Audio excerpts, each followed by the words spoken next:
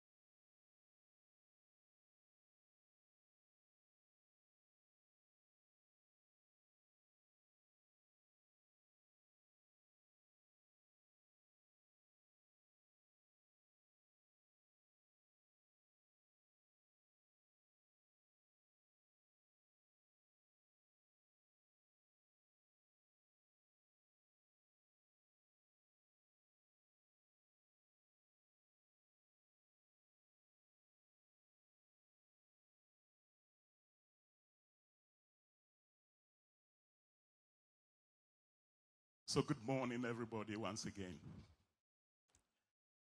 You are welcome to the Labadi Beach Hotel and to the U.S. Africa Nuclear Energy Summit. This is actually the third of the summit. The first was held in 2023 here in Accra, and the second 2024 in Nairobi, Kenya. So today is the third, and the summit will span 3 days. It will involve plenary sessions, high-level keynote addresses, ministerial dialogues, and roundtable discussions, which is focused on human resource development, and its alignment with roundtable discussions focused on human resource development. So we all agree that the success of this nuclear program will not be based on infrastructure and technology, but on people, how well skilled they are, how well trained the workforce is. That will determine the success of this nuclear program. And it's for that reason that we all gathered here today. Having put up this preliminary lecture, I want to call the House to order and to officially open the program by inviting the chairman of the governing board of the Ghana Atomic Energy Commission to give us the official opening and welcome address. Please help me welcome Professor Abdullahi Baba Salifu as he walk up here. We're not stopping clapping until he gets here.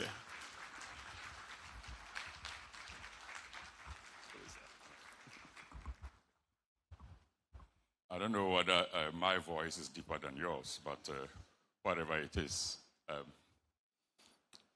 Distinguished Honorable Minister and other senior government officials who are here, honorable members of parliament, I thought I saw the Honorable Adomaku also. Am I right?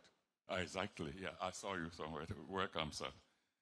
Your Excellencies, members of the Diplomatic Corps, representatives of the United States Department of Energy, directors, generals, and senior officials of Africa's nuclear research and allied institutions, leaders of nuclear regulatory authorities and nuclear power programs, industry leaders and development partners, members of academia, technical and vocational institutions, distinguished participants, ladies and gentlemen.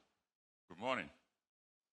It's a great pleasure to be here this morning and an honor to welcome you to Accra, the capital of the Republic of Ghana, and to this important gathering, the U.S. Africa Nuclear Summit 2026 edition. Let me, at the onset, express our profound appreciation to the United States Department of Energy, particularly its Office of Nuclear Energy, for its participation and partnership with Ghana in convening this important summit. And of course, to all of our African and international partners whose presence has given this gathering its truly continental and global character. I also wish to commend the organizer and in particular the Ghana Regional Training Center for creating this important platform for dialogue, knowledge exchange, and practical cooperation around one of the most consequential questions that's facing Africa's nuclear future. And that is, how do we build, sustain, and secure the human capacity required to make our nuclear ambitions a reality? Ghana is deeply honored to host this summit at a time when a growing number of African countries are looking to nuclear energy as an important component of their future energy systems and broader development strategies. We meet here in Accra because Africa's energy future demands that we think boldly, we act responsibly, and we work together. Across our continent, the demand for reliable, affordable, and sustainable electricity is rising rapidly. Our ambitions for industrialization, economic transformation, technological advancement, and improved quality of life cannot be achieved without a dependable energy foundation. It is in this context that nuclear energy is assuming an increasing importance in African development conversation. Ghana has chosen to contribute to this continental effort. We are exploring nuclear energy not as an alternative to Africa's other energy resources, but as an additional and potentially important pillar of a diversified, reliable, and sustainable energy mix. In doing so, Ghana joins a growing community of African nations that are seeking to develop the knowledge, institutions, skills, partnerships that are all necessary to harness the peaceful atom for development. That is precisely why this summit is so important. We are not here simply to discuss nuclear reactors or technologies. We are here to discuss Africa's capacity to make nuclear energy work. And if it has to work safely, securely, responsibly, and of course, sustainably. For far too long, Africa has been a continent of paradoxes. We possess some of the world's richest natural resources, yet we remain the most energy poor on the continent. On Earth, if I want to say so. Nearly 600 million of our brothers and sisters still lack access to electricity. Those who have access often face unreliable supply, frequent blackouts that cripple businesses, disrupt education, and of course undermine the quality of life. We in Africa should not continue to be defined by these challenges. Indeed, we must be defined by our resolve, especially in the wake of enormous potentials for deploying new technologies such as nuclear power. When it comes to power in Africa, the numbers speak for themselves. Africa's power demand is projected to rise 47% by 2030 and almost sevenfold by 2050. By mid-century, this continent will be home to a quarter of the world's population. The energy needs of this fifth magnitude of an African future will be immense, and they will not be met by the energy systems of the past. Nuclear energy offers a way forward. Indeed, projections indicate that our continent could add up to some 15,000 megawatts of nuclear capacity by the year 2035, representing an investment pipeline of nearly $105 billion United States dollars. This is not a distant dream. Egypt's El Daba nuclear power plant is under active construction.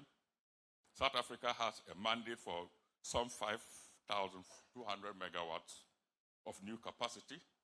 Kenya is targeting its first 1,000 megawatt plant. Rwanda is on course for an operational small modular reactor by the early 2030s. This venue, Labadi Beach Hotel, has also witnessed a defining moment in Ghana's energy transition.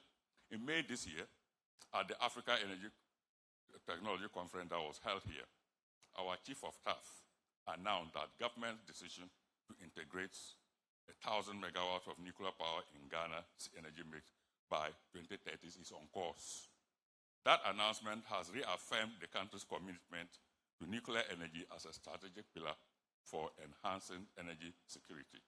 Of course, therefore, supporting industrialization and advancing sustainable economic development.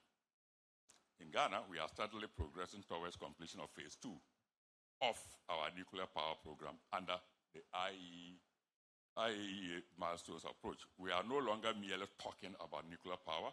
We are indeed preparing to live it. Key institutions have been established, including the Nuclear Regulatory Authority and the Nuclear Power Ghana, which would be the operator. We are indeed also engaging local and international partners. In short, ladies and gentlemen, Ghana is ready. Can I repeat that? Ghana is ready.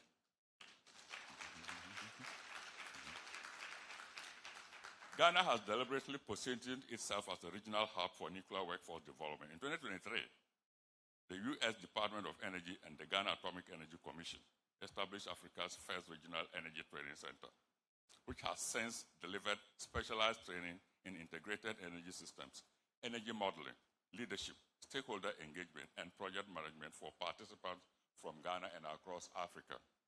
Complementing this effort under auspices of the U.S. Department of State's Foundational Infrastructure for Responsible Use of Small Modular Reactor Technology. It's quite a mouthful, but the acronym is FIRST, F-I-R-S-T.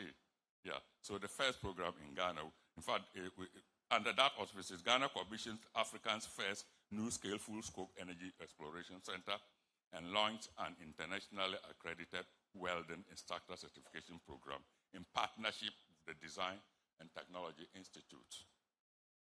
Together, these initiatives underscore Ghana's commitment to developing the skilled workforce needed for nuclear power and other strategic infrastructure projects, while positioning the country as a center of excellence for capacity building on the continent as well. In Ghana, we remain firmly committed to supporting the African Regional Cooperation Agreement for Research and Development and Training, which is related to nuclear science and technology. The acronym is AFRA. And we are, under that auspices, we are certainly advancing nuclear capacity building in nuclear science and technology. Our School of Nuclear and Allied Sciences of the University of Ghana has been designated an AFRA Regional Center for Nuclear Education. The school has since trained several people from all over Africa since its inception in 2006. This is our modest contribution to addressing Africa's critical shortage of skilled professionals across the entire value chain, from scientists, engineers, to regulators and technicians. Distinguished ladies and gentlemen, technology and its access to funding and, of course, financing alone do not and will not determine how successful we build and operate nuclear power plants in a safe and secured manner. We often speak of nuclear energy in terms of reactors, megawatts, technology, financing, fuel cycles, and, of course, infrastructure. Of course, these are important, but behind every reactor, behind every energy reactor is a scientist. And behind every safety decision is a trained professional. Behind every regulatory license should be a competent regulator. Behind every operating procedure is a team of engineers, technicians, and operators, and managers. And of course, behind the sustainability of our entire nuclear program is something even more fundamental. That is the people and the institutions. The decisive factor, therefore, that is the element that will determine whether Africa's nuclear ambition succeeds or stalls, is the human capital. It is indeed the workforce. The International Atomic Energy Agency has identified human resource development as part of its 19 essential nuclear infrastructure pillars. Without it, nuclear programs cannot be safe, they cannot be reliable, they cannot be truly African. The IAEA's sovereign statistics indicate that 80% of significant nuclear incidents result mainly from human error, underscoring the gravity of this challenge. This is why this summit's theme, Building and Sustaining Africa's Nuclear Workforce, is not only timely, it is essential. It is the very foundation upon which our nuclear future would be built. The workforce gap is just a single I will say, is the single greatest systemic risk to the delivery of every megawatt in our pipeline. 46% of surveyed nuclear companies globally report hiring difficulties as causing operational bottlenecks and, of course, project delays. 25% of the global workforce is over the age of 55, compressing the available pool of experienced professionals. Labor shortage in technical and vocational roles are projected to be 35% higher by 2030 and than they will be today. Clearly, with Africa's first of a kind projects, investing in the right workforce for distinguished ladies and gentlemen, beyond the skills gap, there are definitely also significant infrastructural deficiencies This will include inadequate grid systems, safety measures, security requirements, and transport infrastructure. There is unbridled, unmitigated, persistent threat of brain drain, largely drawn by salaries and greater opportunities. Our training efforts must therefore be accompanied with employment opportunities and credible career pathways if our skilled personnel are to remain engaged domestically. From a continental perspective, and I want to stress this one, from a continental perspective, I think that Africa should not approach nuclear development as a collection of isolated national projects. There is enormous value in regional cooperation. No African country needs to build every element of a nuclear enterprise entirely on its own. Similarly, no country builds a nuclear workforce alone. There's a lot that we can share. For example, we can share training infrastructure, we can share research facilities, we can share specialized expertise, we can share simulation and laboratory capabilities. We can even share regulatory experience. The list goes on, indeed. But the most important thing is that we can also share, I would say, learned experiences. That's while you operate the system for a long time, there's definitely something you can share with those who are yet to go into that enterprise. This is where Ghana believes it has a responsibility to contribute, as previously alluded to.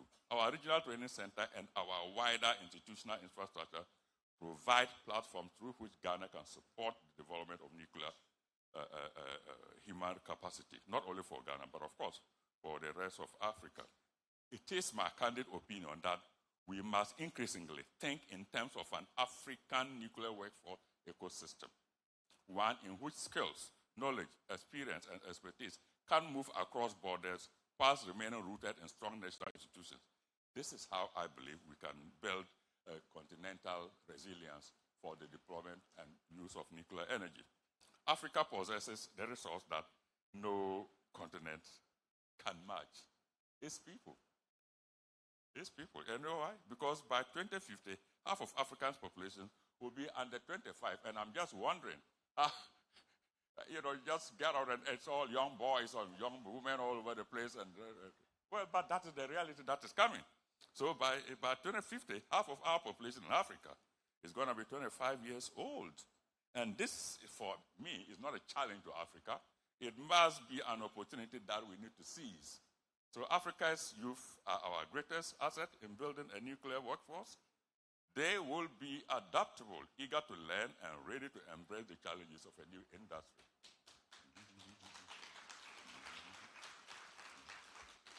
Distinguished ladies and gentlemen, international cooperation is not a luxury in the nuclear sector. It is a necessity. Luckily, we have the IAEA. Through its technical cooperation program, they play an important and central role in supporting human resource development across Africa. As mentioned earlier, the AFRA program provides a framework for regional collaboration. These institutions offer the required opportunity to build a network of countries with a common purpose of providing clean, low-carbon electricity for the development of the continent. The United States of America has been a very steadfast partner in this journey throughout. Through the Department of Energy's Office of Nuclear Energy, the first program that I referred to has demonstrated that the United States is a committed partner for Africa's nuclear future. This is the kind of enduring partnership that we need. One that spans generations, a partnership that invests in people and that builds relationships to push technology and deployment. As our deliberations unfold here in Accra today, let us remember that the engineers who will be part of the design cohort for Africa's nuclear power plant are in the classroom today, burning the midnight candle to be experts of the future. The technicians who will operate them are in vocational training programs. The regulators who would ensure their safety are in university laboratories. The leaders who will guide them are in leadership workshops as we have today, learning from experience as professionals and preparing for the challenges ahead. There are nuclear these will be the nuclear workforce of Africa. they would be the people who will turn, ambition into reality. They are the ones who will constitute the foundation of a future that is cleaner, more prosperous, and more secure. The journey is long, but the destination is clear. Africa would build its nuclear workforce. And with that workforce, Africa will build its future. This is not a task for governments alone.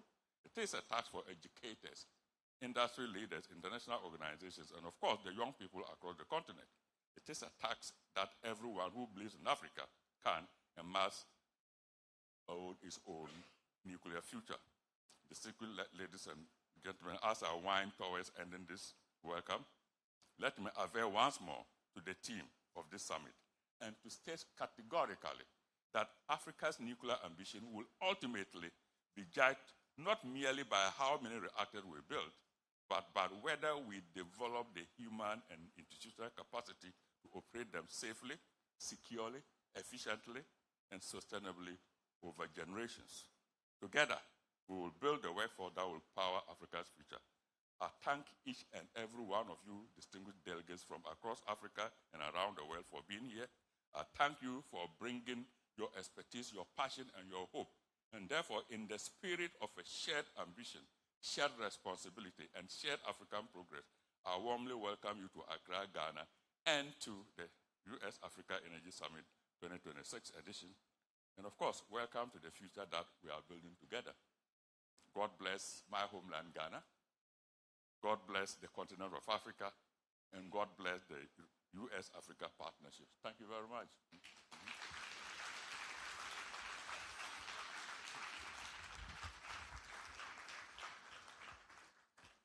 I think we can do better than this. This speech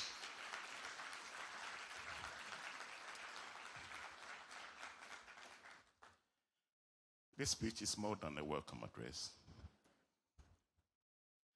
So many things came up. I don't want to even attempt to summarize. That would be too difficult.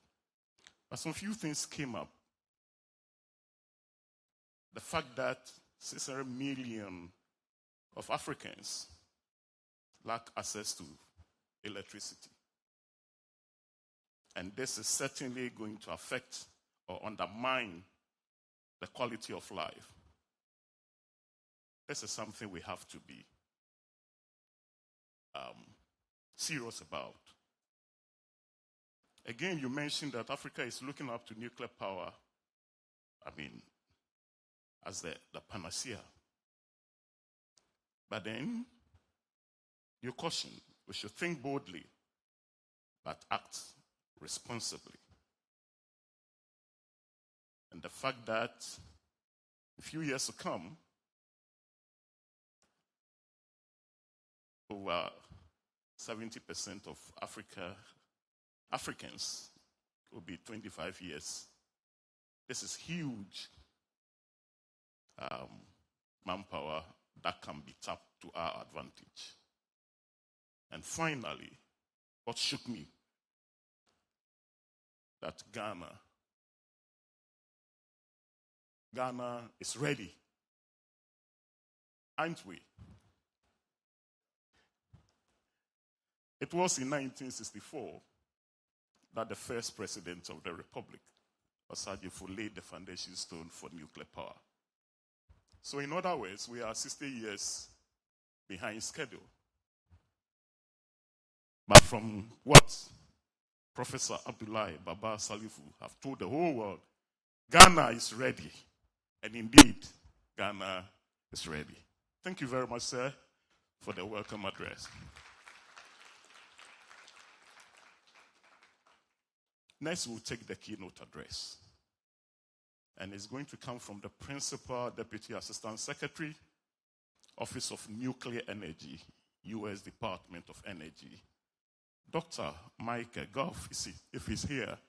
Oh, shall we welcome him with a big round of applause? Please, please, please, let's clap, clap, clap.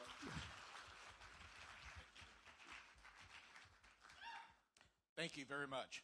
And I'm going to apologize up front. I can't match those deep bass voices of the two earlier speakers, so you're going to have to bear with my wimpy voice here, though. So, okay, honorable ministers, distinguished guests, colleagues, friends, good morning. It is a pleasure to be with you here in Accra.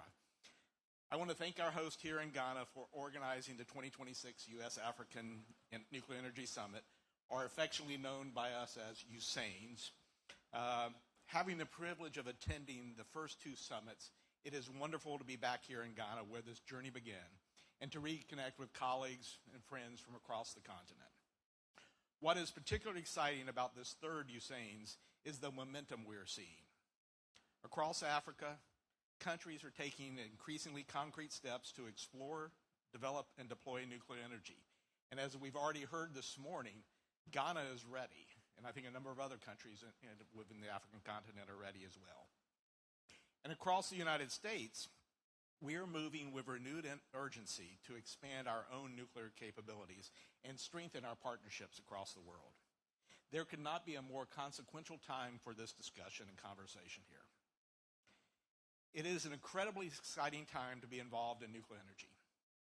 Never before in my 40-year career in nuclear energy have I seen this level of momentum or this level of support across our federal government within the United States, from the White House to Congress, for expanding nuclear energy in the United States.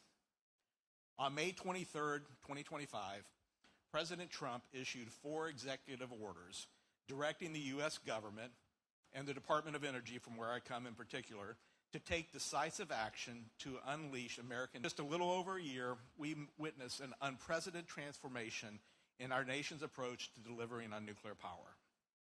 Next-generation reactor technologies are advancing toward testing and deployment at a remarkable speed. Licensing processes are being streamlined. Our domestic nuclear fuel supply chain is being strengthened.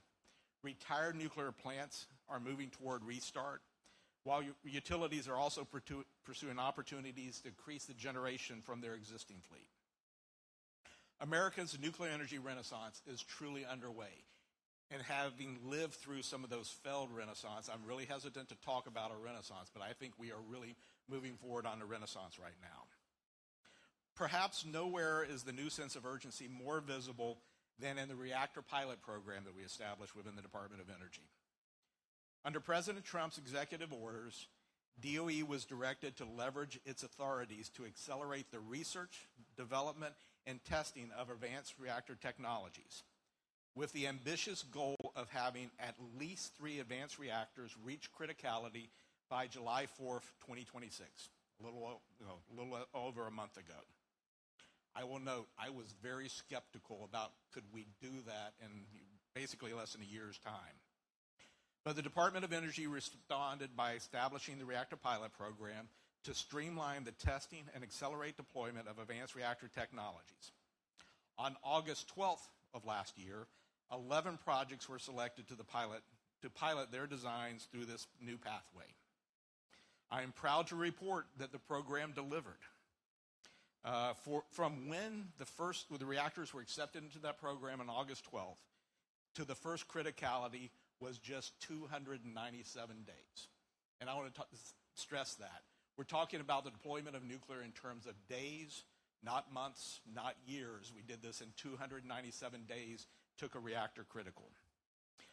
4 advanced reactors achieved criticality by that July 4th deadline, meeting and exceeding the President's ambitious goals.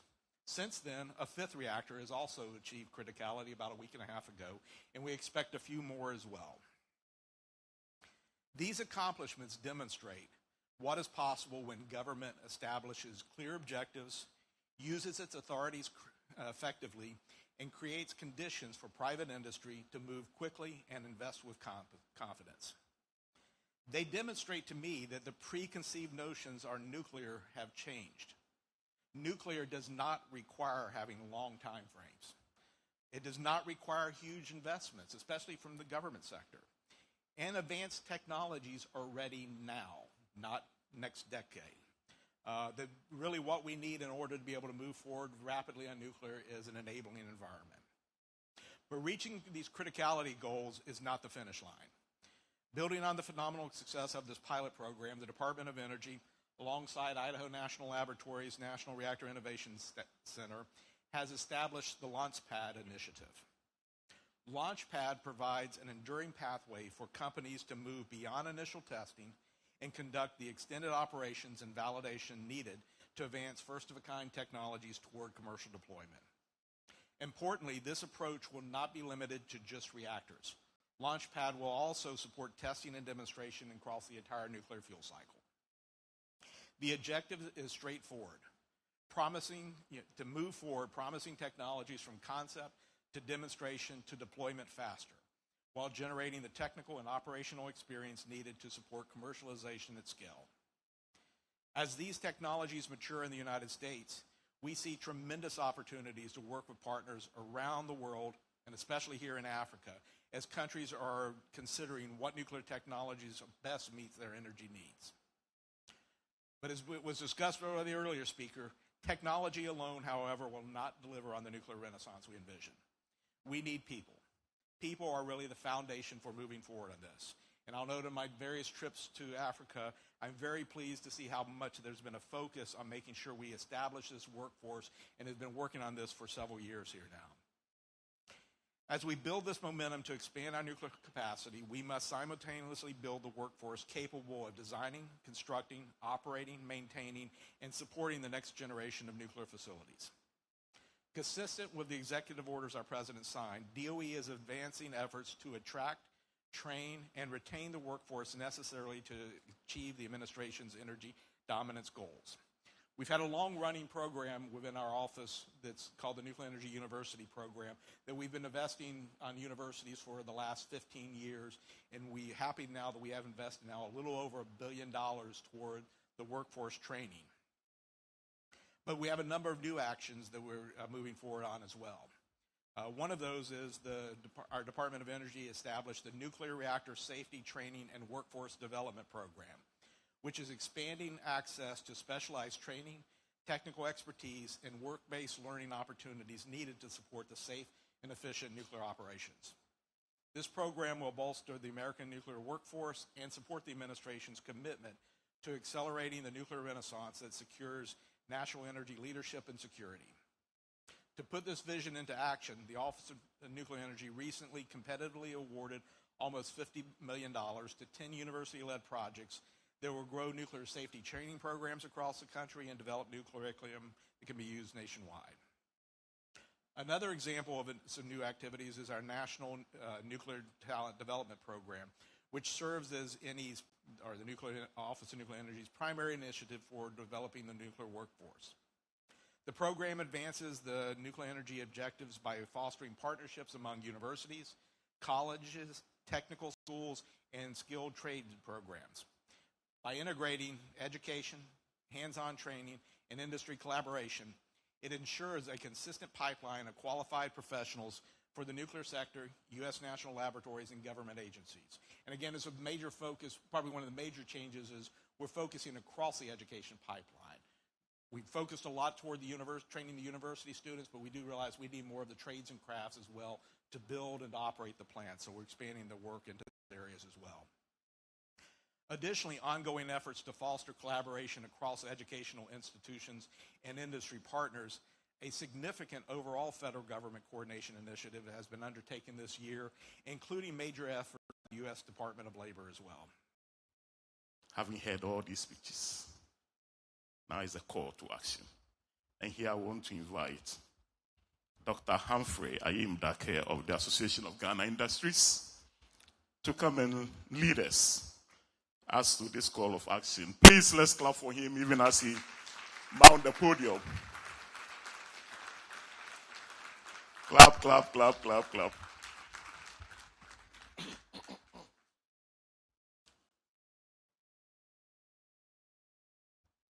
The Honorable Minister of Lands and Natural Resources, Honorable Emmanuel Ama Kofi-Buah, the Chairman of the Ghana Atomic Board, Professor Abdullahi Baba Salifu, Dr. Michael Gove, Principal Deputy Assistant Secretary, Nuclear Energy USA.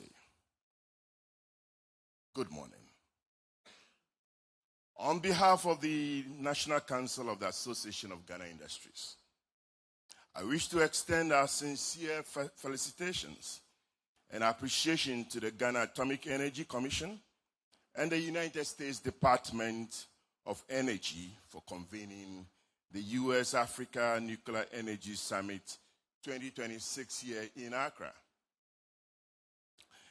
The convening of this summit is both timely and significant, particularly at a juncture when Ghana's ambition for sustained industrial transformation is increasingly anchored on the availability of reliable, affordable, and predictable electricity.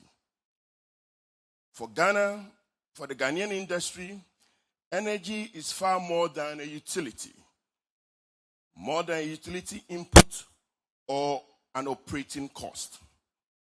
It is a fundamental determinant of industrial competitiveness, investment, productivity, and job creation. It is against this backdrop that the Association of Ghana Industries attached great importance to the discussion at this summit and to the strategic role that nuclear energy can play in securing Ghana's long-term energy future. The findings of the association's Business Barometer survey conducted in the last quarter continues to reinforce this reality. The high cost of electricity remains one of the leading concerns confronting businesses, particularly manufacturers. This is occurring at a time when electricity demand is rising and Ghana's generation mix remains heavily dependent on thermal power.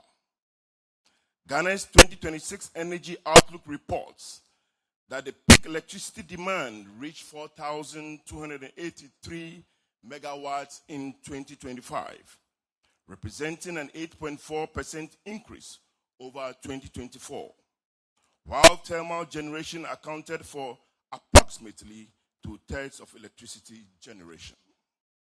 This is not simply an energy sector challenge. It is an industrial competitiveness challenge. If Ghana wants to expand manufacturing, process its raw materials locally, power a 24-hour economy, and attract long-term industrial investment, we must build an electricity system that meets growing demand at competitive, predictable cost. Nuclear power must now move from ambition to implementation. The AGI therefore calls for decisive, sustained national action to advance Ghana's nuclear power program. Ghana has already spent years building institutional and technical foundations for nuclear power. The country has established the Ghana Nuclear Power Program and is working through the International Atomic Energy Agency's milestone framework. The government's 2026 budget also indicates that site selections studies have been completed and the Ghana is preparing for its first nuclear power plant. We should now move with greater urgency from planning to execution.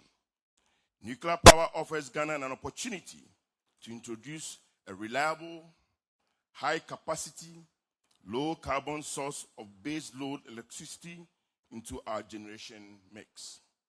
It can complement hydro, natural gas, solar, and other renewable sources while reducing excessive dependence on any single generation source. For industry, the objective is clear. Power that is available when we need it, at a cost that allows Ghanaian businesses to compete. Our call to action is listed in these 5 points. 1, maintain nuclear power as a national long-term industrial priority. Ghana's nuclear program must be treated as a strategic national project whose implementation transcends political cycles. Long-term energy infrastructure requires policy continuity, institutional commitment, and predictable investment framework. 2, accelerate the transition from phase 2 to construction readiness. Government, industries, and development partners must work together to address the financing, technical, regulatory, and institutional requirements necessary to move the program forward. Recent reports indicate that funding constraints for critical site characterizations and environmental studies risks delaying the progress. 3. Put industrial competitiveness at the center of nuclear energy planning. The future electricity system must be designed not only around national electricity demand, but around the requirements of productive industry. The nuclear program should therefore explicitly consider the electricity needs of manufacturing, mining, agro-processing, pharmaceuticals, steel, cement, chemicals, and other energy-intensive industries. 4. Build a strong Ghanaian nuclear industrial ecosystem. Nuclear power should not be viewed merely as the construction of power plants. It should become an opportunity to develop Ghanaian capabilities in engineering, construction, maintenance, manufacturing, professional services, research, skills development, and technology transfer. The private sector must have a defined role in this ecosystem. 5. Build public and investor confidence through transparency, safety, and economic evidence. The success of the Ghana's nuclear program will depend on public confidence. We must therefore maintain the highest standards of nuclear safety, environmental protection, regulation, transparency, and stakeholder engagement, while demonstrating clearly how nuclear power will contribute to energy security, industrial growth, and economic transformation. Ghana does not have the luxury of waiting for an energy crisis before making the next major investment in power generation. Our electricity demand is growing. Our industries need power. Our ambition to process our raw materials domestically requires more reliable electricity. Our 24-hour economy requires an energy system capable of supporting production beyond conventional operating hours. We therefore need to think beyond the immediate electricity challenge and build the energy system that Ghana's industrial economy will require over the next 50 years. The US-Africa Energy Summit provides an important opportunity to send a clear message to investors, technology providers, development partners, and the international community that Ghana is open for nuclear investment. Ghana is ready to build the capabilities required for nuclear power, and Ghana is determined to secure the reliable and affordable electricity required for industrial transformation.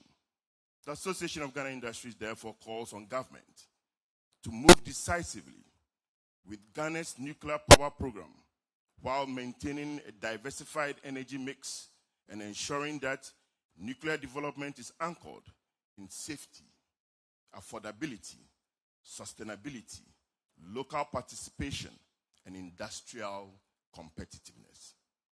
We cannot build a competitive industrial economy on uncertain power. We must build a power system that our industrial future demands, and nuclear power must be part of our future. On this note, we wish you a fruitful discourse in today's engagement. Thank you.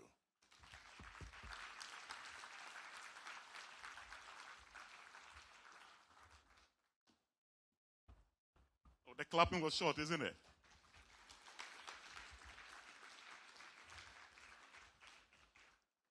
That is vintage Dr. Humphrey Ayimdake, for so many years the president of the Association of Ghana Industries. So he's told us as it is. you can't do manufacturing. You can't do most businesses without electricity. And so he wants to believe that Ghana will move from mere ambition to implementation. And I'm sure we've heard him. Today we've heard powerful speeches, and I want to believe that we will put them together and maybe present it to cabinet, and then they will also look at it. Good. So we've heard from the Association of Ghana Industry.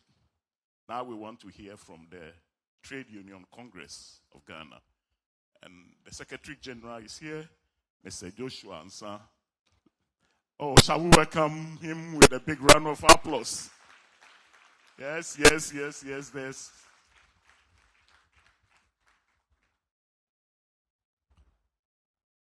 Thank you very much. There's an adage that goes like this. As workers, show us, and you will see. Tell us, you will hear. But when you involve us, we can do better.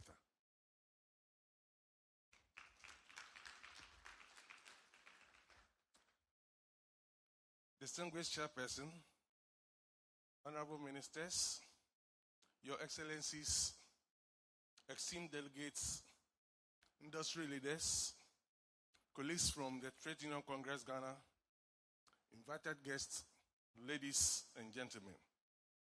I convey the deepest appreciation of the leadership of TUC Ghana to the organizers for inviting us.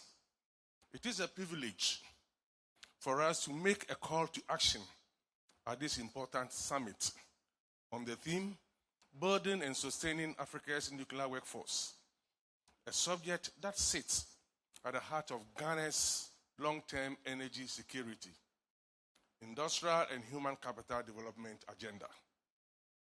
Having championed and defended workers' rights over the decades, issues of industrialization, decent employment, and the development of Ghana's dedicated workforce has been at the core of our activities.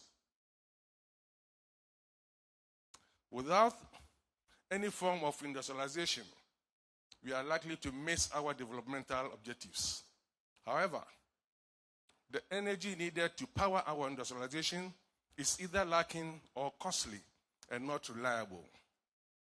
Our conviction, after associating with the Ghana Nuclear Power Program and its projects, is that the successful deployment of nuclear energy has the potential to support our industrialization, improve energy security, create high-quality jobs, strengthen local industries, and contribute to long-term economic growth. That is why we continue to associate ourselves and support any effort to make it possible for Ghana to realize our nuclear energy ambitions. This ambition will be judged not only by the infrastructure it builds, but by the quality, readiness, safety culture, and inclusiveness of the workforce it develops. Therefore, workforce development must be a strategic national priority, not an auxiliary concern. As the global community accelerates the search for sustainable, reliable, and low-carbon energy solutions, nuclear power is increasingly positioned as a strategic component of the future energy mix for developing countries, including Ghana. Yet, the success of any nuclear program will not be determined by technology, infrastructure, or financing alone.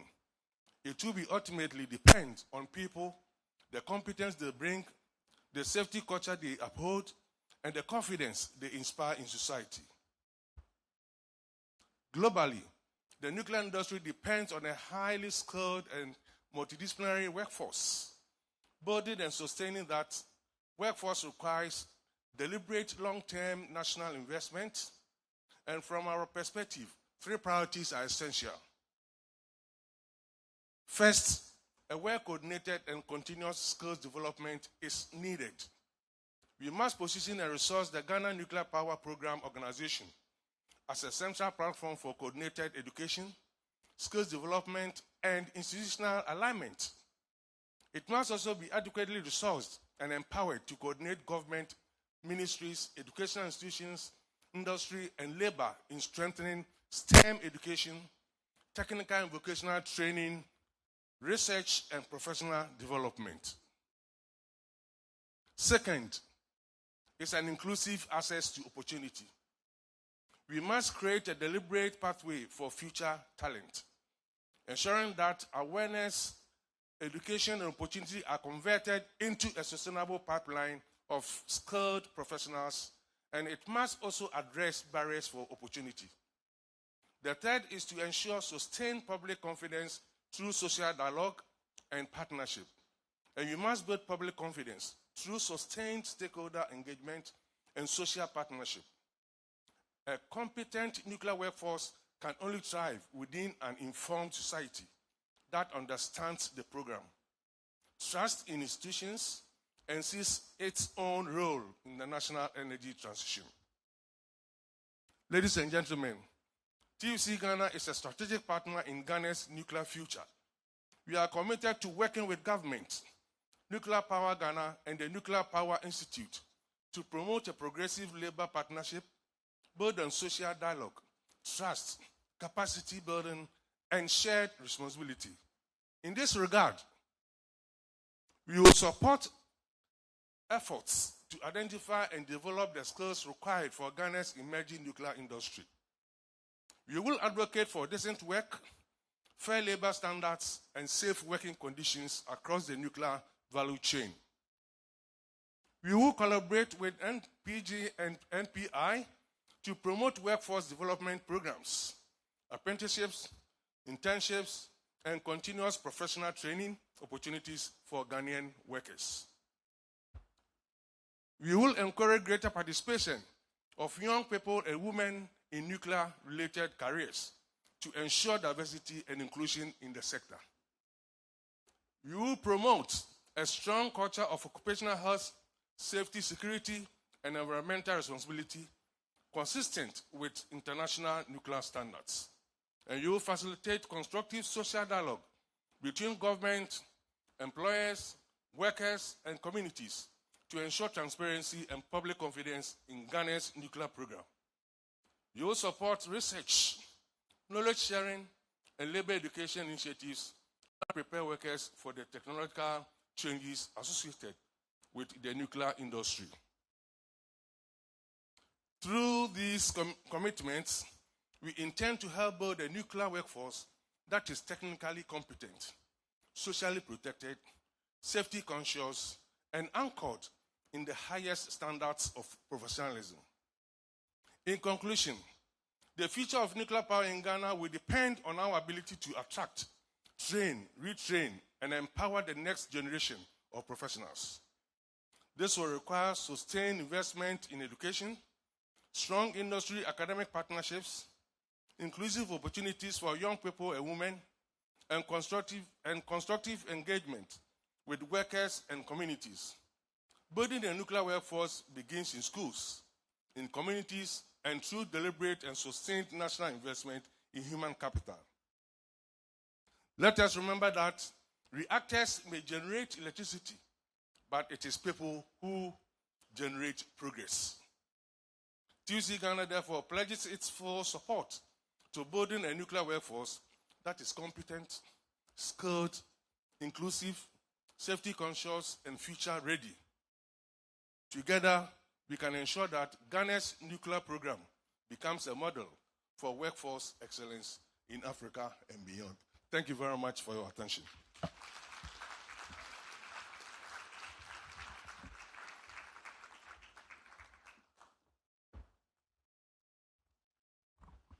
Thank you very much. Thank you very much, especially the last part of your speech, that the TUC pledges its full support for this nuclear program. The fission of uranium always generates 2 or 3 more neutrons. And if those neutrons are not picked, it can lead to chain reaction. So the person who should be picking those neutrons cannot afford to go on strike and be tying his head with red band. So since you promised us that you pledge your full support, then we want to take your word for that, and we trust that you will stick to that.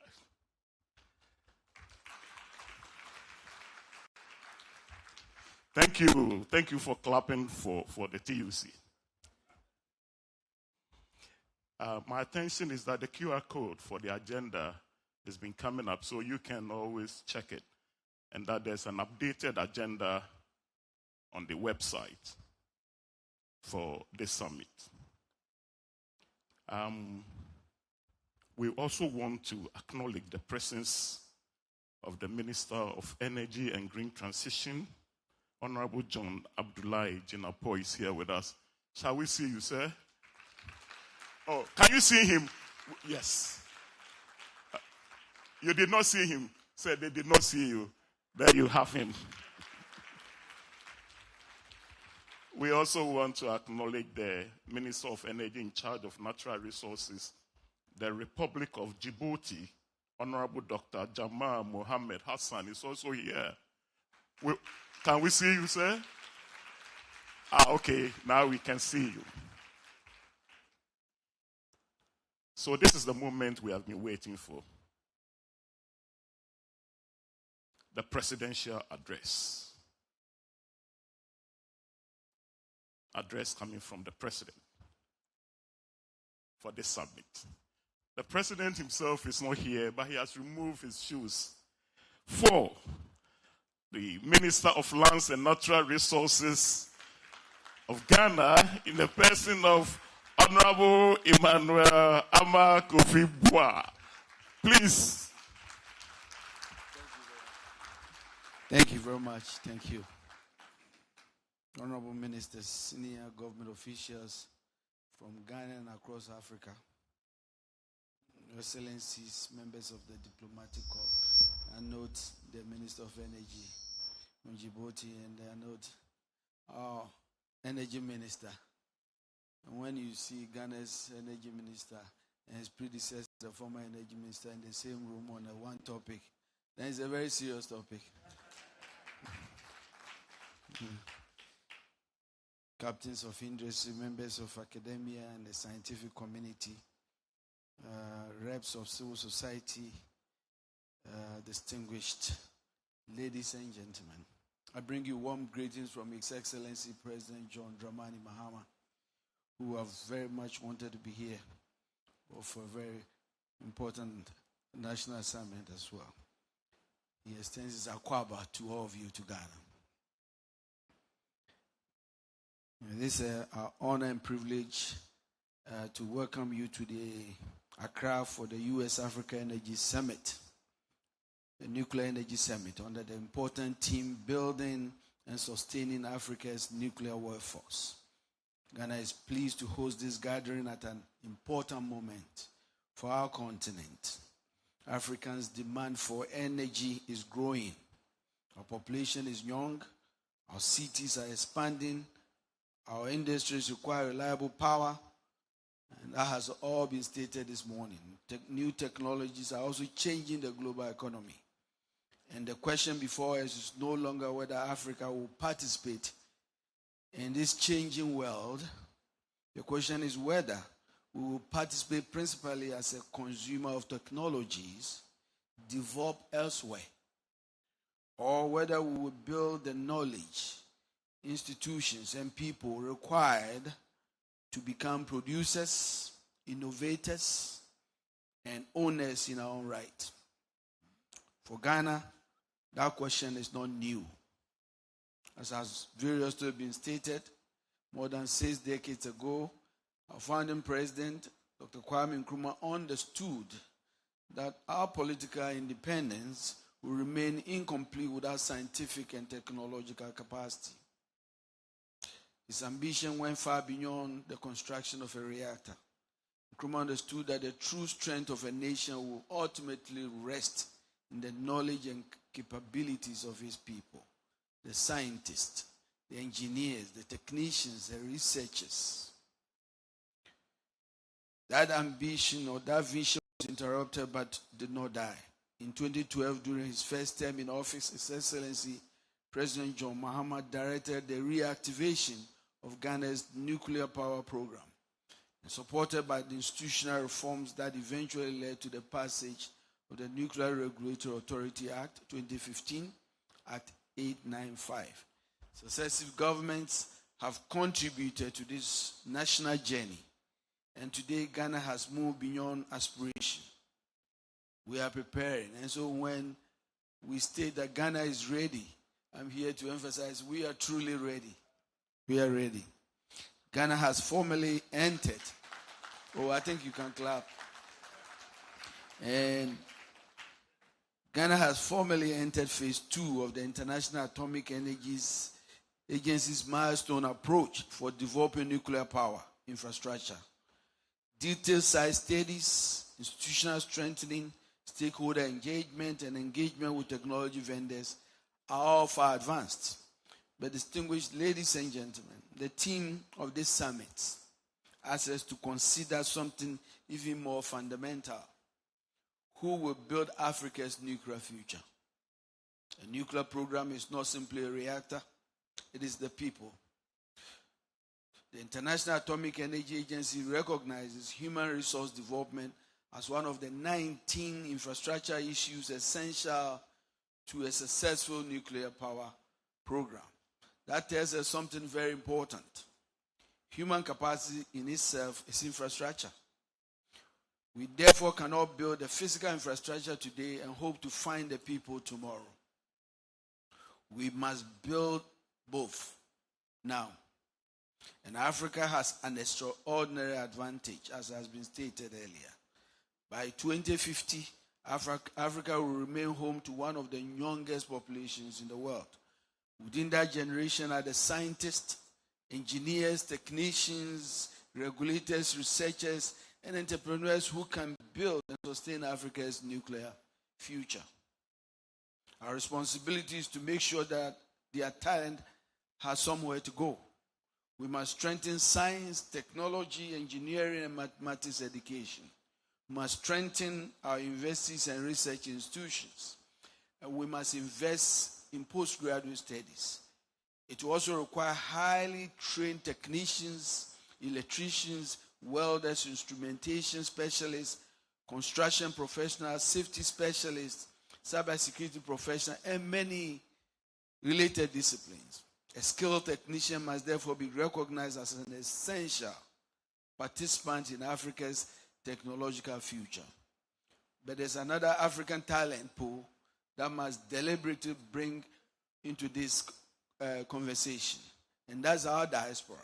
Across the United States, Europe, and other parts of the world are Ghanaian and African scientists, engineers, researchers, academics, technological professionals, and industry leaders working at some of the most advanced institutions in the world. They are not lost to Africa. They are part of Africa's human capital.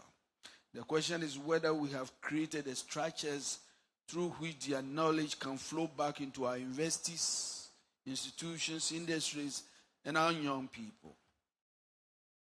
Young scientists should have access to labs and centers of excellence across the world while building careers and institutions here at home.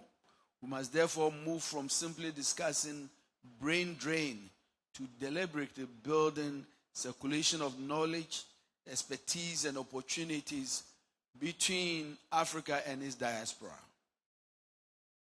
Our industries must create African jobs, our universities must produce African expertise, and our research institutions must help solve African problems. And our international partnerships must leave behind strong African institutions.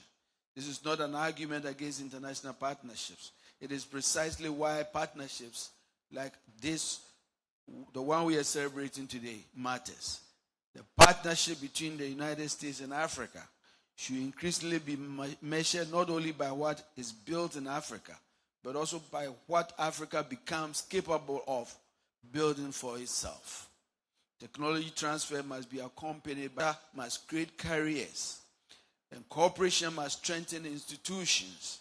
This is how partnerships become sustainable. And I think that our relationship, our partnerships with the U.S. nuclear energy department must be celebrated, and I think we can clap for that. We can clap for that. This summit, therefore, presents us with an opportunity to think beyond individual national programs. Africa should begin a connected nuclear talent ecosystems. Our universities should collaborate. Our regulations should share experiences. Our research institutions should work across our borders. And together we can create a pool of knowledge far greater than any one country could develop independently. I therefore invite the summit to consider how we can move toward an African nuclear talent and diaspora network, bringing together governments, universities, technical institutions, regulators, industry, development partners, and Africa professionals around the world. Let Accra and let this summit be remembered, not simply as another place where we discuss Africa's nuclear future. Let it be remembered as a place where we began connecting the people who will build it. None of these ambitions can be separated from safety, ladies and gentlemen. In the nuclear sector, safety cannot be a changing priority. It must be an uncompromising condition governing every decision, every institution, and every person involved. And our people must know that technological ambition will never be pursued at the expense of their safety or well-being. Africa is entering an important period. Our energy needs are enormous, as has been variously stated, but so too is our potential.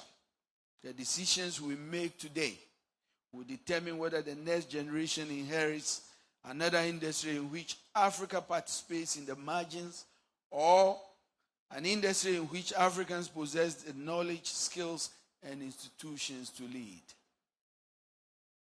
More than 60 years ago, Osagyefo Dr. Kwame Nkrumah, our first president, understood that scientific capability was inseparable from genuine independence. Today, President Mohammed's research agenda calls upon us once again to transform Ghana through our own productive capacity, our national resources, and above all, our people. Our generation now carries the responsibility forward. And perhaps the greatest investment we can make will never appear on the blueprint of a nuclear facility. It is the investment we make in the mind of a young African. Because somewhere on this continent is a child who may one day be design a reactor, regulate a nuclear facility, make a scientific breakthrough, or lead an institution we have not yet imagined. This child should not wake up, should not have to ask whether Africa has a place for her brilliance. We must begin that process in this summit. We must build that place. Let us build the institutions. Let us build the partnerships. And let us build the knowledge. And above all, let us build the people. If we do that, we will have achieved something greater than building Africa's nuclear power capacity. We will have strengthened Africa's capacity to shape its own future. This is the future, and this is why we have gathered here. I thank you. May God bless Ghana, and may God bless the African continent and our partnership. Thank you very much.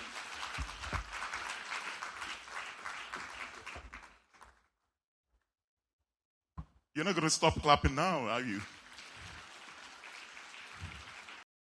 And I forgot to inform you that this man who just left the stage was not only representing the President of the Republic, he's also the Minister of Lands and Natural Resources, and is the acting Minister of Environment, Science and Technology. Today he's wearing so many caps. I wish we give it up to him again.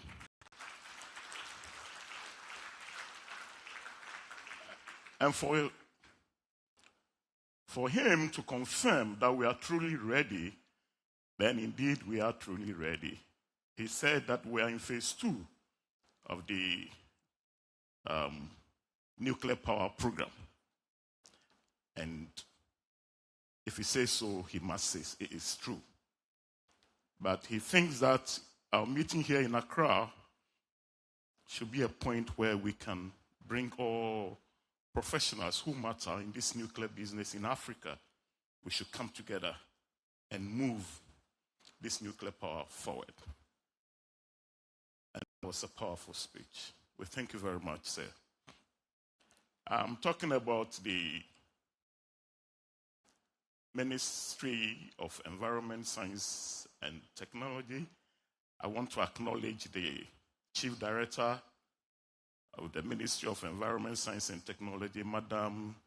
So we are back to Adam is here with us. Where is Madam? There she is.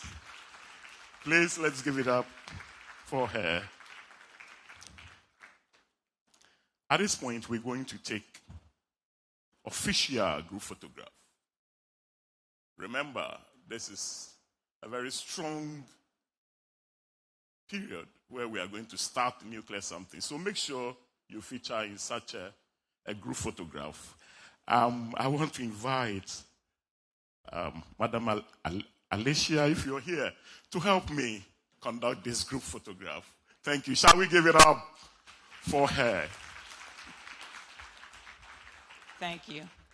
So I know that all of these high-ranking officials are excellent at not following directions because that's how you got in the positions. Yes, how are you? Good to see you. Okay, so what we want to do is we're going to have the first 2 rows all the way across join us on the stage. They're going to take some photos, and then we're going to have all of you in rows 3 all the way to the back of the room stand up. We're going to bring the first 2 rows back, and the picture will be taken like this. So those of you in rows 3 on back will not have to move. You will only have to stand. But for right now, you're going to stay seated. You with me? All right. So, Mike Goff, if I could have you bring your row. I need a photographer up here. Okay. I need some help with to make sure we put people in the right row. So, Mike, why don't we try you right here in the middle? And you, sir, are going to bring your row out. And we would want you, sir, in the middle with Mike. I think we have another minister as well we need to bring up. And I need my protocol team up front as well. Yes. I need you. Okay. I'm doing great. All right. So then we're going to have our second row. Oh, first row, fill in, keep coming. First row, if we can get you down here. Okay, if we can start with the second row, we'll have ambassadors in the middle 2 rows join us. Photographer, I need lead photographer for Usain's up front, please, so we can make sure we've got this organized so we can see. Ambassadors, you're going to step up on top of the stage, please. Ambassadors on top of the stage. What's wrong?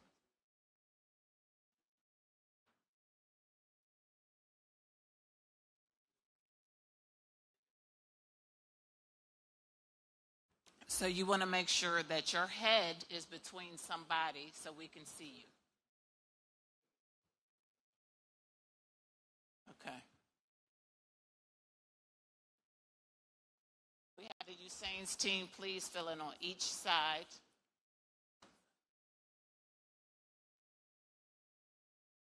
And if we can have a few of the Usain's team, you don't need to hide in the back. You all can fill in right here on the sides. Alicia, you drop.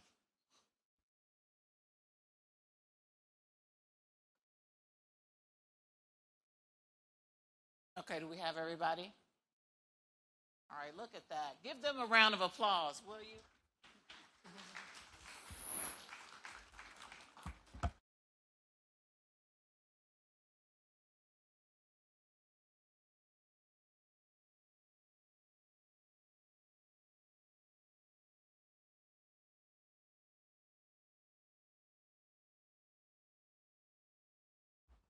Okay, so as mentioned, we're not going to go back to our seats. We're going to have you all fill in this right in front of these tables and look towards the stage because the backdrop will be the people behind you. I need everyone to stand.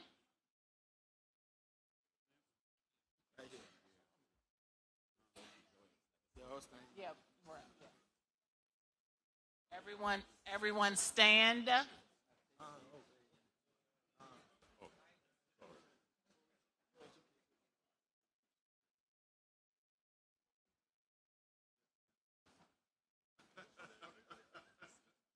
How does it look, photographer? How does it look?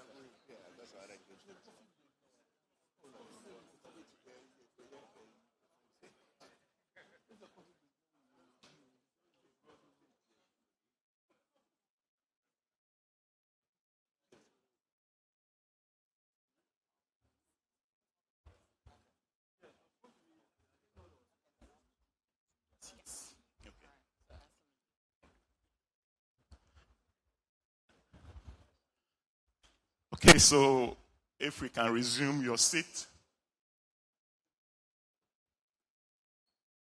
we will take an additional photograph. But this time, I have 5 people from the US and 5 people from Ghana. I will invite you here, and I'm sure we will know how to.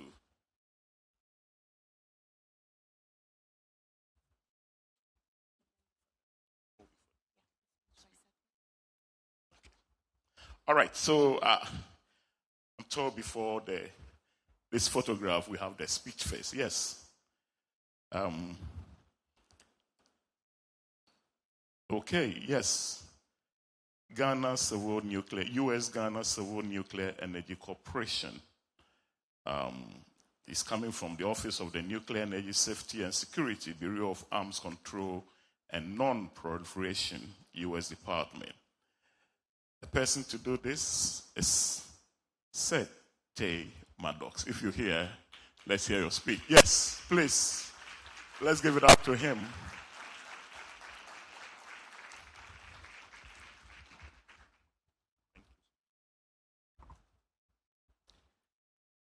Excellencies, ministers, and distinguished colleagues, good morning.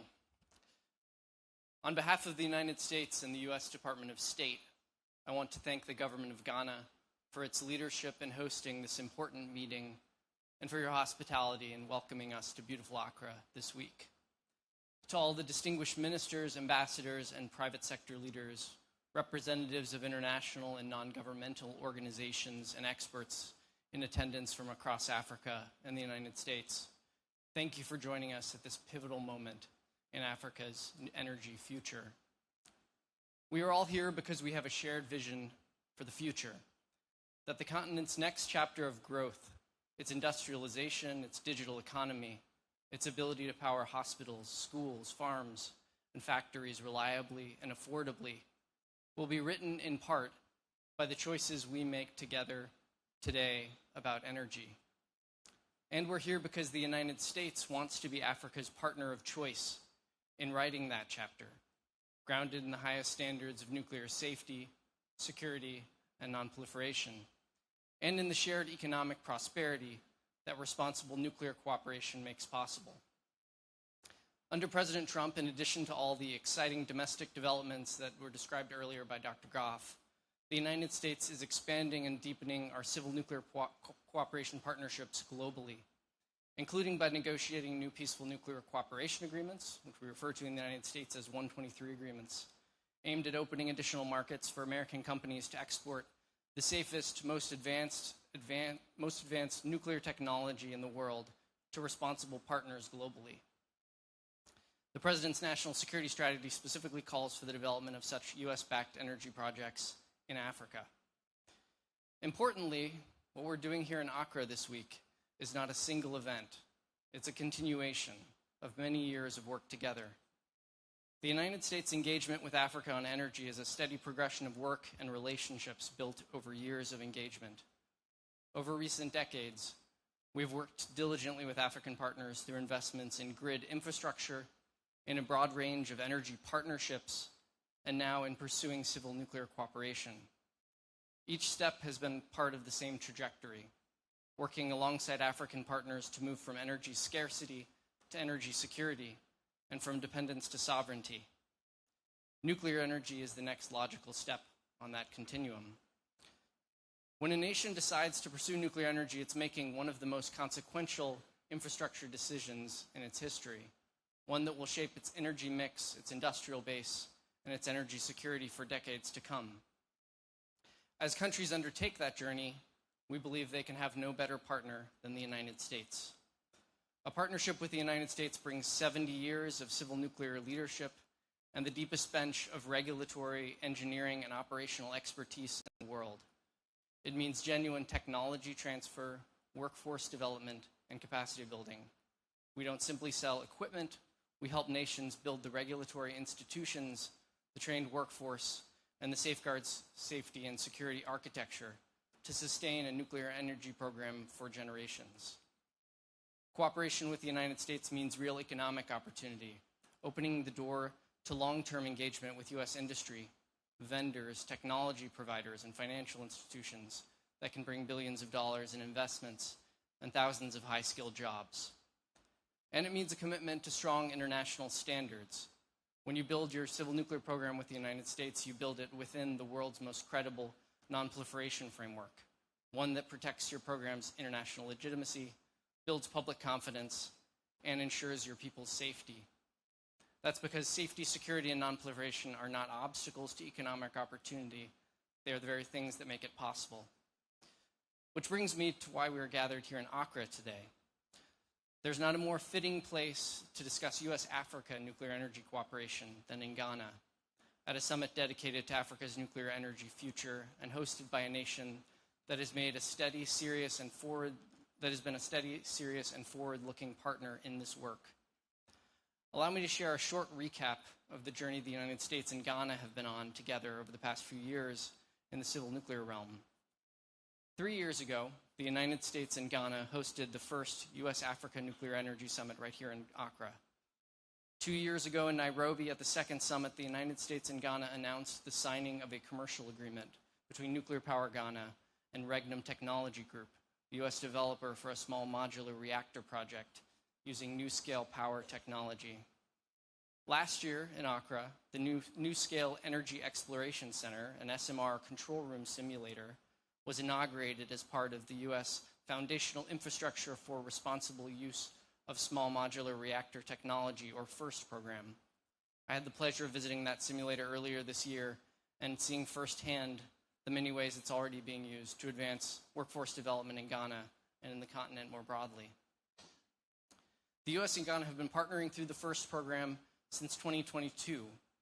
These efforts build on a memorandum of understanding concerning strategic civil nuclear cooperation that was signed between the United States and Ghana in 2021. Today, building upon this continued trajectory of cooperation, it's my privilege to announce that the United States and Ghana have initialed a Peaceful Nuclear Cooperation Agreement, or 123 Agreement, which is now undergoing domestic review in both countries. When entered into force, this agreement will lay the legal foundation to enable the transfer of nuclear material and equipment and can facilitate the exchange of expertise between our two countries, safeguarded by rigorous non-proliferation commitments.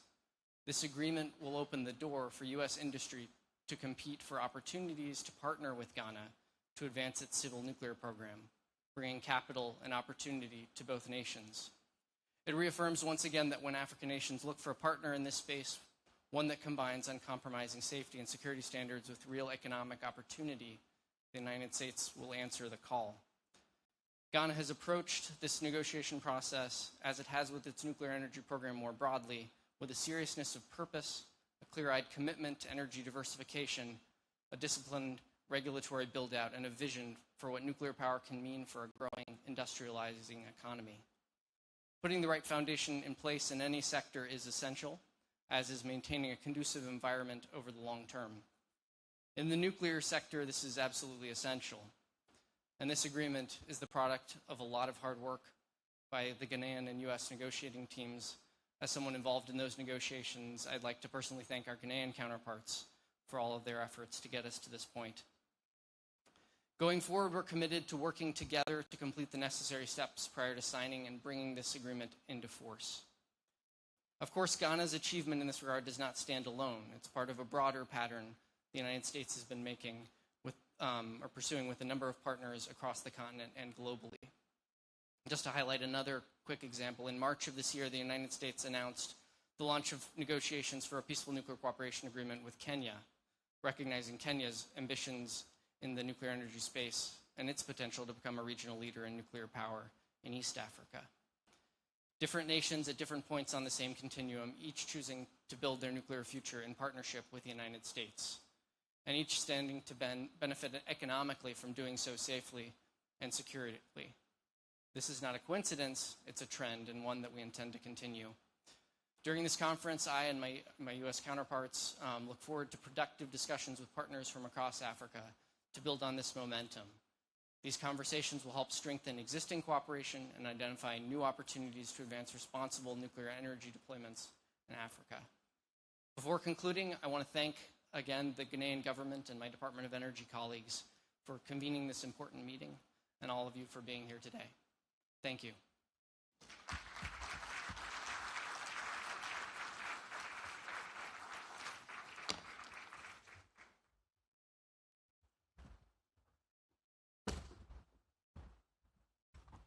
Thank you very much. We want to take one more photograph here, and I want to invite upstage Dr. Michael Goff. Please come upstage. I need Alicia here. I also need is this Seth Brian? Seth, yes, Seth. I need you here. And then Heather Smith. And then Commissioner Wright. Please come up here. And the ministers, I need you here. I need the board chairman of the Ghana Atomic Energy Commission. I also need the Director General, Ghana Atomic Energy Commission. I also need the Executive Director. You can still represent the Director General of Ghana Atomic Energy Commission. If it's here, you also need it here. Is Dr. Stephen Yamua here? Yes, please.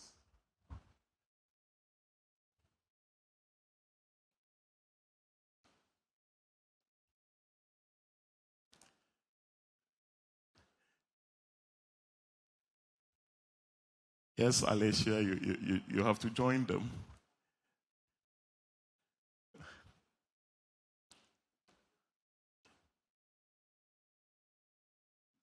So, cameraman, help us.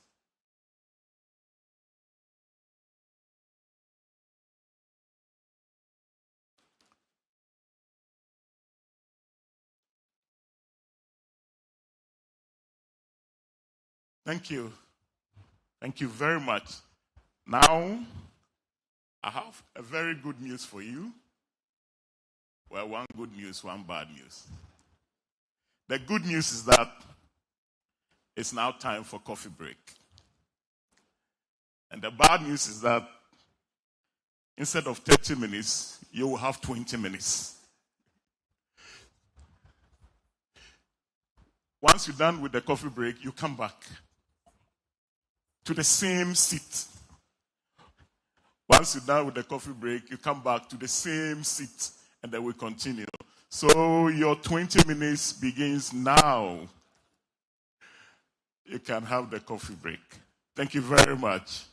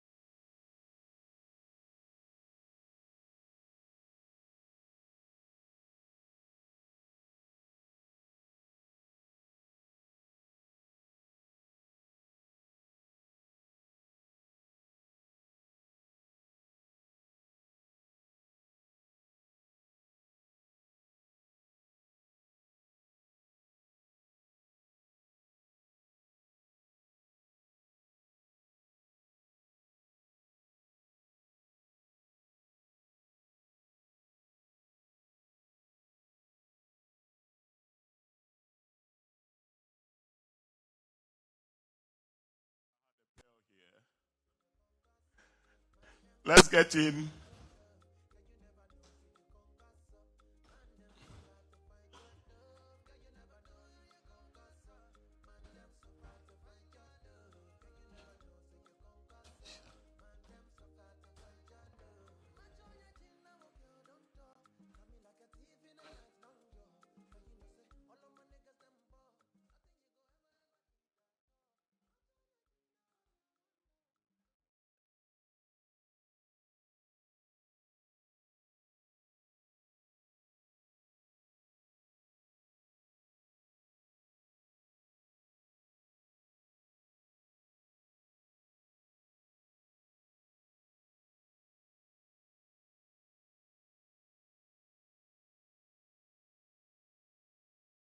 Listening to ministerial statements.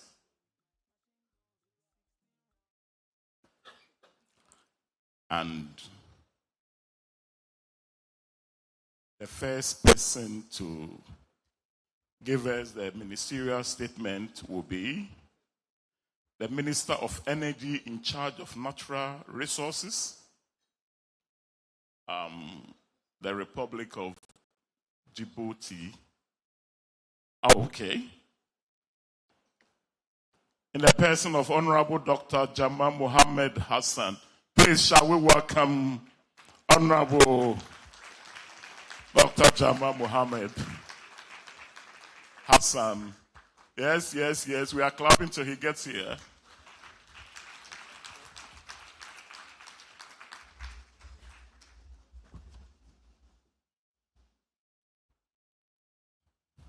Excellency Minister, distinguished guests, dear participants, ladies and gentlemen. It is a great honor and a true pleasure to represent my country, the Republic of Djibouti, at this U.S.-African Nuclear Energy Summit in this beautiful city of Accra. First, I would like to express my deep gratitude to the government and the people of Ghana, and to extend my most sincere thanks for the warm welcome and hospitality shown to my delegation since our arrival in Ghana. My thanks also to the organizer of these events. I would like to congratulate them on the excellent organization of the summit, as well as the relevant choice of these topics, building and sustaining the African nuclear workforce. Ladies and gentlemen, on our continent, energy poverty remains a major obstacle to economic growth and social progress. Even today, nearly 600 million Africans still lack access to electricity due to a weak energy supply. To overcome this situation and to meet the growing needs of both our household and the industrial sector, over the long term, nuclear energy emerged a strategic solution. By providing our country with large-scale, reliable, and low-carbon electricity, it will guarantee our energy sovereignty, drive the creation of skilled jobs, and support crucial sectors such as agriculture and health. As a member state of the International Atomic Energy Agency, the Republic of Djibouti aims to harness nuclear energy strictly for peace purposes. For my country, this means meeting rising demand, ensuring universal access to clean energy, and strengthening our production capacity. This approach aligns fully with the vision Djibouti 2035 defined by our president, which aims to modernize Djibouti's energy sector. We are focusing particularly on a small modular reactor. This technology offers flexibility suited to our grid. Beyond the generation of low-cost electricity, nuclear applications are essential for our development. They enable seawater desalination and industrialization. The emergence of such a sector will also boost our our academic and the technical ecosystem by generating local, highly skilled jobs cannot be outsourced. Ladies and gentlemen, despite these many advantages, integrating nuclear energy into our power grids present major challenges. First and foremost, deploying nuclear facilities needs important investment and the strong support for international financial partners. Harnessing atomic energy requires also an independent regulatory framework, as well as a responsible management of nuclear materials. Finally, adopting this technology requires a modern and robust electrical grid.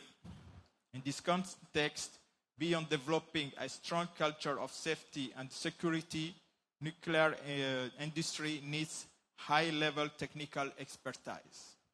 Developing the skill of African labor force in this area is crucial.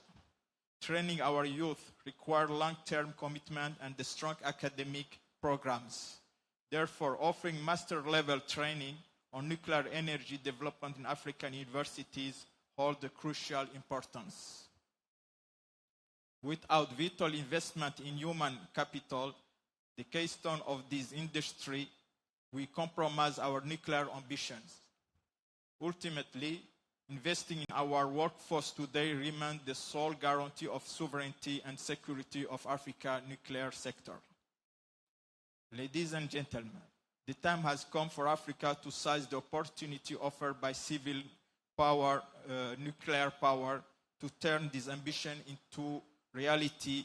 We need to leverage international and continental cooperation. In continental level, by joining force and pooling expertise across the continent, and by combining our efforts, we will make nuclear energy the cornerstone of Africa's energy independence. Thank you for your kind attention.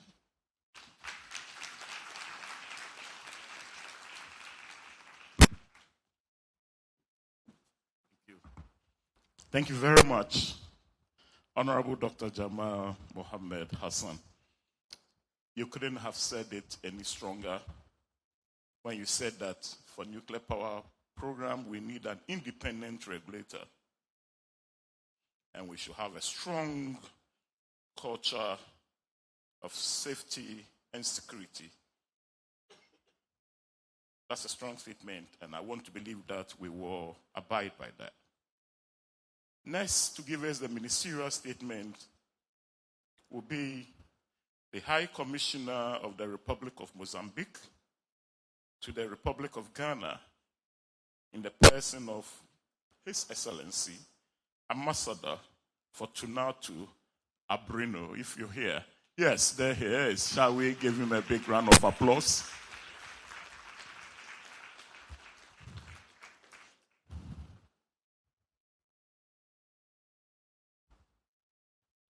Thank you.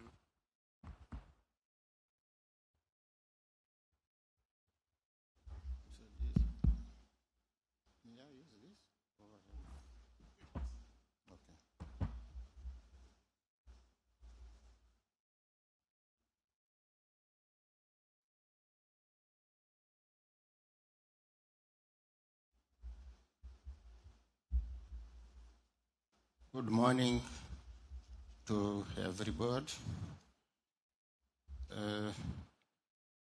Distinguished members of the government of the Republic of Ghana,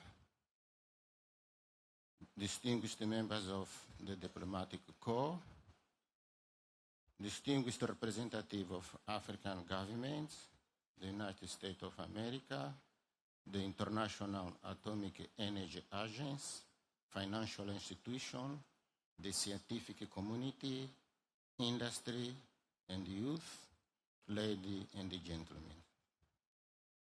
First of all, allow me to present greetings from His Excellency Daniel Francisco Chapo, President of the Republic of Mozambique, to His Excellency John Dramani Mahama, President of the Republic of Ghana. I bring a message of friendship cooperation and confidence in African potential to shape its own energy future. In this occasion, I thank the government and the people of Ghana for their hospitality, for convening this important summit.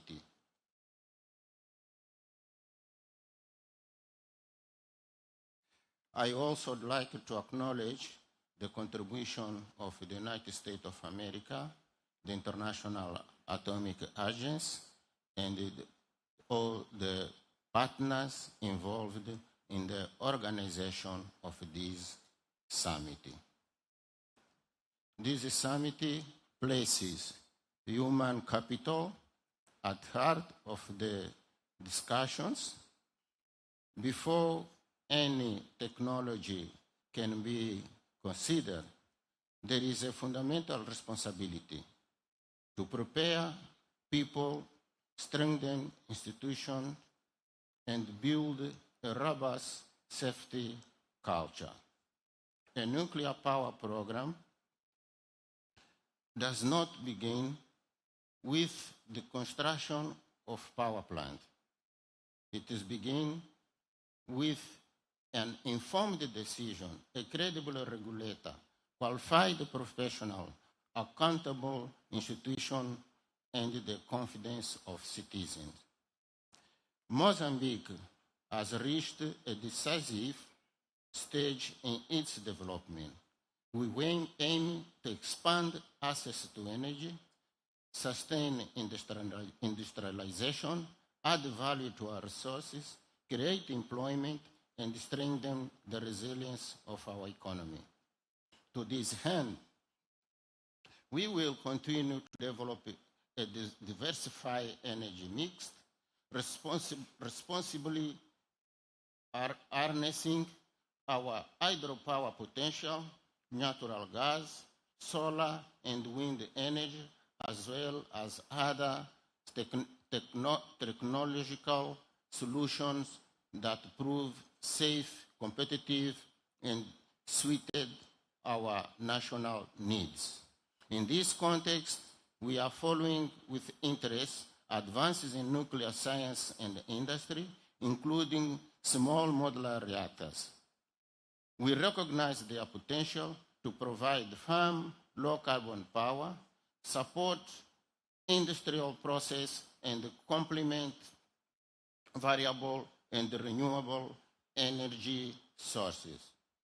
We equally recognize that the nuclear option entails long-term responsibilities with regard to safety, financing, safeguards, environmental protection, radioactive waste management, emergency preparedness, and the response and the commissioning. For this reason, Mozambique's position is clear. Openness to assessment, prudence, and decision-making in rigor and preparation. Our participation in this summit does not constitute a decision to build a nuclear power plant, select a technology, contract a vendor, or undertake financial commitment. It does, however, reflects our decision to learn, build capacity, compare options, and prepare the state to take at the appropriate time a sovereign and evidence-based decision. Any future development of nuclear energy in Mozambique must be gradual, transparent, and aligned with applicable international obligations and the highest standard of nuclear safety, radiation protection, safeguard, and non-proliferation. It must also follow the phased approach recommended by International Atomic Energy Agency, ensuring that each stage each stage is underpinned by effective institutional capacity and a rigorous assessment of benefits, costs, and risks. In Mozambique, the immediate priority is therefore to invest in national readiness. We need to train engineers, technicians, operators, inspectors, legal experts, economists, environmental specialists, and communication professionals. We need to strengthen regulatory capacity, enhance a legal framework, develop planning capabilities, and establish transparent mechanisms for dialogue with universities, the private sector, community, youth, and the civil society. It is in this spirit we invite our partners to cooperate with Mozambique in 5 concrete areas. First, human resource development, scholarship, and the establishment of university and technical and vocational education and training program. Second, capacity building for the regulator and the institution responsible for nuclear safety, radiation protection, safeguards, and emergency preparedness. Third, technical assistance for readiness assessment, power system planning, and the comparative evaluation of technological and financing options. Fourth, exchange among African institutions, research centers, laboratories, and operators, so that the knowledge accumulated across the continent may be shared. Fifth, cooperation in the peaceful application of nuclear science and technology, including medicine, agriculture, industry, research, and the development of digital skills. We seek to move beyond being importers of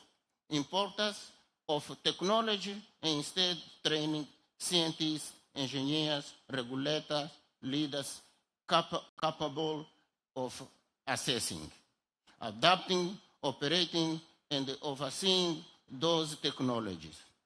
International cooperation will have its greatest impact when it strengthens African institutions, promotes the participation of women, and then collective security. Institutions, esteemed colleagues from industry, from academia, from civil society, friends from the media, and I always acknowledge the media. Because if you don't acknowledge them, they may cover you and it won't go out. Distinguished guests, ladies and gentlemen, and also trade union. And when the MC said they have no excuse to say they are going on strike when manning a nuclear site, I said that's for the unions. They always have a way. But they'll tell you that, oh, but they can't man the nuclear site on an empty stomach. So you must take care of them. I'm really honored and very, very happy to be here with you on behalf of His Excellency, President John Dramani Mahama. On behalf of the government and the people of Ghana, I welcome you to our beautiful city, Accra, for the 3rd U.S.-Africa Nuclear Energy Summit. Please, those of you who are coming here for the first time, explore our city. Ghanaians, we pride ourselves with hospitality. We have a beautiful city, and we want you to go beyond this summit to explore our beautiful city. And I can tell you and I can assure you, you would want to come back to Accra after that.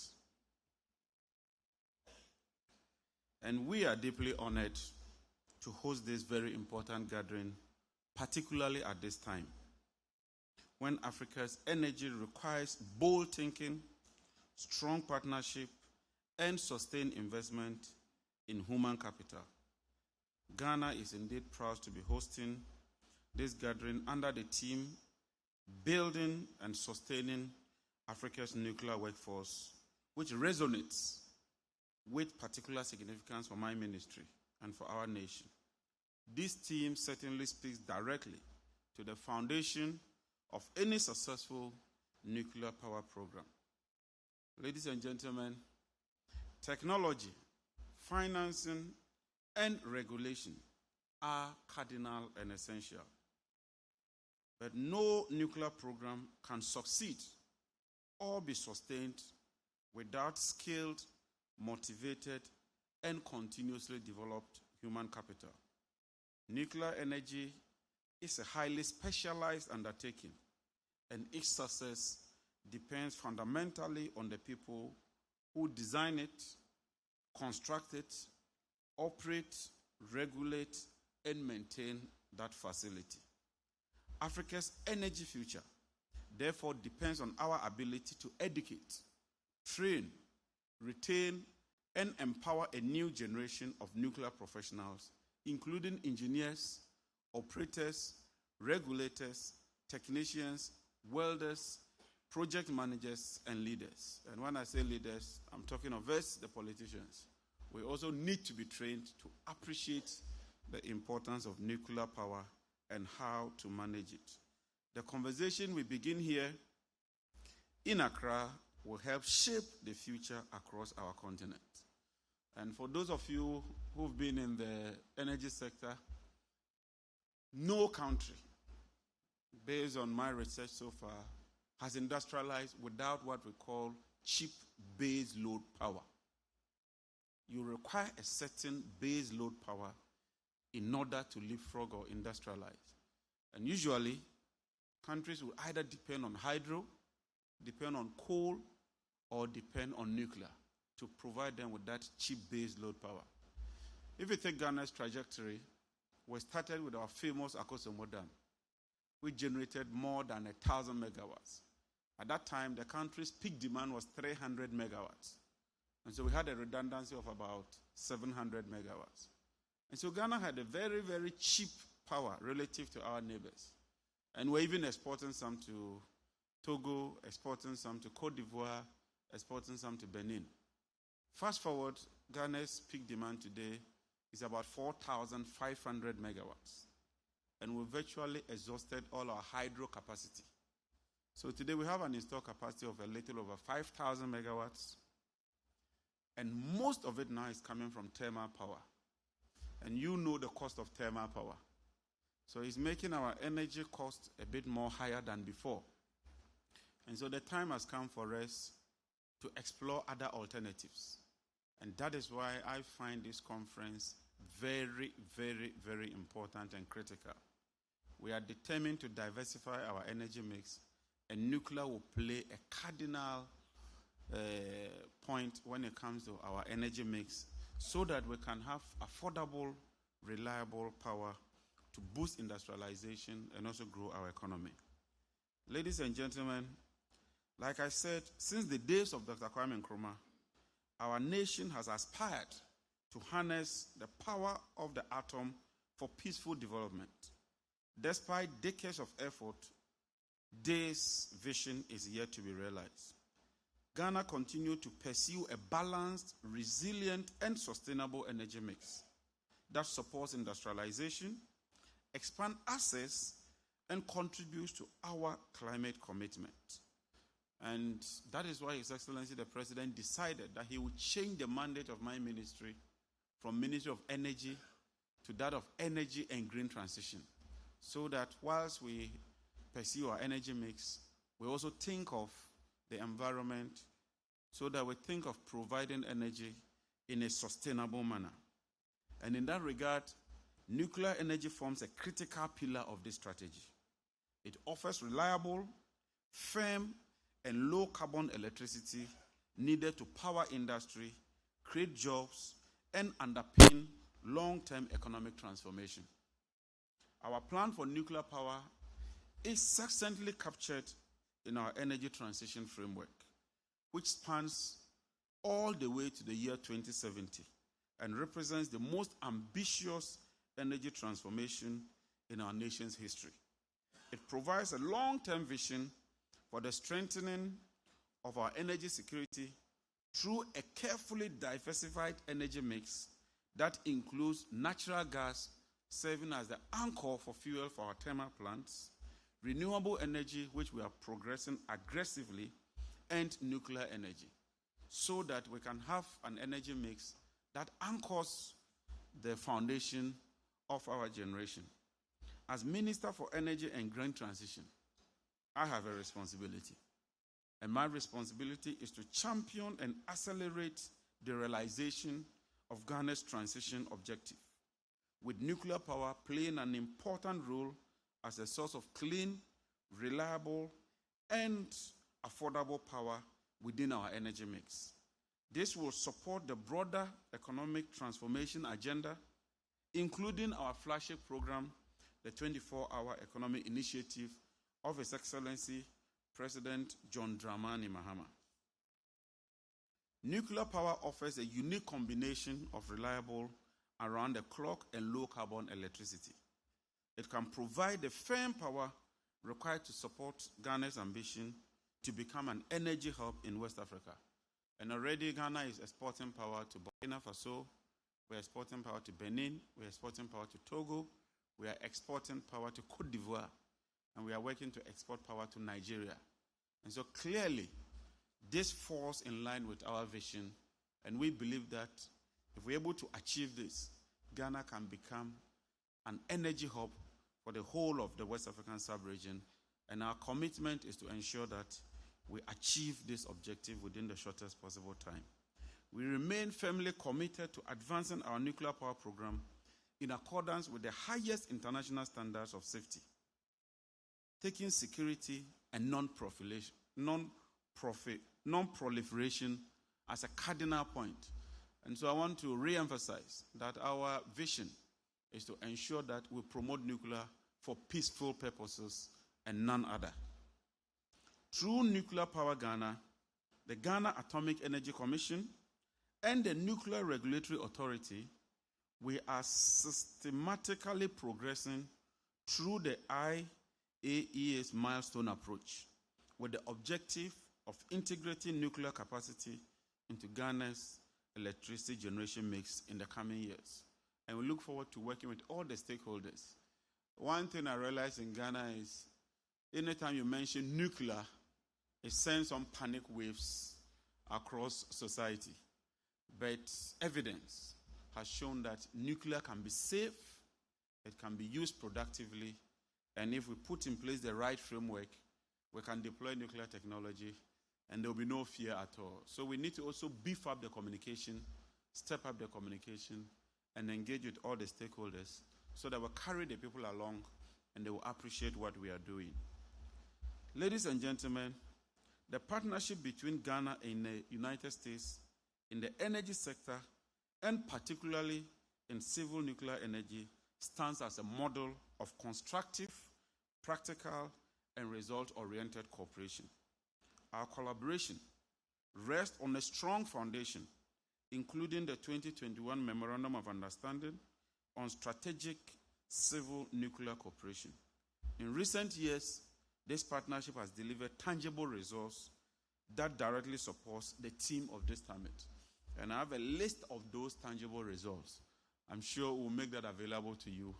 If I mean to go through that, it will take a lot of time. So I want to commend the United States government and to state that this cooperation and collaboration demonstrates that the U.S.-Ghana nuclear cooperation is practical, people-centered, and focused on building the human capital and institutional capacity required for safe, secure, and successful nuclear deployment.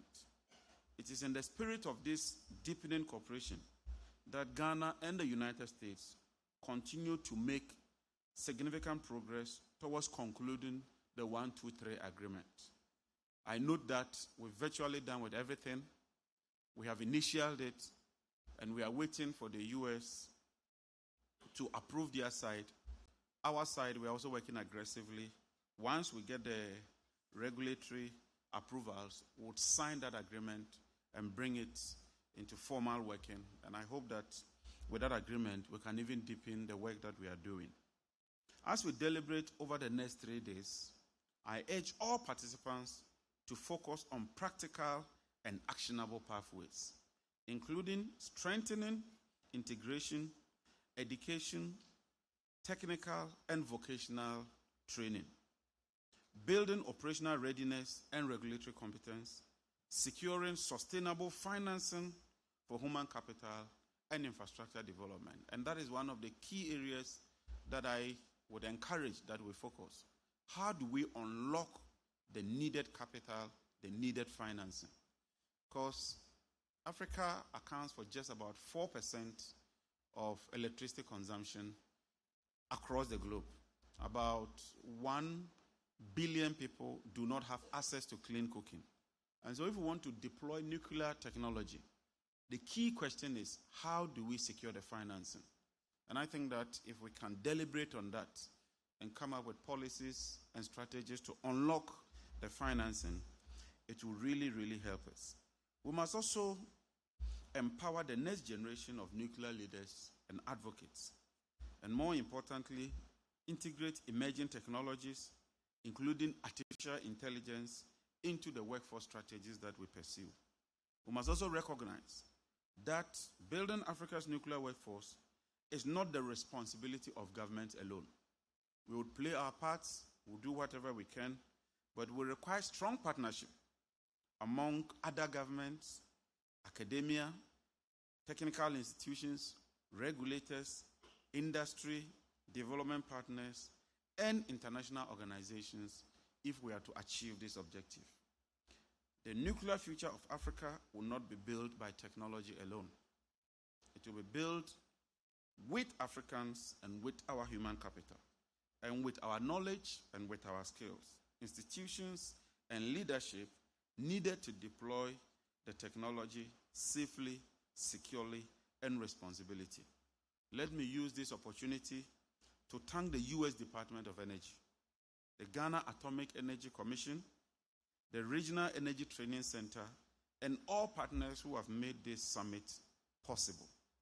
May your discussions here be fruitful, and may our collaborations here deepen, and may our collective commitment to building and sustaining a skilled African nuclear workforce remain steadfast. As you participate in this summit, I encourage you to also experience Ghana's. Experience Ghana's renowned hospitality, our rich and diverse culture, and of course, our delicious cuisine.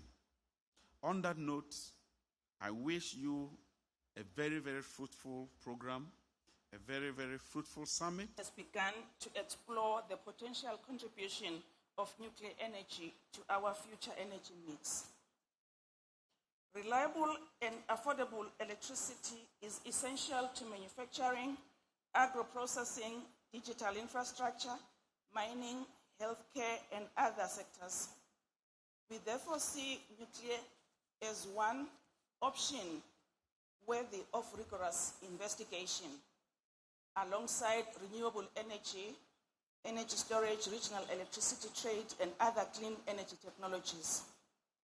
Our approach is one of careful assessment, informed decision-making, and learning from countries that have traveled this path before us.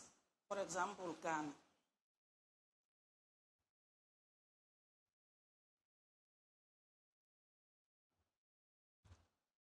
Let us now consider nuclear foundation. The Kingdom of Eswatini is not entirely new to the peaceful applications of nuclear science and technology. Since becoming a member state of the International Atomic Energy Agency in 2013, the Kingdom has progressively strengthened its engagement with the agency through technical cooperation in areas including nuclear and radiation safety, health, agriculture, water resources, and energy planning. The Kingdom of Eswatini has also participated in regional African nuclear cooperation initiatives and has been strengthening its national capabilities in radiation safety and emergency preparedness. Most importantly, the Kingdom has also taken steps towards strengthening the national legislative and institutional framework for the safe and peaceful use of nuclear technology. The legislative development represents the country's recognition that any future consideration of nuclear energy must be underpinned by strong institutions, effective regulation, and a robust culture of safety. What is the country saying about the theme, building and sustaining Africa's nuclear workforce? It is clear that before we build nuclear infrastructure, we must build the necessary workforce that is technically skilled. This is because whereas nuclear reactors can be procured, sustainable national capacity can only be developed. Our priority, therefore, is to develop the human and institutional capacity required to assess, regulate, operate, and sustain a nuclear program across all generations. The development of a nuclear energy workforce is not only about numbers. It is about building competence, political leadership, institutional framework, and a strong culture of safety. For a country that is at the early stages of exploring nuclear energy, this meeting presents an opportunity to build the necessary capacity as well as institutions. What are our partnerships and international cooperation? Eswatini does not intend to walk this journey alone. This is because nuclear energy requires good and long-term partnerships. We therefore come to Ghana not merely to present our aspirations, but to listen, learn, share experiences, and build lasting relationships.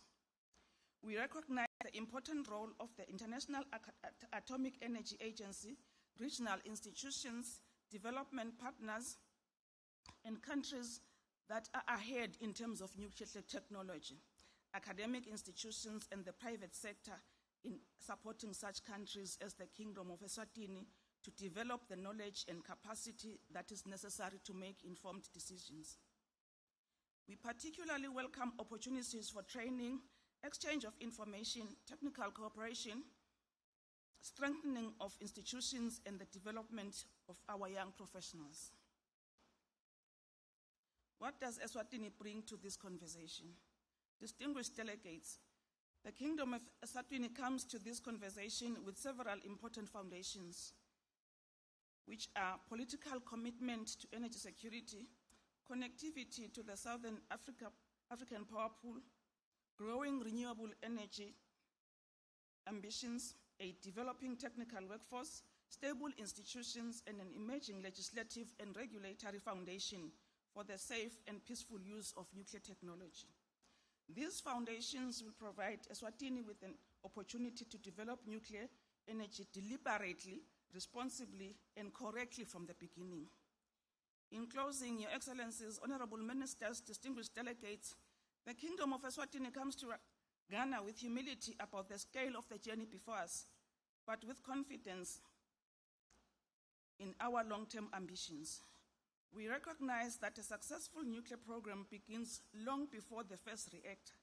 It begins with people, institutions, legislation, culture of safety, public trust, responsible governance, and international cooperation. We therefore invite our partners in the United States, across Africa, and internationally to walk this journey with the Kingdom of Eswatini as we learn, build capacity, and carefully assessing the potential role of nuclear energy in securing our country's sustainable energy future. We look forward to very fruitful deliberations over the 3 days. I thank you for your attention.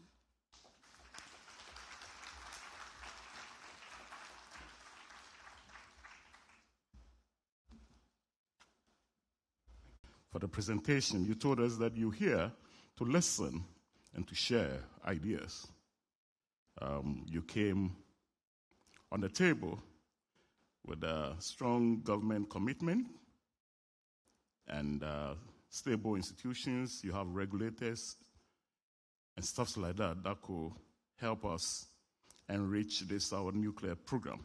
Thank you very much.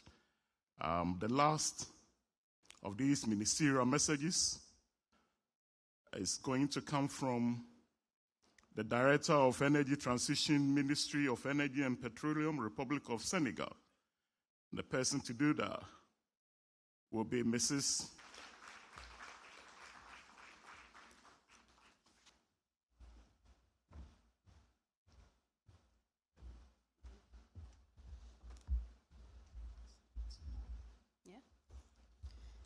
Good morning, everyone.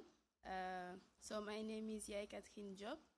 I am the Director of Energy Transition at the Ministry of Energy and Petroleum in Senegal. I'm representing the minister that was not able to come here today.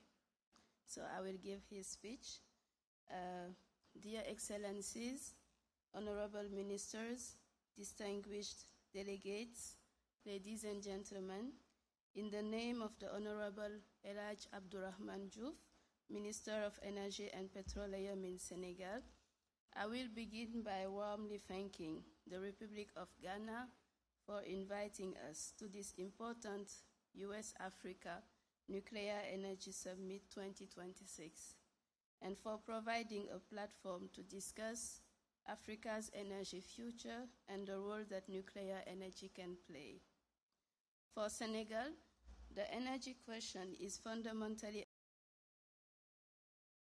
because as we are talking, there is about 15% of our population that don't have access to electricity. But it is also a question of sovereignty. Mosul Jatu Rio, not here. We've seen him, the ambassador of Mosul. Thank you. Ambassador of Senegal to Ghana is also here. And then lastly, the Charge Affairs, Embassy of the People's Democratic Republic of Algeria, Mr. Omar Bokeltom. Oh, there you are. Thanks for coming. Right, so we move to a very important session of our meeting here today. And it will be a keynote address, and the topic is designing the nuclear talent ecosystem from education to deployment. And the person to do us the honors is the CTO, Nuclear Science and Technology, Idaho National Laboratory, and he's the person of Mr. Brian Smith. Mr. Brian Smith? Oh, there he comes. Please, let's give it up. We are clapping till he gets here.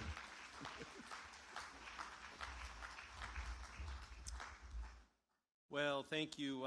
Thank you very much. What an honor to be here. I'm going to count myself kind of on that list of esteemed ambassadors and international representatives. I was on the list, right? My name just came last. So I appreciate. What an honor to be here. Thank you to our hosts in Ghana. Thanks to the Department of Energy for inviting me to come speak. I've got 10 minutes to talk. I promise I'll stick to 10 minutes. I have prepared notes. For those who don't know me, I rarely stick to my prepared notes. Usually when I exercise in the morning, I write an entirely new speech that I want to give. I did that this morning, so we'll see how that goes. You'll be on this ride with me. What a wonderful program it is, and I realize, I'm the first keynote to kick off the first session. All of the sessions, I think, just hit on such an important topic. It's something that's near and dear to my heart, the human side of the nuclear industry. So, yes, I'm with Idaho National Laboratory today, but I've done kind of my whole career in I started in the U.S. Navy. I am a retired commander in the U.S. Navy. I come from the nuclear Navy. All of our submarines and aircraft carriers are powered with nuclear reactors in the Navy. And over the course of my federal career, I was with the National Nuclear Security Administration that oversees the nuclear weapons stockpile for the United States. I was in the Office of Nuclear Energy. Actually, Dr. Mike Goff was my boss when I was in the Office of Nuclear Energy. So that's why I'm making sure to try to do him proud as I talk to all of you today.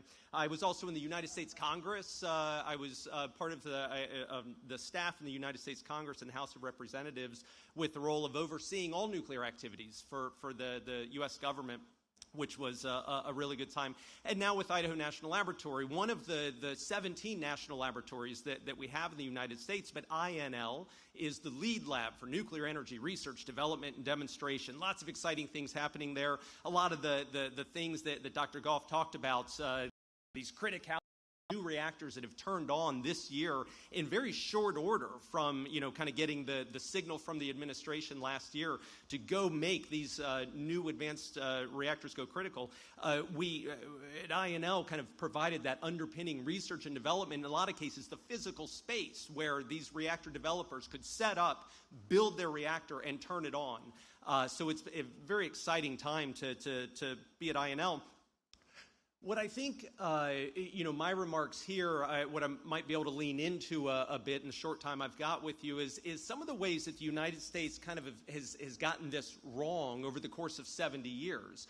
And I do that in the vein of in the U.S. Navy, we kind of search for failures that we've had because we want to unpack those failures and look at, what can we learn from that. A lot of times with our wins and anything that we do, with our wins, we don't go back and say, geez, what could I have done better, right? When Spain beat Argentina in the World Cup, do you think Spain went back to the locker room and said, how could we have beaten Argentina more, right? No, they had a parade. Right? Now, Argentina may have gone back to the locker room and said, what could we have done different?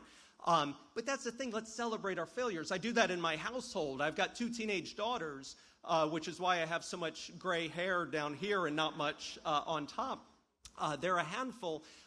But any time, especially when one of their friends has a failure, I say, excellent, good. Number one, I don't have to pay out of my pocket for whatever that failure was going to cost their parents. But number two, you get to learn, we get to learn from that failure and make sure that we don't do that again.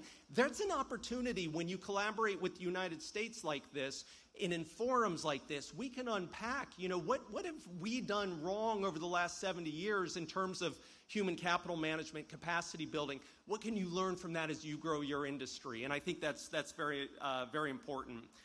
One thing I want to say, and I think a couple of things that I'll be able to unpack that the panel that follows is going to get into. One thing is that a national priority needs a mechanism, not just a declaration.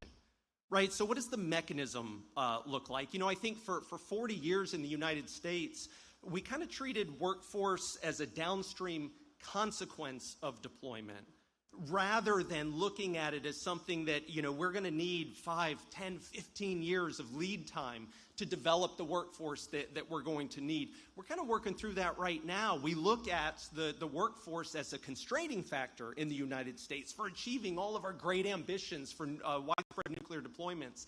And I think we, along with our African partners, can kind of walk that road together in some respects. When you say national priority, let's have a single named owner, that survives through budget cycles where, funding and sometimes state funding has to be brought to bear, where energy and education and industry are sitting at the table together, working off the same playbook. It doesn't do anybody any good if those sectors are working on different things. Is the educational system tied into the energy ministerial? And is that tied into industry and what industry can actually provide when those entities can sit at the table and work off, a single sheet of music, so to speak?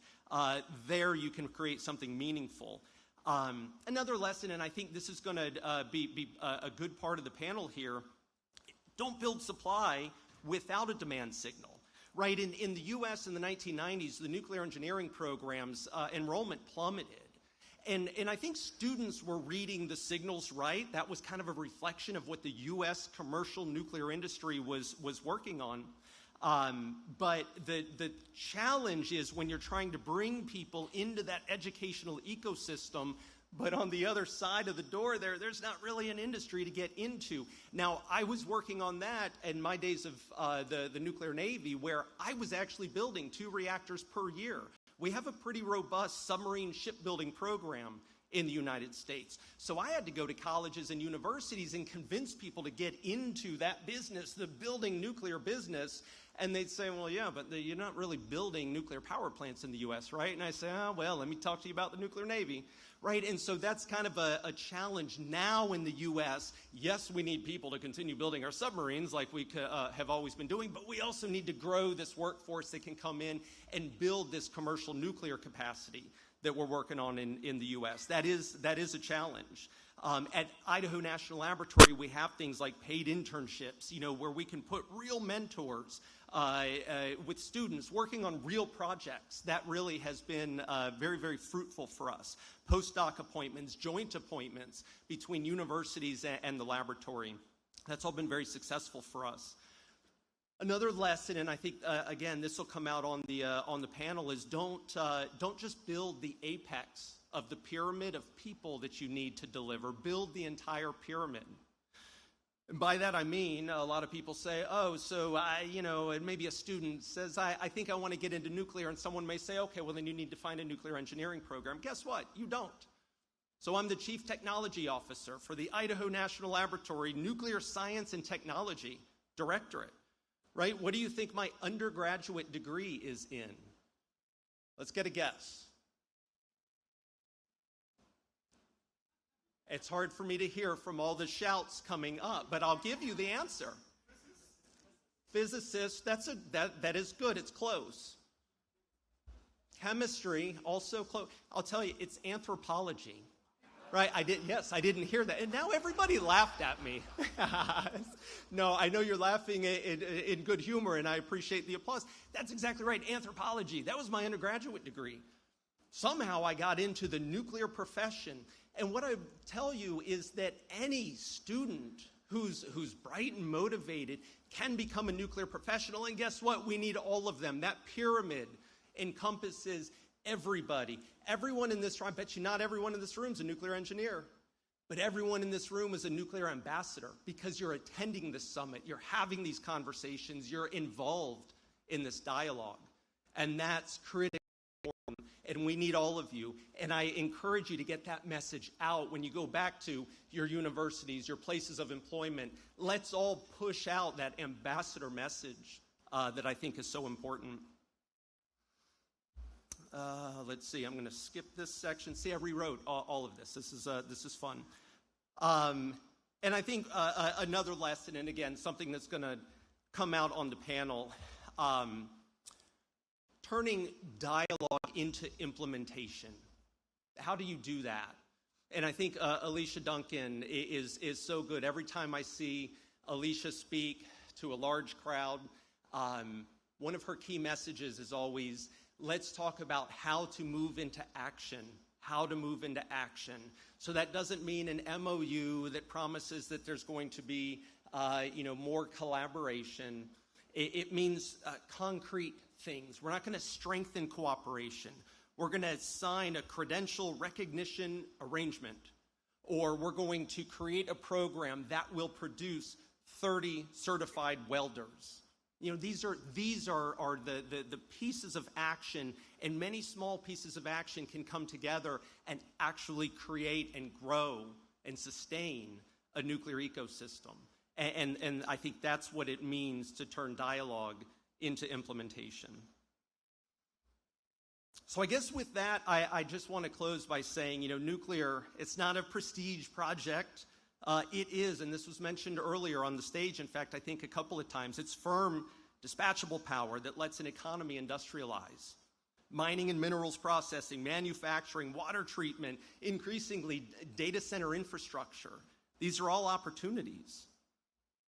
The United States spent 70 years working on this, learning lessons along the way. And I think in this room we have an opportunity to learn lessons, that dialogue further.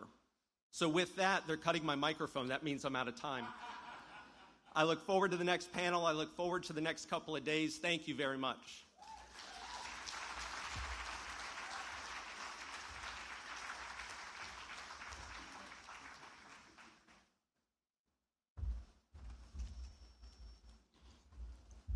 Thank you very much for the very captivating and rather thought-provoking keynote address. When you mentioned that we should celebrate our failures, I was a bit worried. Then I got the impression that we should learn from our failures and the fact that we don't have to also commit the same mistakes as perhaps US did during the 70-year period. We can also learn from their mistakes so that we do not repeat the mistakes. And I think it's a good point to note. Again, quite interesting that you can have an anthropologist to become a nuclear expert. That means we are all experts in the making, provided you have the zeal, the willingness to learn. That's the picture, another picture I got from your speech. And then the fact that we have to move from dialogue to implementation is also important. And having gotten all these take-home messages, we will take a short musical interlude, after which we will have our panel discussion. Be seated. Oh, okay. At this point, I want to hand over everything to the moderator. Thank you. Thank you so much. And before we begin, I do want to send a special thanks, first of all, to the United States Department of Energy and Alicia Duncan, to the Ghana Atomic Energy Commission, and of course, I want to thank Brian Smith from Idaho National Laboratory for such an excellent keynote. I am delighted to turn to my panel, who have all been introduced. But before we begin, I also want to thank Minister Prempeh, who was here with us in the first USANES 3 years ago. And it is truly your dedication, your commitment to this cause that has let us continue our momentum and to be here again on this stage 3 years later. So thank you so much. Very well-deserved applause. So let's begin with you, Minister. As the former Minister of Education and the former Minister of Energy, your work is truly at the intersection of this exact issue that we are addressing over the course of this conference. From your perspective, how do we make workforce development a national priority across energy, education, and industry? Thank you. As a minister, I got confronted with this. One of the biggest issues in this country is development or industrialization for jobs and for job security for everybody. Because we have a teeming, young, unemployed graduate students. So it's an issue.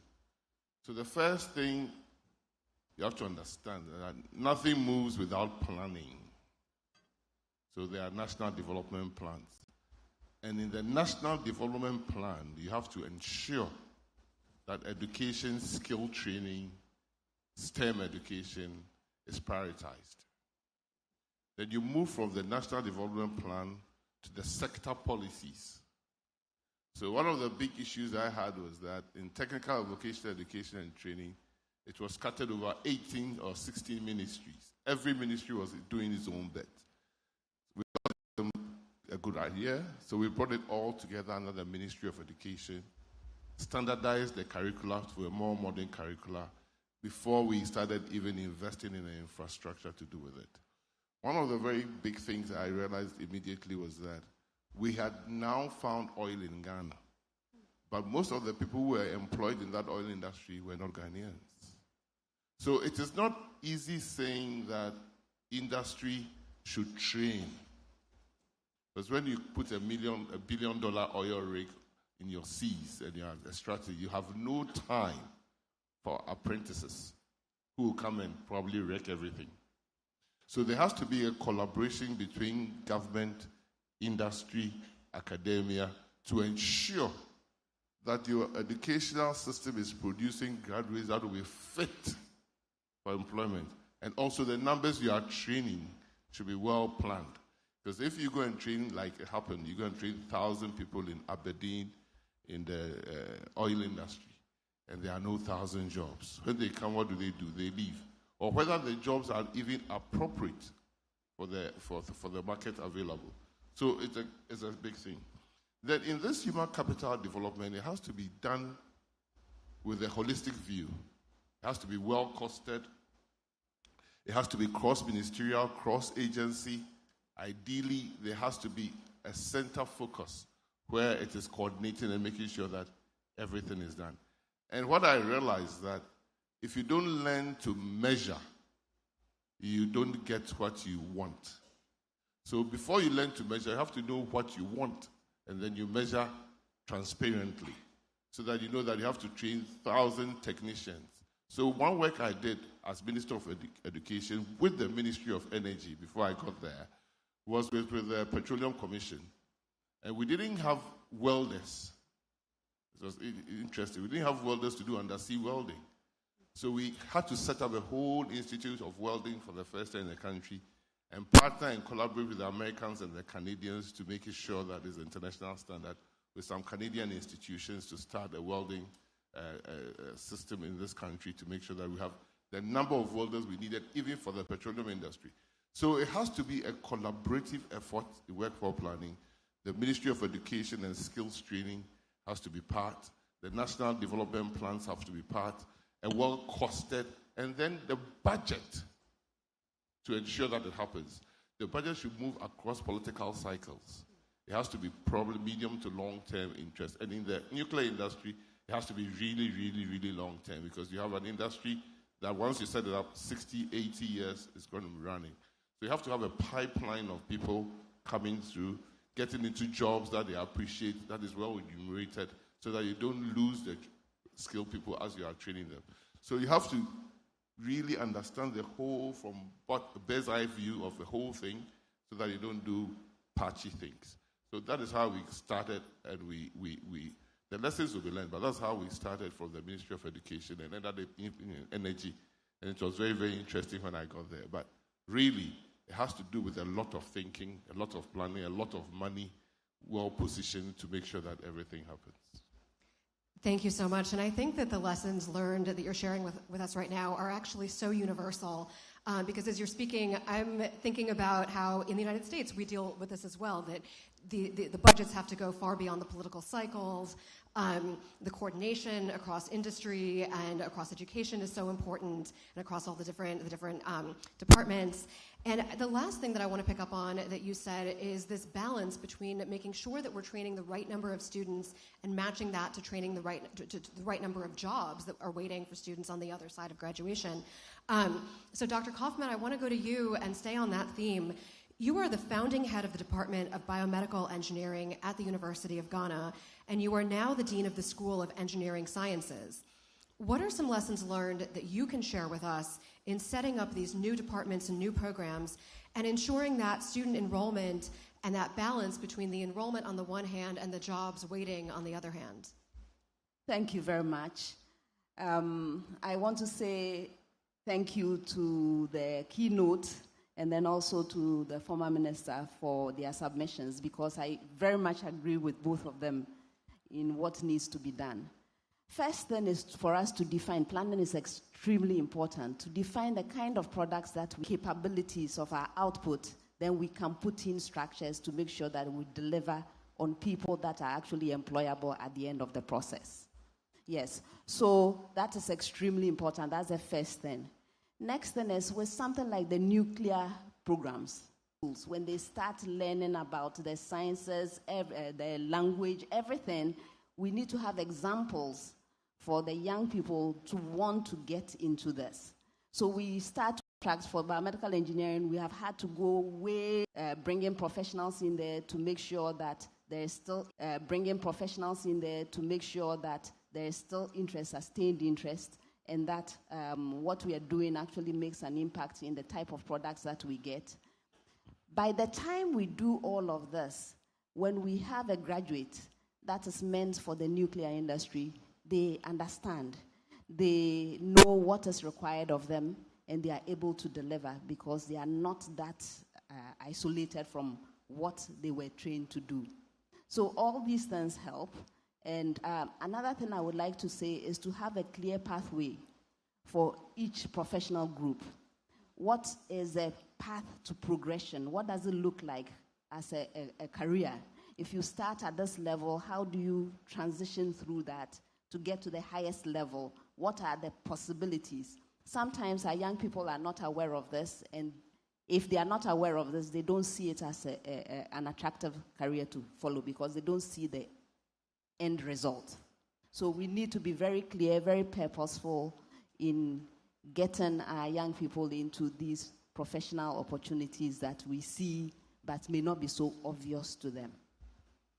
Dr. Kaufman, thank you so much for your insights, and I absolutely agree that this is something that really should start in high school or even before, but that also it's important even for young people for them to see what the trajectory can look like. So Dr. Otwoma, I'd like to go to you. You were the first president of the Nuclear Society of Kenya, and when I was in Kenya 2 years ago for the previous USANES, I was so impressed by the engagement levels of the students, and it really seemed like the workforce was sitting in the room with us. And the question again was, are we going to have an industry to meet them? So I'd like to hear from you. Talk to us about what you see as some of the greatest challenges and opportunities in building that nuclear energy workforce and industry in Kenya. Thank you very much for your question and the kind words about our students. It's true. It's a critical point you are raising, that is building an industry to match the talent we are trying to cultivate. This is a central challenge, and Kenya is confronting it head on. So the first challenge, which is a big one, is the sheer scale and the timeline. You see, the politicians are telling us to have the nuclear power plant starting next year, 2027. And we need to build the construction alone needs people. And these people, they're not few. 10,000 workers if we are to do 1,000 megawatts. And of course, we'll need engineers, plumbers, masons, and what have you. And we must develop this capacity in time for construction to start. Another big challenge we have as a country is the gender gap. In my country, in Kenya that is, only 20% of our women are in science, technology, engineering, and mathematics. So we need to up our game. And a mere 7% of our women are engineers. So we've been told you can't play a football game, for example, with half a team. So we need to bring our women on board. But we can turn these challenges into opportunities. So we need clear policies. We need the regulatory entity in place, but also the public engagement and the education. So I'm so proud that in the Nuclear Society of Kenya, we are able to play a vital role of bringing professionals and engaging our nationals so that they can understand what is all this about nuclear. And hopefully, ultimately, we have to turn Kenya's nuclear dream into a national mission. So we have to create a sustainable pipeline. So this promise, we have to work on it, one partnership and one scientist trained at a time. Thank you very much. Dr. Otwoma, thank you so much for your insights, and absolutely agreed on the challenges of the timeline and also, of course, closing the gender gap. I think that's an issue that is very near and dear to all of our hearts. Professor Mati, I'd like to go to you. Give us, please, a brief overview of the nuclear power program of Nigeria and share what role workforce development will play in the program's implementation. Okay, thank you very much, Ms. Jennifer. I can say that Nigeria started fairly early in the nuclear power program in the 70s. That is around 1976, with the ambition to commission its nuclear power plant by the year 2000. However, this did not happen. A lot of issues took place along the line. Just as my partner from Kenya just said, politicians set agenda, very ambitious agenda, not minding the nitty-gritty and the technical requirements. However, by 2007, the Federal Executive Council of Nigeria approved the nuclear roadmap, a fresh roadmap now to commission a nuclear power plant by 2030. Of course, this one also, it seems also maybe shifted. But however, Nigeria has done a lot since then. The two sites have been identified for the nuclear power plant. Very ambitious also, 2 units of 1,200 each on each site, making 4,800 for the 2 sites. Currently, I think Nigeria is aggressively pursuing the nuclear power program with feasibility studies, which is underway, which is going on now. A comprehensive site evaluation for the environmental impact assessment is currently going on. So the target of workforce development states that Nigeria will have to train 2,000 personnel by 2030. And this is also on track. Integrated and an intergovernmental agreement has been signed with governments of Russia and Korea and China. And this have led to the training of high-level manpower, more than 50 PhDs and about 200 masters along the line. However, as noted, the high-level manpower from experience is not only is important, but I think there's a critical component of manpower development, which is the technical and vocational education expertise. And this is where I think the Nigerian model was hinged on the fact that Nigeria has a lot of experience in the oil and gas sector. So the thinking of this strategy was to deploy most of the artisans, the technicians involved in the oil and gas into the nuclear industry. However, I think the recent experience of this Dangote refinery, this biggest refinery that was commissioned, has shown that this model is insufficient because with this even big projects, Nigeria had to really rely on external vocational workforce some from China and some from neighboring countries. So which means Nigeria has to really buckle up with the TVET for its nuclear power program. So by and large, I think the nuclear power program is now on its very high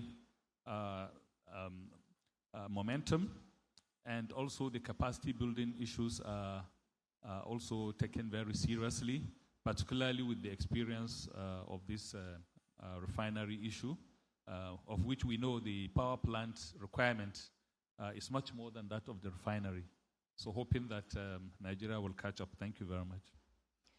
Professor Mati, thank you so much for shedding light on the nuclear energy aspirations and the workforce aspirations of Nigeria. And Professor Marshall, I'd like to go to you. From your recent role as the president of the American Nuclear Society and your current role as professor at NC State, please give us a sense of how you're thinking through workforce development for nuclear energy in the United States. Thank you. It's my pleasure to be here today with all of you. This is nice to come home, right? I was at the first USANES here in Ghana and then in Kenya, and we're back in Ghana again. Similar to the other panelists, it's central to everything that we do. It's central to what I do. I started in the industry back in 2001, and we were talking about that renaissance. And I'd like us to hopefully move away from that word renaissance, right? Because it came into existence in the 50s, 40s and 50s, and it's always been with us in energy, in medical, and industrial, other industrial applications. And I think by doing that, then, when we're talking with our students early and often, and identifying the various pathways, we can then show the breadth and the depth that this industry has to offer, right? And that then is a guiding force for what we need to do to attract and retain students here in the field. Within the United States, you're looking at about 24% of the workforce being in the STEM sector. But then when you start to kind of take a closer look at that number, you're looking at about 12% that have a degree, undergraduate degree in STEM. And it equals about the same when you're looking at community colleges or trade schools. So it's under the spotlight and all hands on deck, having some strategic plan and then executing that particular plan. For those 12%, 12, 13% that do have that undergraduate degree, then you're looking at about 9% that are actually sitting in science and engineering positions. So there's lots of work that we need to do to increase those numbers, to meet the demand, not only within nuclear energy, but other sectors within energy, and then other sectors that we're competing against, right? For the brightest and the most enthusiastic of individuals. And that then goes back to what my other panelists have been saying. We need to go into pre-college area, and we tend to focus in on the high schools, but we do need to go even further, right? So you're looking at middle school, and then educational or energy education research is showing that students are making their minds on whether to follow that STEM track as early as elementary school. And there are internal forces as well as external forces that are causing this shift that we need to kind of get ahead of if we are going to increase overall the participation of individuals in STEM in the STEM workforce. So early and often, and that can't just be in the pre-college space, but one has to continue through all the way, right? So whether we're talking about the various pathways in trade schools or community college, or we're talking about the undergraduate degree or graduate degree and the pathways that each and every one of those go towards. And then there's that need to work on the influencers, right? We're talking about the educators, to equip them with the materials that are necessary, human as well as product-wise. I'm talking about counselors as well, and also talking about parents, right? As opposed to having students dropped off on for a program in the evening or a Saturday program, how then do we have them stay and participate in the programming that is being done? Very much multidisciplinary lens, and I think that will help us with the ebbs and flows that we see in energy that follows the kind of ebbs and flows of the economy overall. And then lastly, it's all about partnerships, right? So it's not the sole responsibility of education or of government or of industry to tackle this issue that we have here of how do we attract and retain talent within and grow, I think also, talent within our field. And that comes from partnerships of the various sectors. Professor Marshall, thank you so much. First of all, I love hearing you describe parents and teachers and guidance counselors as influencers. I think the world would be a much better place if that was the true definition of influencer. But also thank you for raising the issue that it's really not just universities, it's also high schools, and it's also community colleges and trade schools, and so it's real and graduate school, but it's really the full gamut of the world of education that we have available to us. So, Minister Prempeh, I'd like to go back to you. How can we move from strategic dialogue around workforce development and nuclear energy deployment to actual implementation, or to take a phrase from Brian Smith, what is that mechanism that we need for implementation? Thank you. Dialogue is essential. I believe we are dialoguing now. But after dialogue, something must happen. And like I said, I believe in results. Implementation and decision-making is everything. The first thing is that in Ghana, we moved education reform from a dialogue to implementation. So the real things got done. We changed the curricula. We invested in a modern curricula that was standardized to the Cambridge curriculum. We trained the teachers, especially in science and maths, to improve their ability to tutor our children. We made sure we supplied the schools with the infrastructure that is needed. So we built STEM centers for students, basic school, to go and enjoy the idea of science so that it's not all theoretical. We also made sure that we secured funding for a long-term horizon and not medium-term, so that when we started free senior high school to bring more people into science and maths, we knew that we had the money to take us through for the next started, making sure they go all over the country, helping parents, especially poor parents, understand that education continues at home. We work with two international bodies, one called Matific, one called WizKids, that were popularizing maths education. So you just don't stay at dialogue. You start looking for partnerships that matter. Those who are in doing the work, not those who will talk. So we did that. Then, incredibly, over a short time, we saw our results improve. My professor on my right, on my left, hosts a very big program in this country called National Science and Maths Quiz. Of course, the best school is my school, Prepare College, right? But we also have to understand that you have to understand the sequencing. You can't focus on only universities and leave kindergartens. So even in kindergartens, we changed the curricula. We brought in more play, more experimentation, more living with what we thought was right. And if you don't do that, you might improve the primary school, the basic school, and forget that you have to improve the secondary school. And then what is worse, what I couldn't get to dealing with, is the universities we have in this country.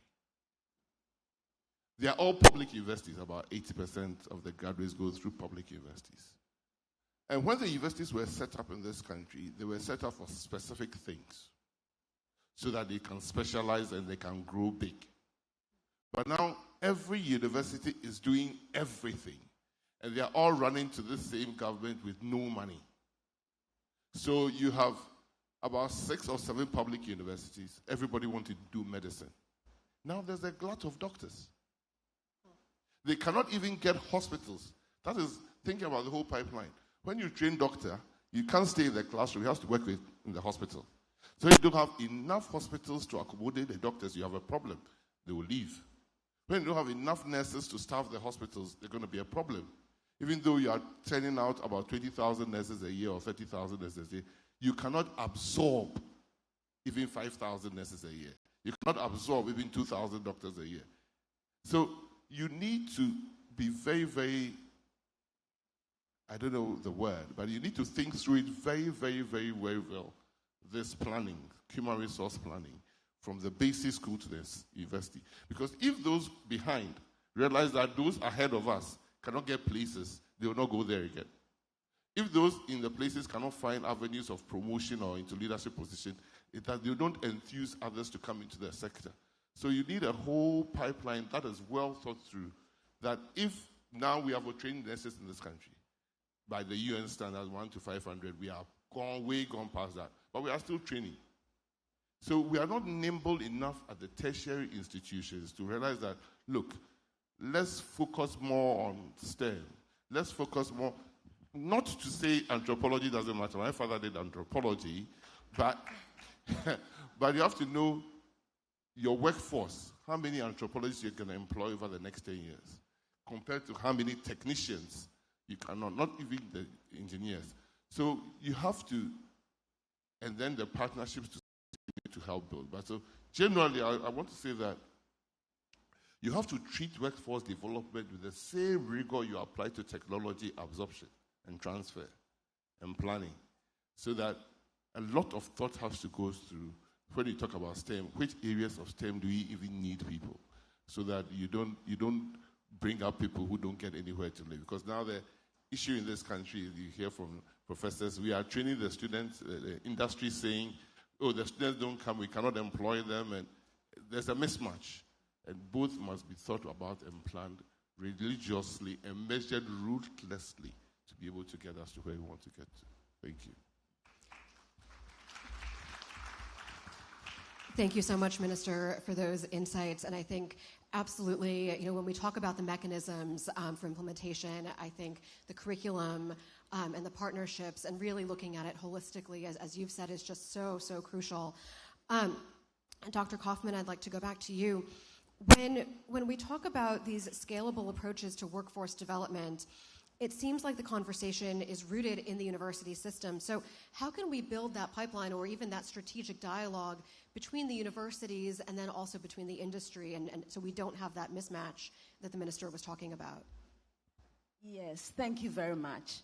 It's very, very important to ensure that the pipeline is not broken at any point.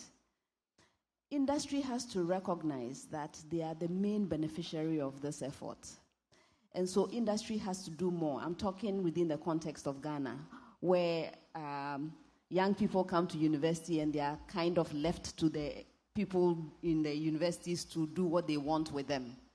Industry is a beneficiary and should be part of the process of this training when it comes to the university, the tertiary education. So what I can propose is this. Industry must be part of the development of the curriculum. Right now, there is some effort. For example, for engineering, we have our regulators. We have the Ghana Tertiary Education, GTEC, regulating us. And GTEC will not accredit our programs without input from our professional associations. That has to be strengthened everywhere, so that what we are producing at the universities is actually something that is needed by industry. So that part is extremely important. Now, in delivering what curriculum we have produced, we must also involve industry. If we are going to do this well, we should have industry seconding their best to come and support the teaching. I propose, for example, 20% of contact time from industry, so that the academics are doing their bit. There is input from industry about what the students should actually expect out there. That is extremely important. Government can also help. It's not just industry. Government can help. Government can choose to invest in practical application laboratories, spaces where people can experiment. A lot of the time we spend a lot more on the structures, the buildings, classrooms, but classrooms are not enough. Spends time watching some practical thing being done, probably learns more than they will ever do sitting in a classroom listening to a teacher. So we need to encourage that kind of involvement. We also need to think more globally. Earlier on we were talking about Africa initiatives. We can't invest in all aspects of training in every institution. That's mandate drift that has been taking place. We can't do everything everywhere. So why don't we establish centers of excellence, either within our countries or even across Africa, so that if you are interested in, let's say, welding, there's a center of excellence in a place with all the necessary equipment, all the industries available and accessible for training, as opposed to each unit doing their own small thing and then not doing it well enough. We need to think of models like that. So the governments should think about how they can collaborate with each other better to establish these centers and improve mobility.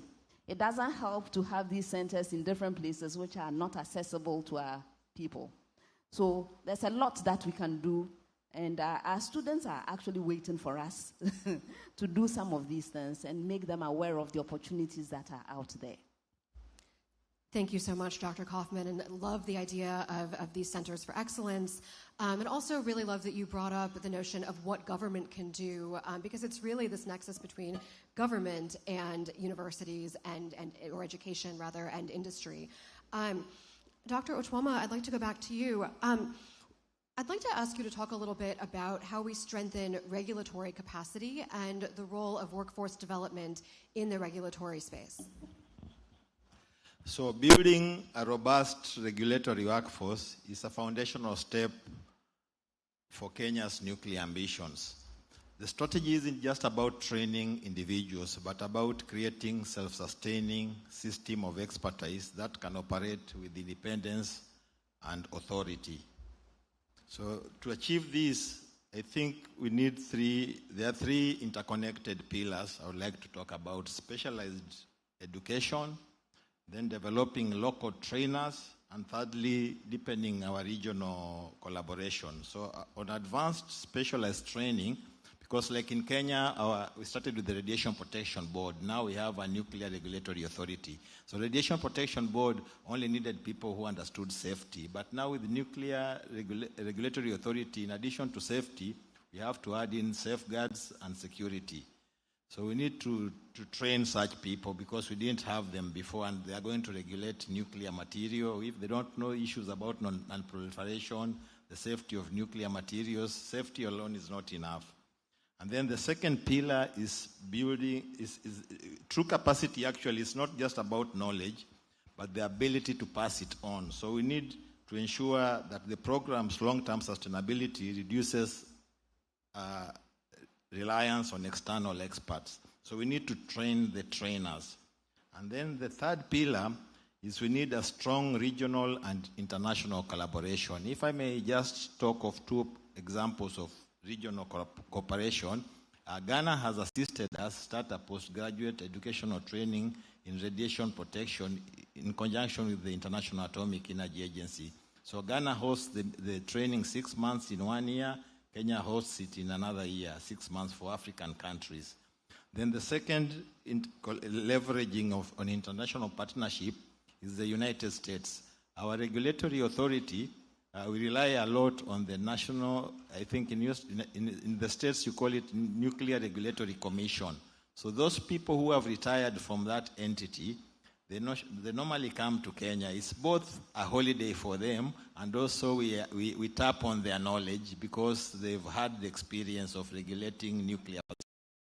And they interact with our young people because in Kenya our population is like a pyramid. People who are 60, like me and above, we are less than 5%. So I'm evening generation. But the morning and the afternoon generation, the young people, they are the majority. So they interact with this Nuclear Regulatory Commission former workers, and it's very nice because they ask all the questions they may not be able to ask their seniors in Kenya. So in conclusion, these three pillars together, they create a powerful and sustainable system. It is how Kenya is turning a nuclear dream into a reality managed by a highly competent and independent national regulatory body. Thank you very much. Thank you so much. And it's great hearing about the cooperation in the regulatory space between Kenya and Ghana, and of course, hearing about what the United States is doing and the NRC officials to help that as well. Professor Mati, I want to ask, how are you seeing digital capabilities like artificial intelligence and cybersecurity, how are you seeing them play a role in workforce development? Okay, thank you very much. As we are all aware, in fact, all instrumentations within the industry are changing from analog to digital. So everything is being digitalized. And so AI is taking over, is the next tool for capacity building. And so most countries are aware of this. And even in Nigeria, I think this is very vivid. The country has launched a very strong program on this AI and cybersecurity. Many universities are now offering programs on AI and cybersecurity. To mention a few, for example, I think there's a Microsoft and the Google. These two multinational corporations have launched a very strong program. The Microsoft is training 3 million Nigerians on this AI, and Google has a grant for 10 universities to targeting about 30,000 students on AI and digital skills. So this is very important. And for the nuclear industry, I think this is more this is more important because training a nuclear engineer on a nuclear power plant is very, very expensive, and there are few places. Currently, training of operators rely on physical simulators. But with AI, virtual simulators make it easy.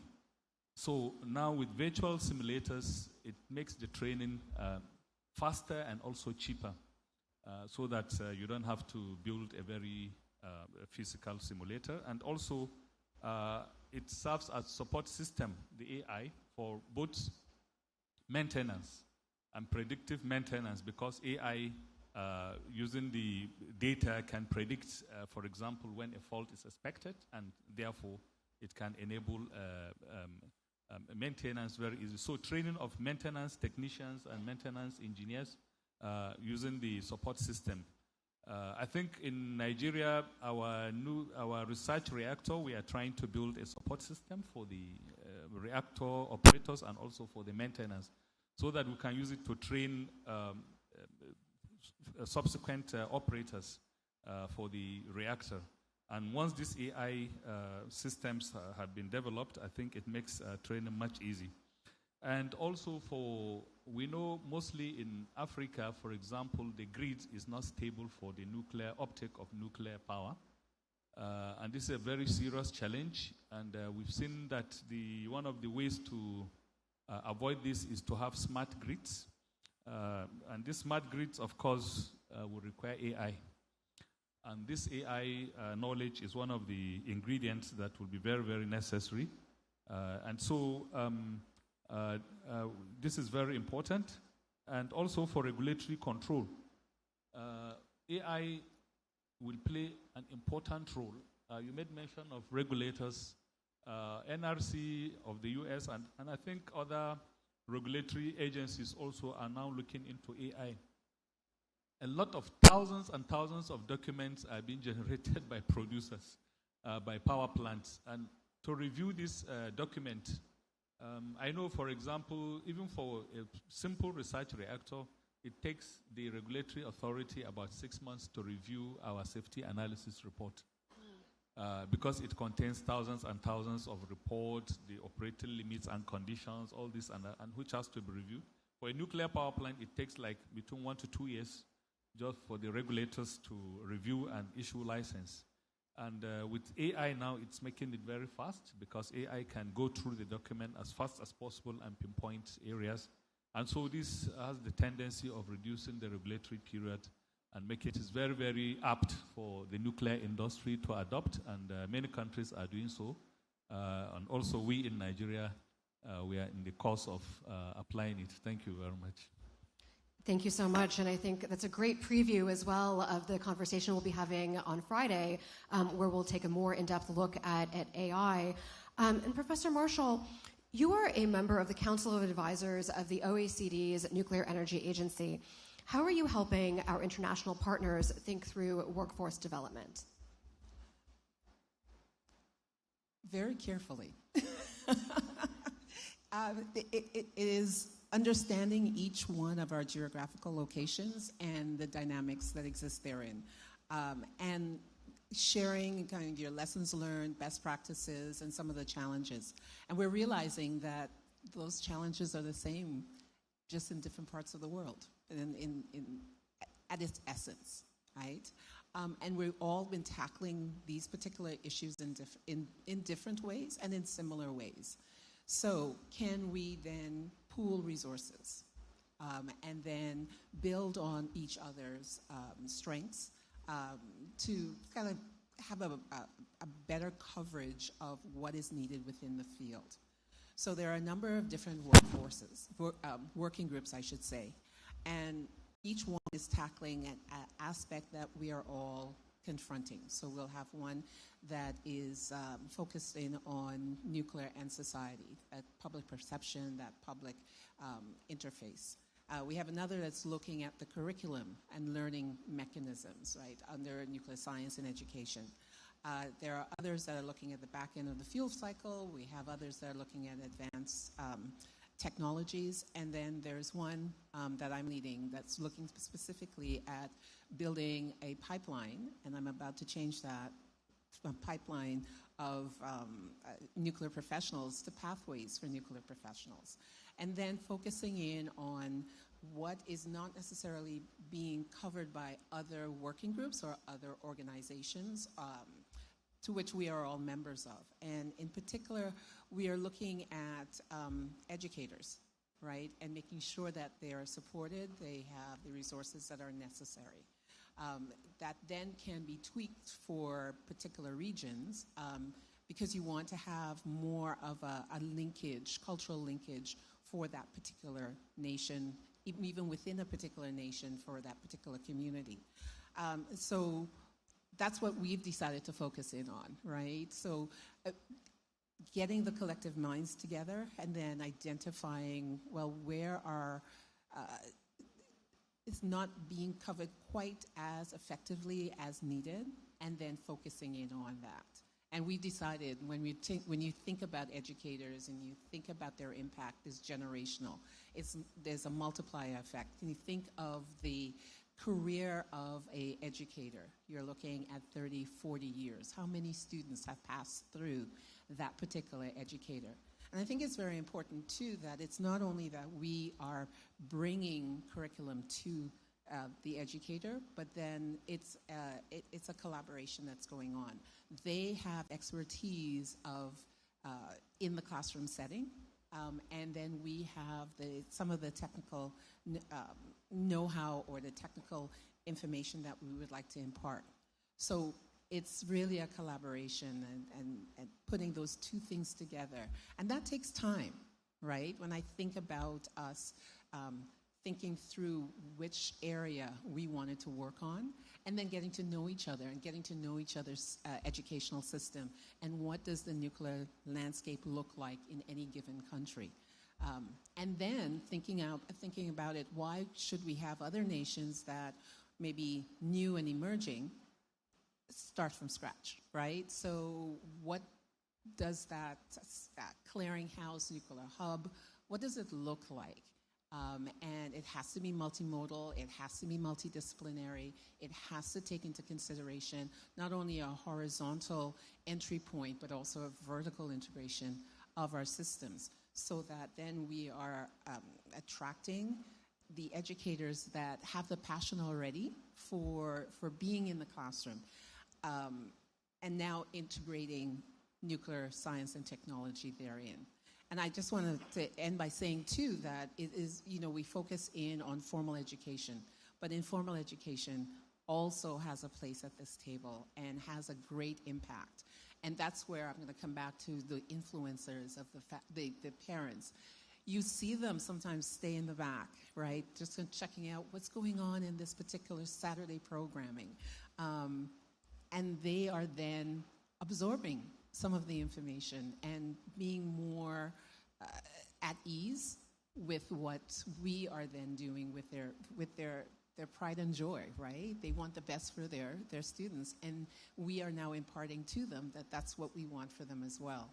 And the confidence you have of educators, whether it's in a formal or informal setting, that is contagious, right? I think about when I'm with a toddler versus a middle schooler versus a high schooler in some of the programs that we do. We just finished a summer program from high school students. 40 students decided to spend 3 weeks in the summer with us. 121 applications for the particular program. They're full of energy, and how then do you guide that energy for kind of the lectures, the labs, small group projects, engaging with alumni, field trips, right?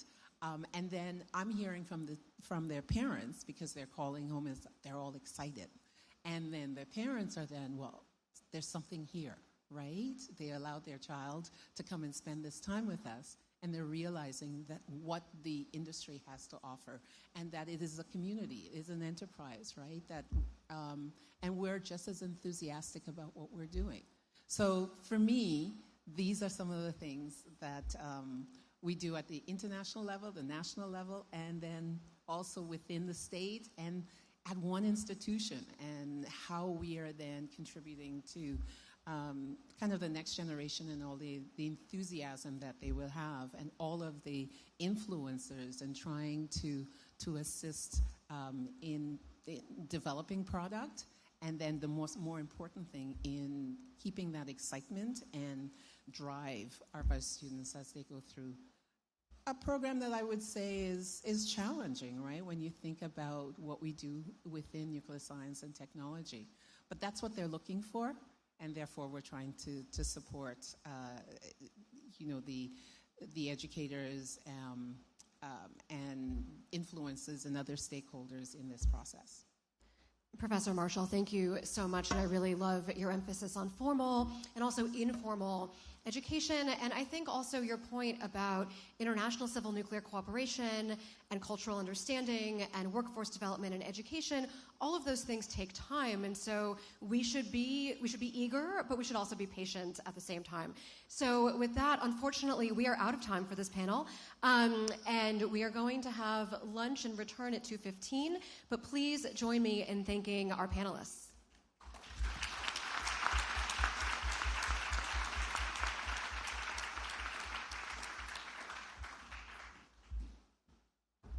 Thank you very much. Just when we're enjoying the program, I believe we all enjoyed it, and we want to show that we did enjoy it by giving them a big round of applause.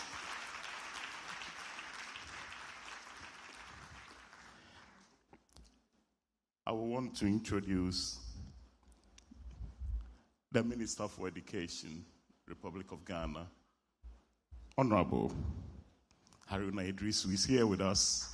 Haruna.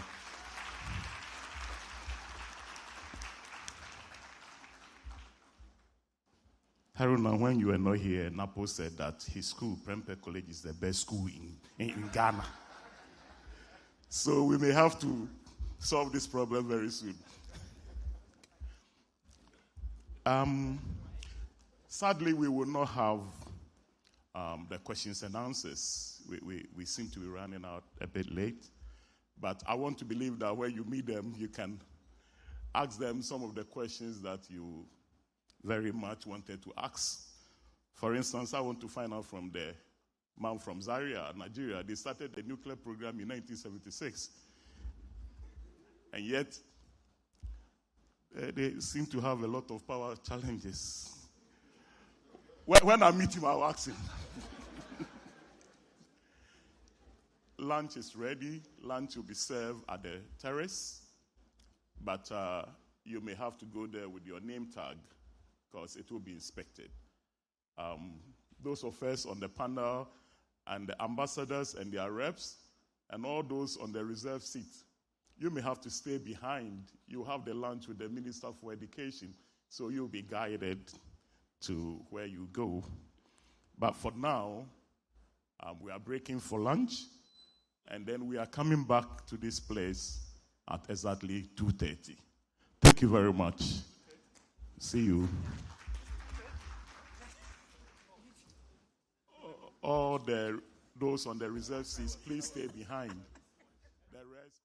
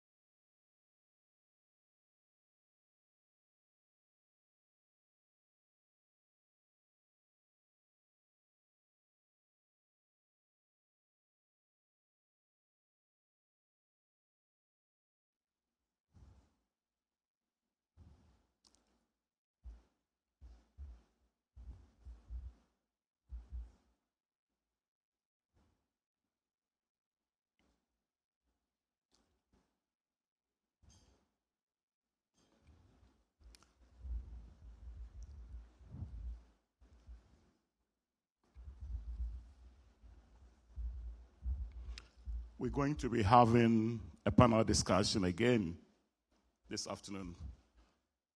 That is why you can see the seats still intact.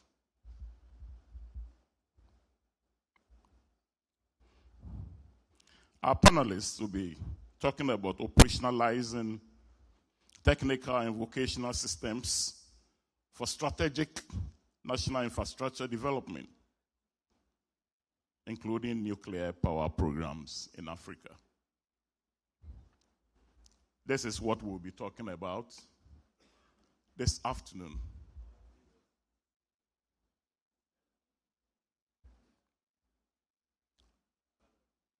And the program will be moderated by Mr. George Kofi Appiah. Mr. George Kofi Appiah is a manager, localization, and stakeholder support center of the Nuclear Power Institute of the Ghana Atomic Energy Commission.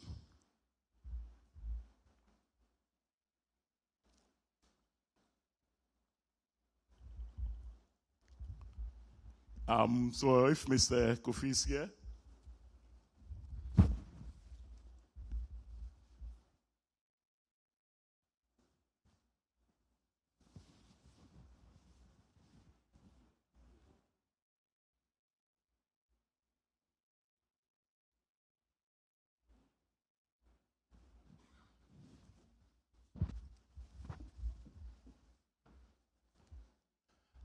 We will take another spot of musical interlude, and then we proceed from there. Thank you.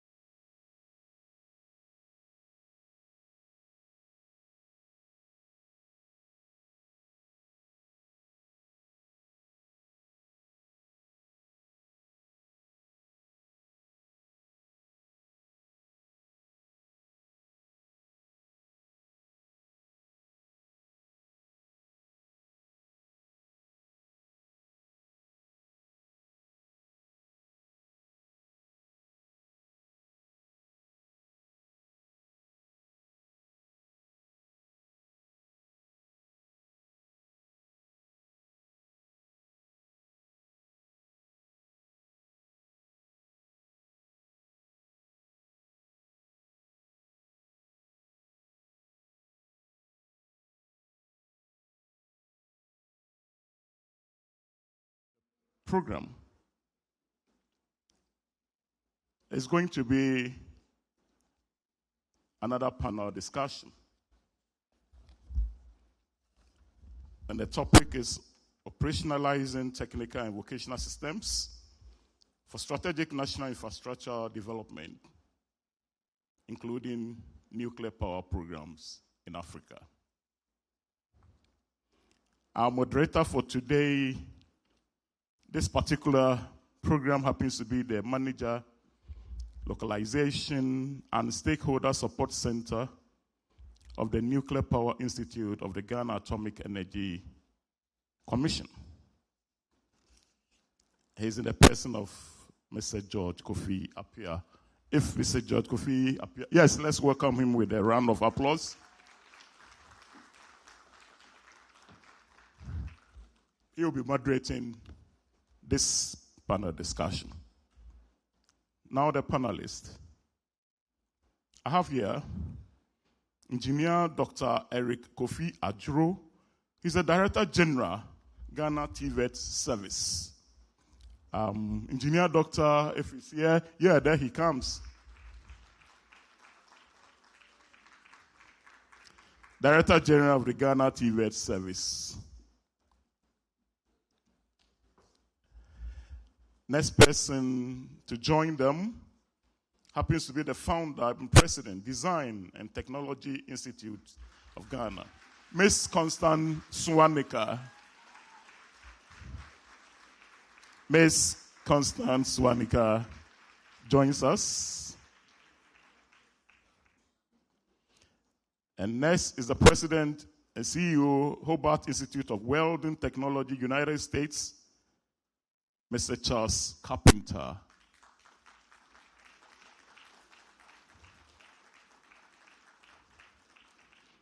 You are from the Institute of Welding, and you are called Carpenter. The next happens to be the Chief Technology Officer, Nuclear Science and Technology, Idaho National Laboratory, United States, Mr. Brian Smith. Mr. Brian Smith.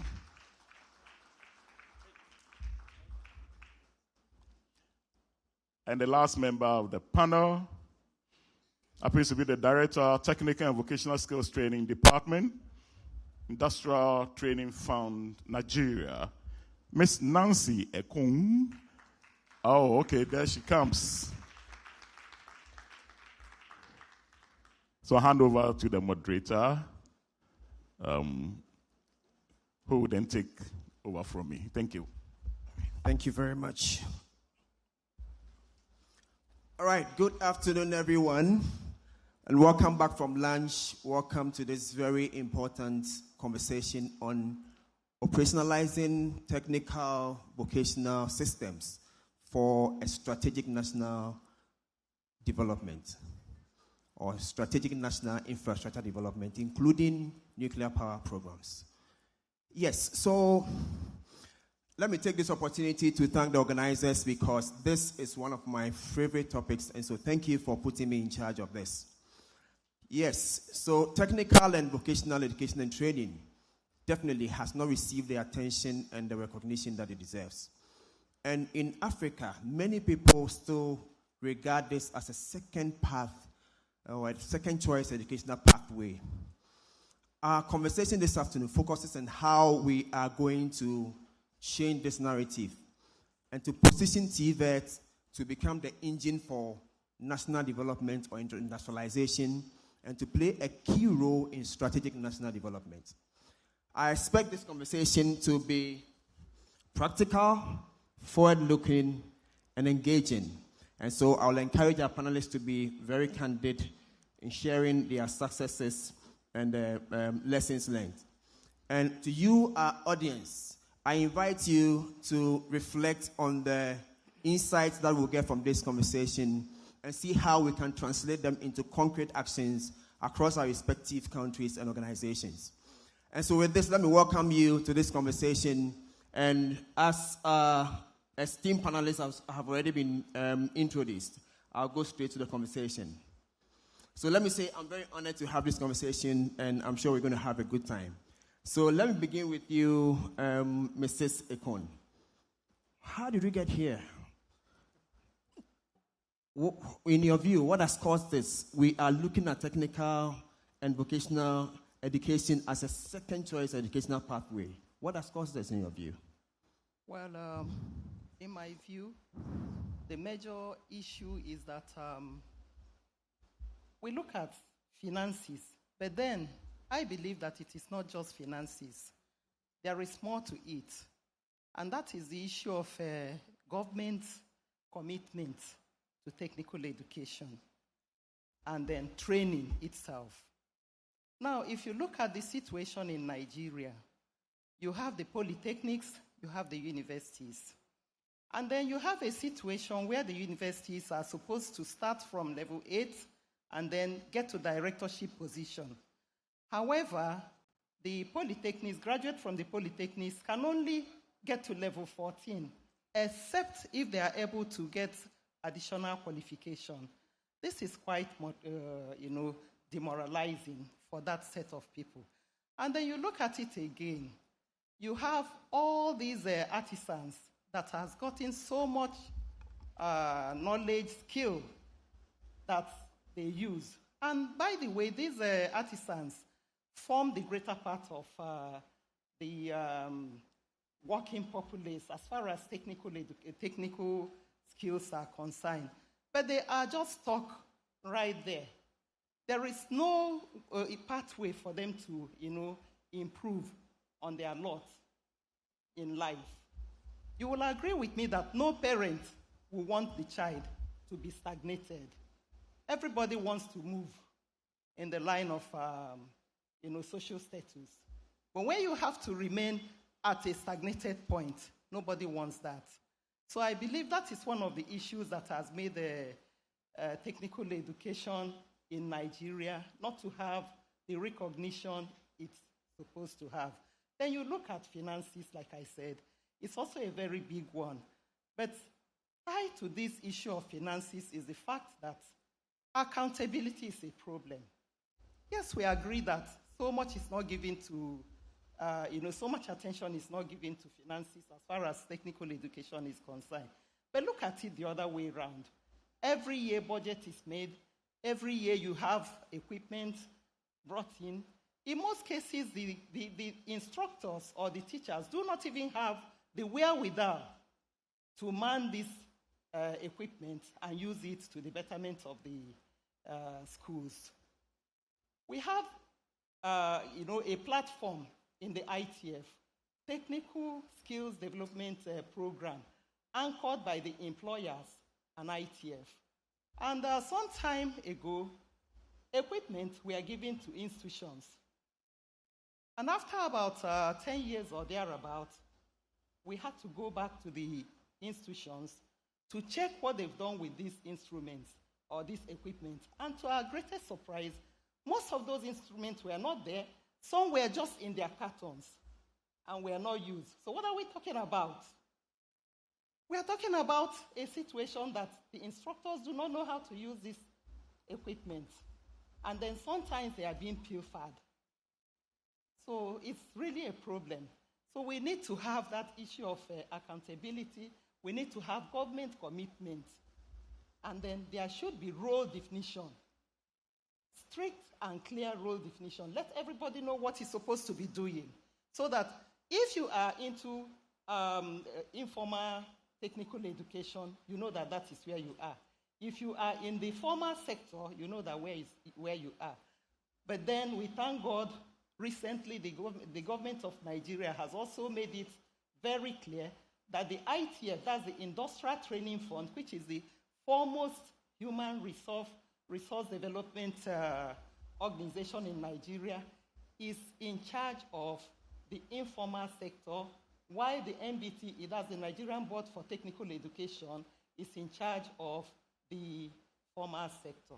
So that is what it is for now. Right. Thank you very much, Mrs. Adjo. So definitely something has to be done. Government commitment, accountability. Thank you for your submission.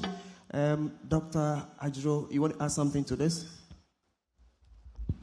Yeah. Thank you very much, moderator, and also I recognize my panel colleagues over here. Before I add anything at all, Mr. Moderator, I would like to extend greetings from the Ghana TVET service, where we believe the transformation of this country is through TVET. And also, TVET is the golden key to jobs, wealth, and national development.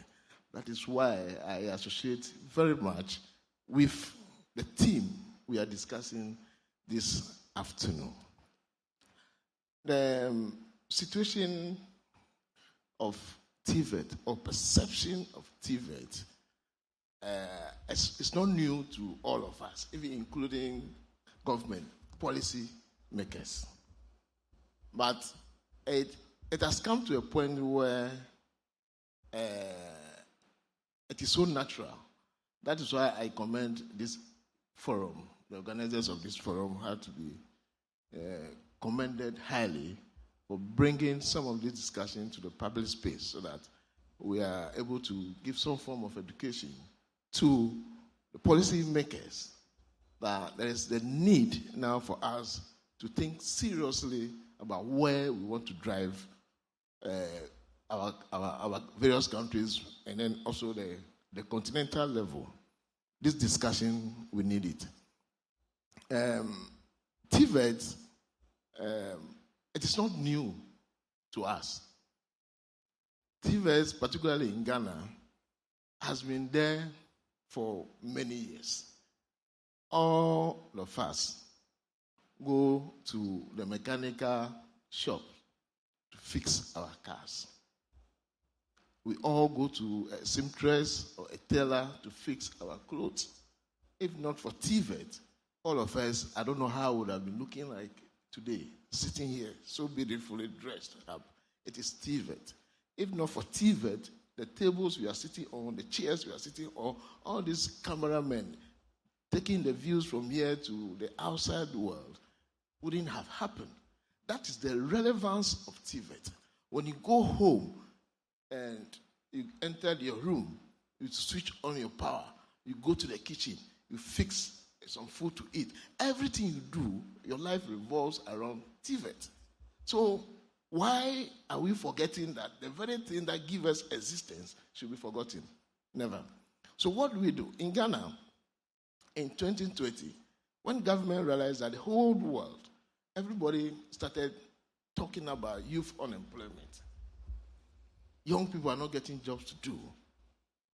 Quickly, there was a law that was passed in the Parliament of Ghana in 2020, the Pre-Tertiary Education Act, Act 1049 in Ghana, that has established two educational pathways for the benefit of the young people of this country. One is general education, and the other part is TVET education. And this, particularly the TVET, brought together about 11 agencies that previously were practicing or implementing TVET from 9 ministries, brought them together under one umbrella that is known as the Ghana TVET Service to primarily implement government policies in pre-tertiary TVET across the country.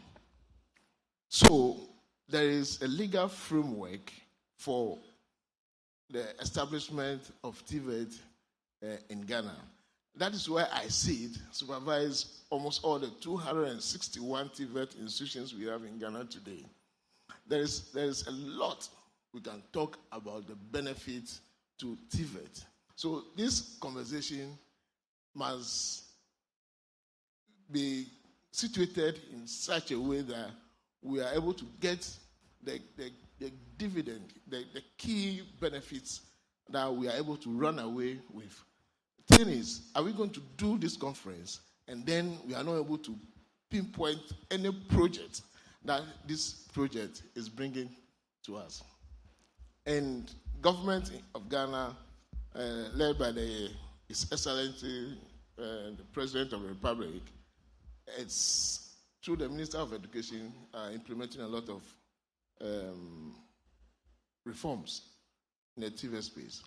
The Minister of Education is pushing hard for an establishment of a TVET fund in order for us to, be able to be financially independent.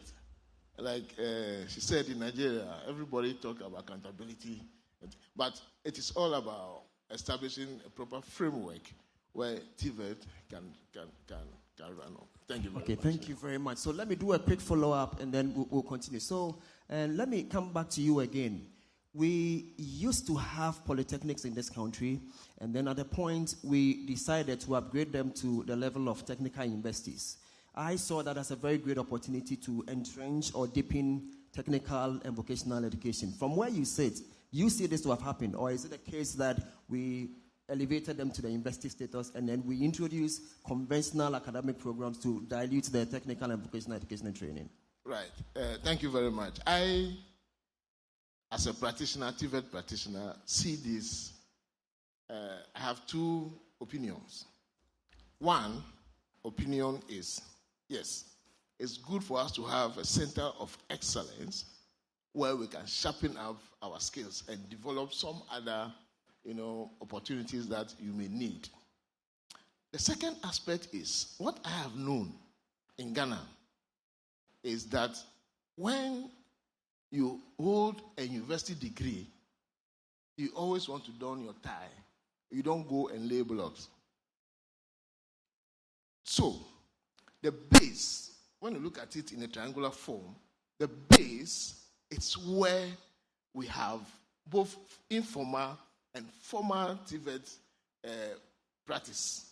So, the focus for me should rather be stationed at the base where the majority of practitioners are found.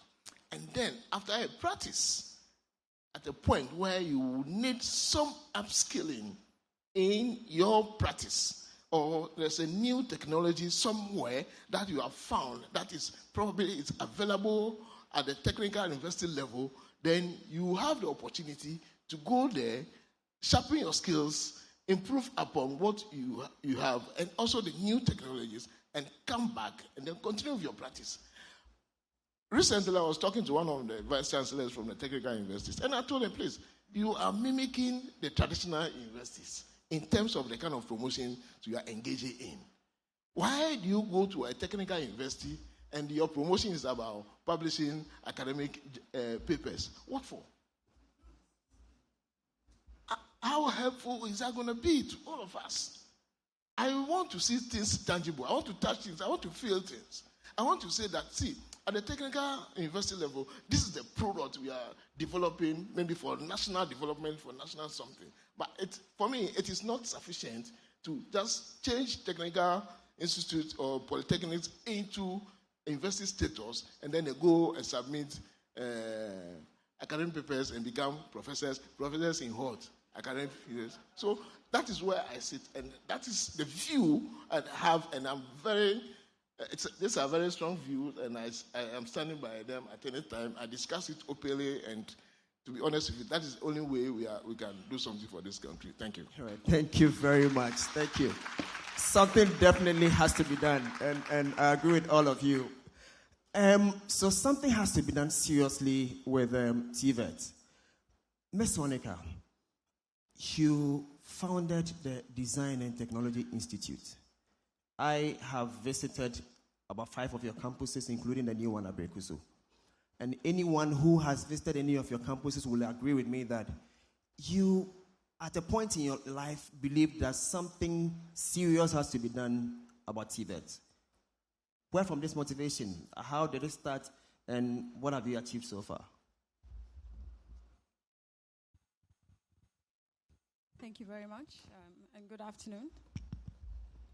So my journey in industry actually started about 26 years ago, working in the metal and fabrication industry, working with engineers and architects, working on very high-end projects. My background is in art, so I'm actually a designer. But I started the factory because I saw that there was a big gap. When we work on very high-end projects, hotel projects, industrial projects, the designer is usually the last person at the table. And so we were working on projects that you're given working drawings and you work with artisans, as my fellow panelists said. They can't sit at the table and they can't translate working drawings. So there was a huge gap.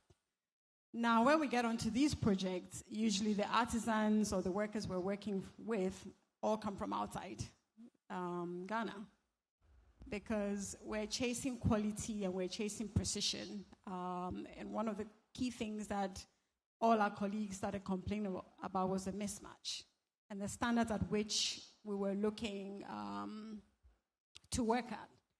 And so that's why I saw the disconnect between what I had studied in university and what the world of work was demanding.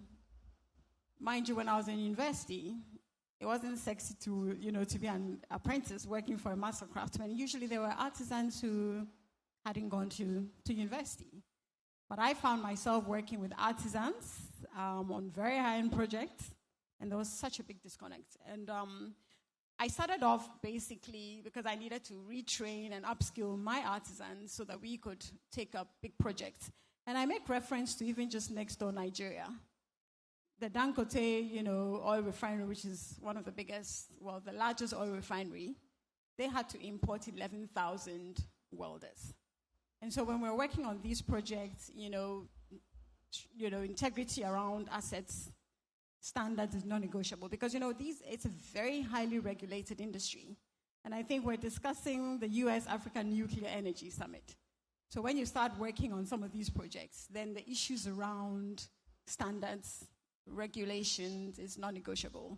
And so that really led to the establishment of the Design and Technology Institute because we were looking at a niche market, the issues around local content, our oil and gas industries, mining industries, high precision industries, and that's where we recognized there was a huge, huge gap. All right, thank you very much. And I encourage all of you to visit her state-of-the-art establishment. All right, so let me come to you, Mr. Smith. You live and work in a different environment from ours, and you have already made some statements in your keynote preceding the earlier panel discussion. I need you to emphasize at this point, how has your context demonstrated the importance of TVET to national development, and what has been done over the years to give it the attention and the recognition it deserves? Yeah, great question, and just wonderful to be up here on this panel. In the United States, we've got 94 operating reactors putting power on the grid in the U.S., and that industry employs about 100,000 people. And the Department of Energy projects that by 2050, we're going to need something on the order of 375,000 people. That's a lot of you don't have to do the math. That's a lot of extra people that we're going to need in that industry. For welders alone in the U.S., we've got, by my count, and I'm sitting next to the welding experts, so don't fact check me if I'm wrong. Talk to me later.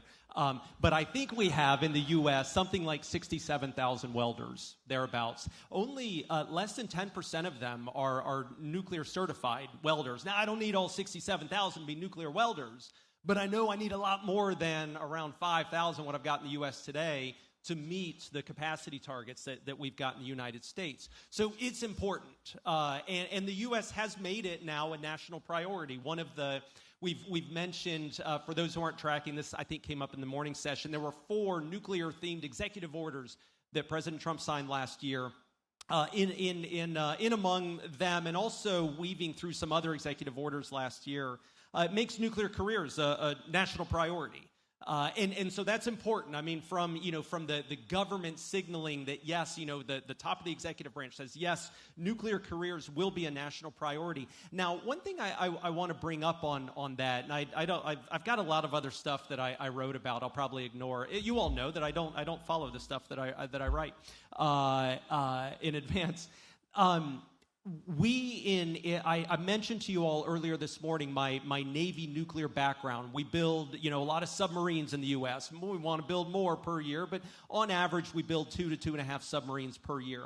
That requires a lot of the same skills. It requires a lot of electricians and welders, pipe fitters. These are the careers we're talking about. And in the U.S., I needed a lot more of them. Go back 10 or 15 years, I needed a lot more of those people working at the shipyards.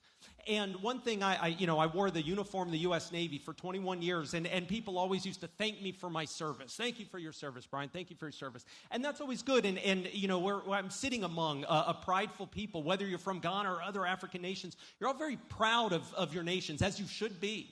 And in the U.S., we're very proud, but it's almost like you have to wear the military uniform for the public to say thank you for your service. What I started doing as I got around in the energy business, anyone that was building energy infrastructure, I thanked them for their service to the United States. And everyone in this room, I thank you for your service in this international partnership. You all are serving a greater good. And I think getting that message out to those who can embark on these vocational careers, making them understand that this isn't just some other job you can embark. Being a welder isn't just a job that you say, well, I guess I'll be a welder for my career, and you go off and do that. You're a welder because you're actually producing the infrastructure that your country needs, that your nation needs to be successful. Without the energy infrastructure, your nation folds. And so saying to that welder, thank you for your service to your nation, that's a big deal. And that's something that I'm trying to do. I was doing that with the submarine. If you go to buildsubmarines.com, so a campaign set up years ago. And if you go back years before that, I had a role in helping come up with this idea to get more shipyard workers out at the shipyards building submarines. And I always said during those years, I want a Super Bowl commercial. In the U.S., the Super Bowl is a pretty big deal. And I think it's a big deal around the world, American football. And I always said, I want a Super Bowl commercial. We need to get, who watches the Super Bowl? 18 to 25-year-olds. And I want those 18 to 25-year-olds to get inspired to go build submarines. And buildsubmarines.com was a campaign that came out of that, and I got a Super Bowl commercial. It's pretty cool stuff. And so now I go around, and I can thank people for their service. And I think that's a way of thinking about the trades and what those careers can represent in service to your nation. Thank you very much. Appreciation for those who are making impact. That's very key.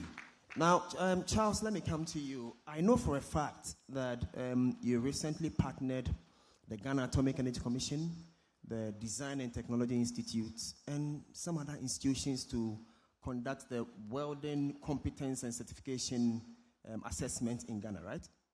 Yes. Can you tell us what the process is about and what you found? Yeah, absolutely. It's a complicated process. So this all started about a year ago. The Institute was contacted by the U.S. Department of State focusing on the first program. So they explained to us about the initiative to adopt small modular nuclear reactors in Ghana. And part of that process is vetting to make sure we've got the workforce capabilities to support those systems. So in June, we sent a team over, partnered with Constance at DTI, and conducted an assessment of 40 individuals. The majority of these individuals were already employed in industry as instructors. They were trained in a variety of ways, whether it's through TVETs or private institutions or on-the-job training. So our group was there they were doing 8 candidates a day. Those were rigorous days, about 9 hours a day. Each candidate was doing a series of assessments. They would do a test on shielded metal arc welding, gas metal arc welding, and gas tungsten arc welding. In addition to that, there was a general knowledge exam and then individual interviews. And what we were trying to gauge was just to set a baseline. It wasn't to say we needed to meet a certain level. It was to determine what is the baseline today and what do we need to do with that group to bring up their skill to support the SMNRs. All right, thank you very much. All right, so Mr. Wanika, you were on him with this. You want to add something? So I know some individuals have been sent outside for instructor training. What are they expected to come back to do? I think what Mr. Carpenter didn't add was that we had, out of the 40 selected candidates, 30 that came from public TVET institutions. And to add to what Doctor said, facilitators coming from technical institutions who do not know how to manage, even put on a machine. And so out of the 40 that were selected to go through this baseline assessment, all 30 of them did not make the exam. Out of the 10 that are going to the US on a trainer program, 5 came from DTI, so 5 of all our instructors made it. They are heading to Hobart next week, sponsorship from the US state government. And then the other 5 who made it were, workers from the industry. So they were practitioners. And so it then goes to the point about, competency-based training. But I'd also like to add on that our curriculum is also the first in Africa to be accredited to the American World in Society. And so the quality of the curriculum that we're using is, I think, what Hobart is also using. So it's not anything that was new to us. We also have invested heavily into assets. And so for us, right from the beginning, we knew that there was a gap. We were welding to international standards. And so it wasn't any surprising that our 5 made it to the final top 10. And then the other 5 were practitioners from industry. Thank you very much. This is very striking, the fact that instructors could not make it. So where do we position their students? All right, Mr. Cole, let me come back to you. So Africa is investing heavily at this point in infrastructure and industrialization, including clean energy. In your view, what must change in Africa's TVET space for them to become strategic enablers of national development rather than simply providing vocational education? Thank you. The first thing is that there should be a kind of connection between government policy, the economic policy, agriculture, education, name it. And then when that is done, as it were, you would have gotten the values that the society or your country wants to dwell on. For instance, now we're looking at nuclear energy because we need power. We need energy to power our industries. Now, having done that, the next thing will be to go into research and development. You try and do your needs assessment. Because for you to just come up there and start, fielding a program, it doesn't make sense. You may not really get what you want to get. But when you do a thorough needs assessment, you're looking at the needs of the society, you're looking at the individual's need, you're looking at the industry need, you're looking at everything holistically. Then you can now go on to your design. And at the point of design, you don't just sit on your desk and then you decide to, start developing a program or designing a program. It has to be such that the students, we have their representatives there. The parents will have their representatives there. The industries, the government, they will all have their representatives because whatever you're trying to design is for the good of the country. And so whatever you're going to do, if you do not take all these stakeholders into consideration, you may end up doing something that eventually will not give you what you want. And my sister here has talked about instructors not meeting up with the standard or the qualification needed for them. So for you to go into this, you don't just assume that because they are coming from the university setup or college of education that they have what it takes to, train these students or what have you. Therefore, you have to do what we call train the trainer. You have to train them. If you do not train them, do not blame them, please. Please don't. So you have to train them. My sister, I believe those instructors would have been given a kind of rudimentary training, because when you talk about assessment, you're talking about evaluation. For as long as everybody that is concerned is not on the same pedestrian, then whatever you're doing may not be said to be fair. So I can talk on and on and on, but I know that time is against me. Definitely. And so we can just leave it at that. Okay, so Dr. Adro, you want to add something to that? Yeah. Yes. The TVET discussion always generates interest. I agree with my colleague, Constance, on the issue of skills, particularly people who train the young people who want to hand over this future to. And for us, when you said Africa is investing in infrastructure,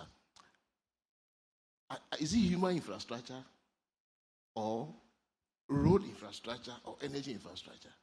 The question is, who is going to implement those policies? Are they not human beings? We need human resource in the first place. And we need skilled human resources to implement government policies. Here we are.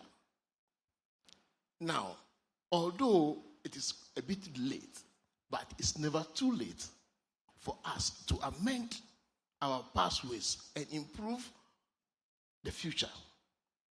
So, what we are doing for Africa, or for that matter, Ghana, to derive the required benefits of what it takes to invest in infrastructure is that now, the very people who are teaching the young people, when I came sometime last year, I look at the curriculum, I look at the calendar.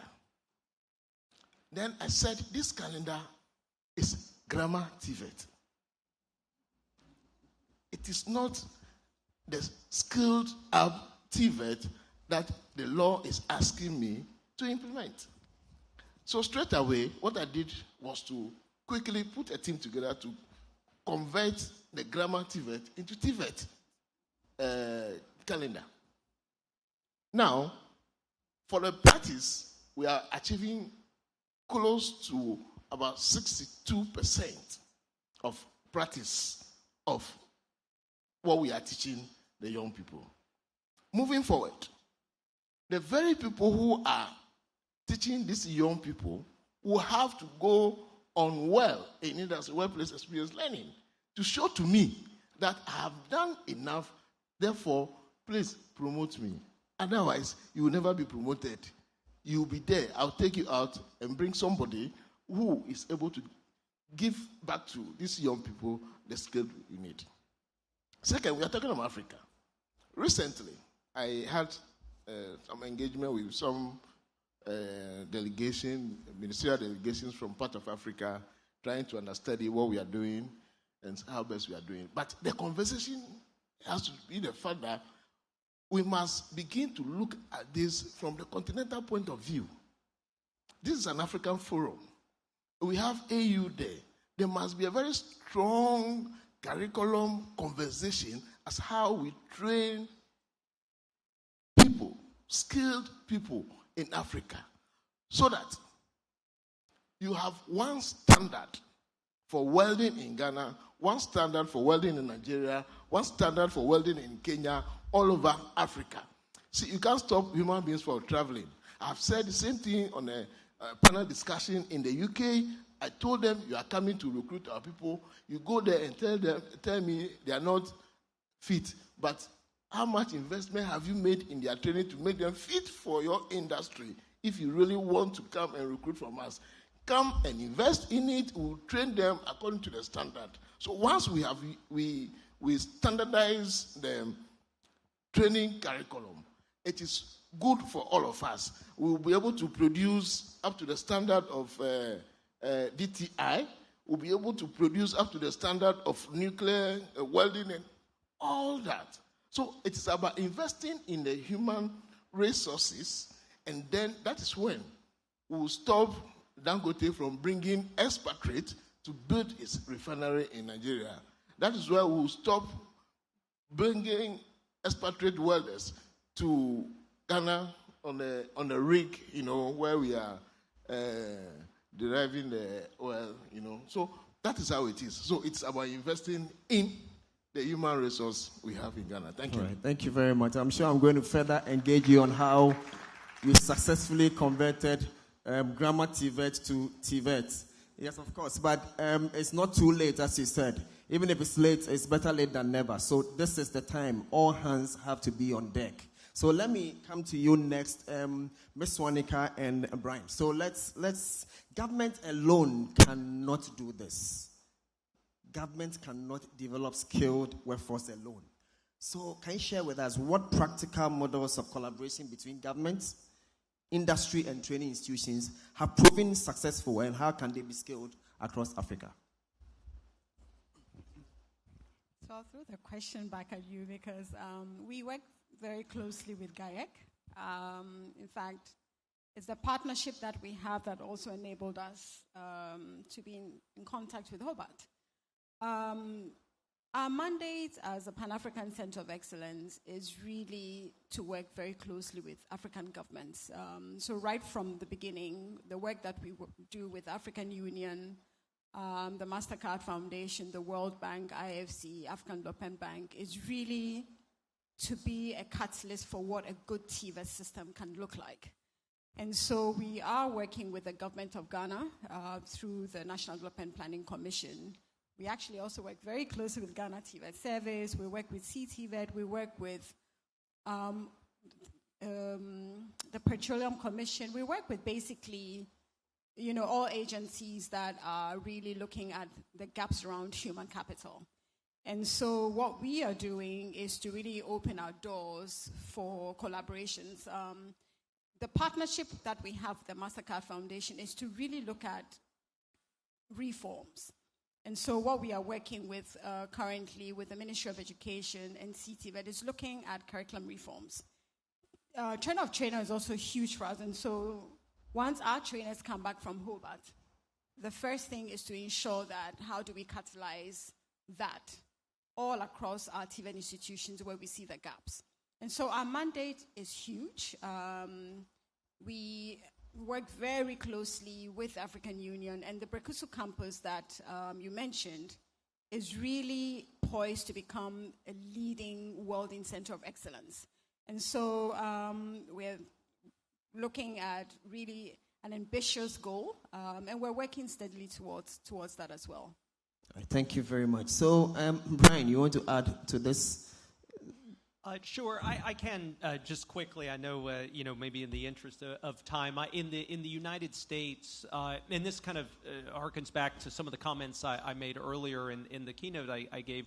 I talked about, kind of everyone working in partnership. In the United States, for example, relative to this kind of capacity building, when the National Lab, when Idaho National Lab has partnered with, regionally, a community college in the area, a university in the area, a state workforce development council in Idaho, along with industry, all of those partners coming together can then flesh out what exactly is the scope of the problem we're trying to tackle, and what role do each of us play in managing that. That way, every part of that partnership can feed into, what the other kind of designs to develop the system. That's been very successful in the U.S. Another one is, in fact, just a couple of weeks ago, Bechtel, a company called Bechtel, that does work all over the world, and the North American Building Trades Unions announced a partnership, a formal apprenticeship program, and that's just a wonderful partnership directly with industry, feeding industry's interest, but with industry telling, in this case, the trades union, this is what we need. This is where we've seen gaps in the workforce trades that we have on staff, and here's what you can do to help us develop that. So that sort of feedback loop has been very, very successful in the U.S. Again, we're not there yet. We need a lot more of that, but those are some underlying models that I think have been quite successful. All right, thank you very much. So quickly, Charles, let me come to you with this one. Technical education is often more expensive than the conventional academic education because of equipment, workshops, laboratories, etc. What sustainable financial models have proven effective in maintaining high-quality TVET institutions without compromising access? Yep, absolutely. So I'm going to piggyback off of what Brian said first. When you look at the models in the States, more recently you're seeing apprenticeship models. So you started with an ecosystem of employers, industry partners, educational institutions. A lot of those were pulled together through manufacturing associations or workforce development. Now, as demands for workers increase, we're seeing more and more apprenticeships take shape, where the employer isn't just giving you feedback on what the outcomes need to be adjusted to, but they're willing to have a little skin in the game and help those students get there, so they're offsetting that cost. Now, I think in addition to that, one thing to always consider when you're looking at vocational training is time, right? When you look at traditional academics, you're talking about a 2 to 4 year degree or more. That is a substantial investment. So you look at technical training or vocational, it's like, well, this is very expensive, but in Constance's case, in our own, a lot of those training modules or programs, they're 6 to 10 months long. They're not 4 years of time invested. So even though those students may need to pull a loan or may need some additional financial support, they can get to the workplace and get in a gainful career much, much sooner than a lot of other students can. All right, thank you very much. The conversation is getting more and more interesting, and as I indicated earlier, I'm very passionate about this topic, so we can go on and on, but because of time, we'll have to be coming to the end of this. But before we go, let me quickly ask, imagine we meet here again 10 years from today. How should success look like for TVET and skilled workforce development in Africa? So I begin with you, Mrs. Ekon.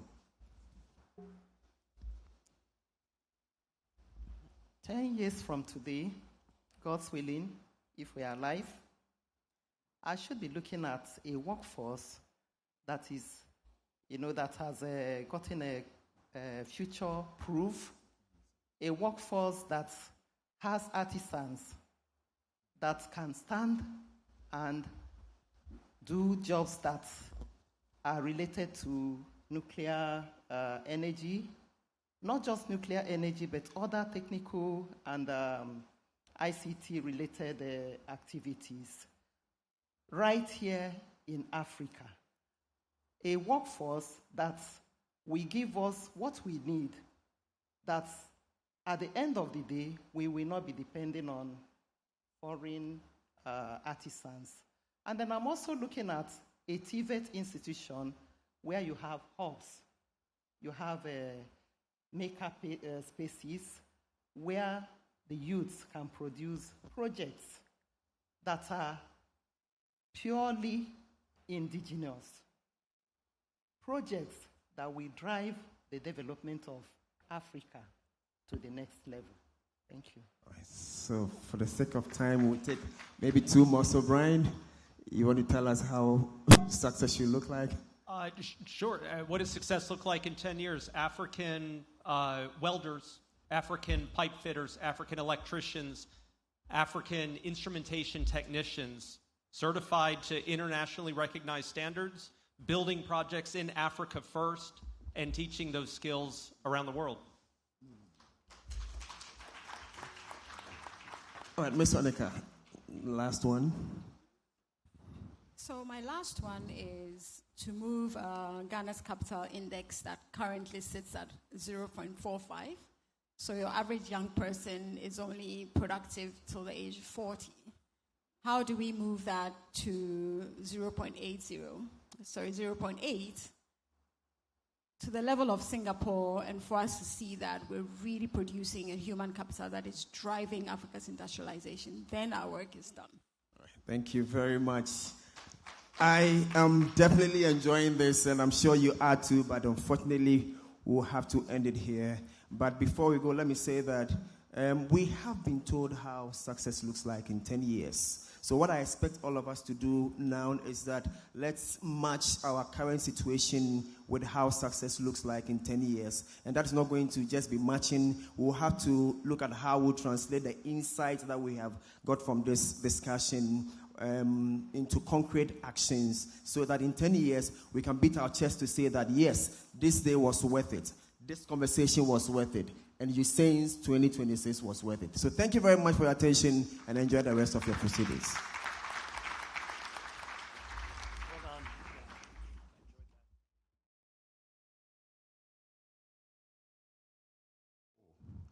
Thank you. The panelists. Two strong statements I picked up. If you do not train them, don't blame them. What it means is that if you don't train them, they will spoil things. So don't blame them. And then I'm told that grammar TVET can be converted to proper TVET. Great. Sadly, we cannot pick questions and answers because we've gone so much into our coffee break. So this is the time we can go. But we are reconvening here exactly at 4. So what it means is that you have 15 minutes for the coffee break instead of the 30 minutes. And please come back exactly at 4 o'clock. Thank you very much. Time for coffee break.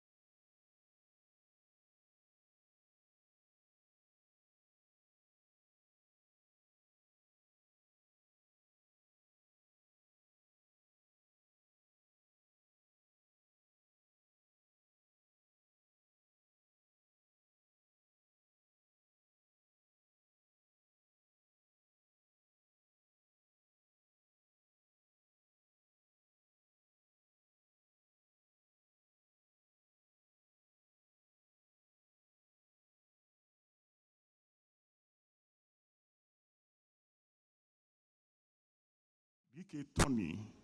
He's representing the High Commissioner of Nigeria in Ghana. Can we see you, please?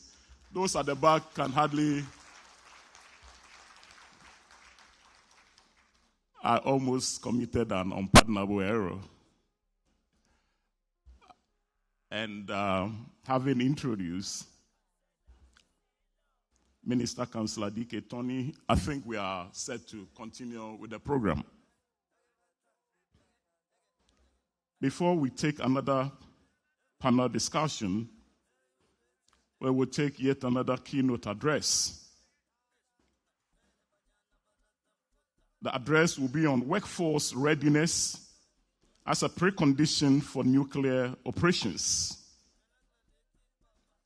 And the person to present this will be the President and the CEO of the United States Nuclear Industry Council and former Chief Operating Officer and Head of Agency at the U.S. Trade and Development Agency. Ladies and gentlemen, help me welcome Mr. Todd Abrajano. A bigger round of applause than this, I guess. Thank you.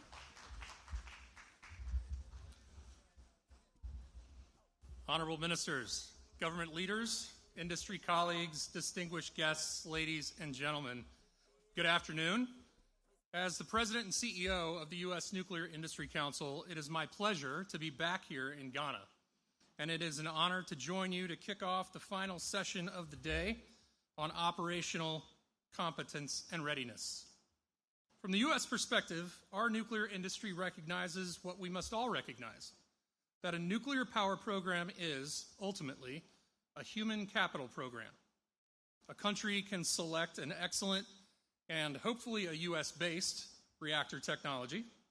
That country can secure financing, identify a suitable site, and establish a capable regulatory framework. But a nuclear facility cannot be constructed, commissioned, operated, maintained, and eventually decommissioned safely without a highly trained and deeply committed workforce. That workforce cannot be developed at the last minute.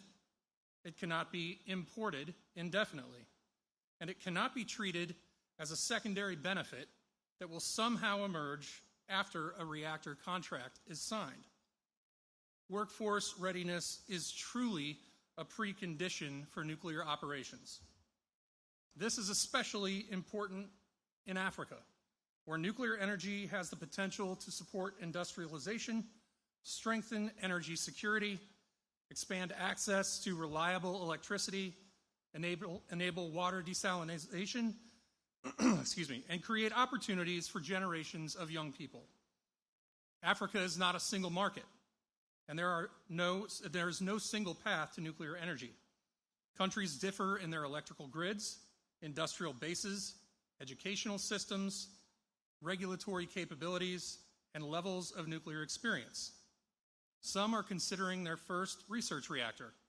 Some are evaluating large-scale nuclear power plants or small modular reactors. Others already possess significant nuclear expertise. Every national program must therefore be tailored to local circumstances. But in every case, workforce development must begin early, ideally years before construction begins. The first priority should be the skilled trades. Public discussions of nuclear energy often focus on scientists and engineers. They are essential, but so are welders, electricians, pipe fitters, machinists, construction supervisors, instrumentation and control technicians, radiation protection technicians, quality inspectors, and many other skilled professionals. These workers build nuclear facilities, maintain critical systems, inspect components, document compliance, and ensure that work is performed according to demanding nuclear quality standards. African countries should begin by mapping their existing industrial capabilities.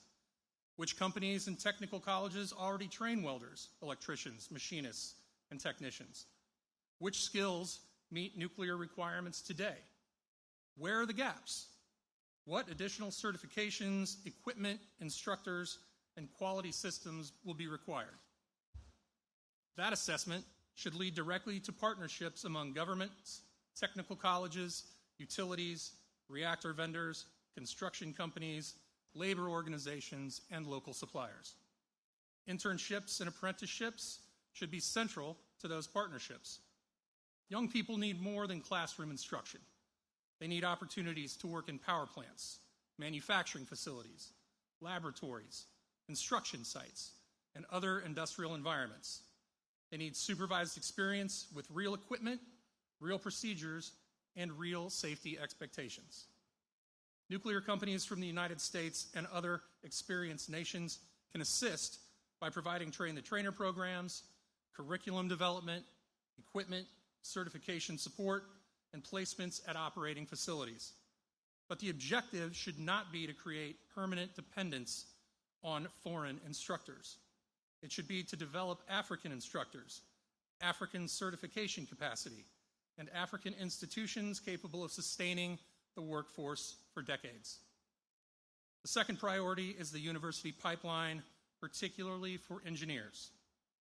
A successful nuclear program requires nuclear engineers, but it also requires electrical, mechanical, civil, chemical, materials, environmental, and systems engineers. It needs experts in cybersecurity, emergency preparedness, radiation science, project management, and human factors. Universities should therefore avoid treating nuclear education as an isolated specialty. Nuclear programs should be connected to the broader engineering, scientific, and industrial needs of the country. Where justified by national plans, universities should establish or expand nuclear engineering programs, but those programs must be aligned with actual employment opportunities. Students should understand whether they are being prepared for reactor operations, regulation, radiation protection, fuel cycle activities, research, medicine, construction, or another part of the nuclear enterprise. Research reactors and nuclear laboratories can play an important role by providing hands-on education. Where such facilities are not available domestically, regional partnerships can allow students from several countries to share access to specialized laboratories, simulators, and faculty expertise. Universities should also form direct partnerships with experienced international institutions. Joint degree programs, faculty exchanges, visiting professorships, collaborative research, and scholarships can accelerate the development of local expertise. However, those arrangements should be designed to address a challenge familiar to many countries. Talented students leave for an education abroad and then do not return. Scholarships should therefore be connected to meaningful career pathways at home. Graduates must see that they can build respected, well-compensated careers in their own countries and communities. Governments and industry should establish clear routes from education to employment, including internships, graduate trainee positions, research opportunities, and leadership development programs. The goal is not merely to educate individuals. It is to build enduring national institutions. The third priority is the education and qualification of plant operators. A nuclear operator is not trained in a few weeks or months. Operators must understand plant systems, reactor physics, operating procedures, emergency response, technical specifications, and the interactions among complex systems. They must also learn to work as a disciplined team under both normal and abnormal conditions. Operator training should begin well before the fuel arrives at the site. Modern, full-scope control room simulators are indispensable. They allow operators to practice routine operations and experience rare events that cannot safely be reproduced in an actual plant. Simulator training also develops communication, teamwork, decision-making, and command discipline. The selected reactor technology will shape the specific curriculum, but operator education should not be limited to learning how just to manipulate controls. Operators must understand why systems behave as they do, They must recognize the assumptions behind procedures, identify expected conditions, unexpected conditions, and know when to ask questions or escalate concerns. And this brings us to perhaps the most important element of workforce readiness, nuclear safety culture. Safety culture cannot be purchased from a vendor or inserted into a training manual. It must become part of the daily behavior of everyone involved, from cabinet ministers and utility executives to control room operators, maintenance technicians, contractors, and security personnel. A strong nuclear safety culture rewards transparency. It encourages workers to report mistakes and near misses. It protects employees who raise legitimate concerns. It resists political or commercial pressure to take shortcuts. And it treats lessons learned at one facility as valuable information for the entire global industry. Leaders that set culture and senior officials place scheduler cost above safety, the workforce will receive the message. If leaders demonstrate that safety, quality, and professional integrity are non-negotiable, that message will also travel through the organization. This is an area where experienced nuclear nations, including the United States, have an important responsibility. Our role should be to serve as partners, not simply as exporters of technology. We should support African countries in evaluating workforce needs, strengthening educational institutions, training regulators, qualifying suppliers, developing instructors, and establishing programs that will endure throughout the facility's operating life. At the same time, those of us from the United States must approach these partnerships with humility. African countries already possess talented engineers, technicians, scientists, educators, and entrepreneurs. The objective is not to recreate the American system in every country. It is to share experience, avoid repeating past mistakes, and help each country build a workforce model suited to its own institutions and ambitions. And regional cooperation can multiply those benefits. Not every country needs to develop every capability independently.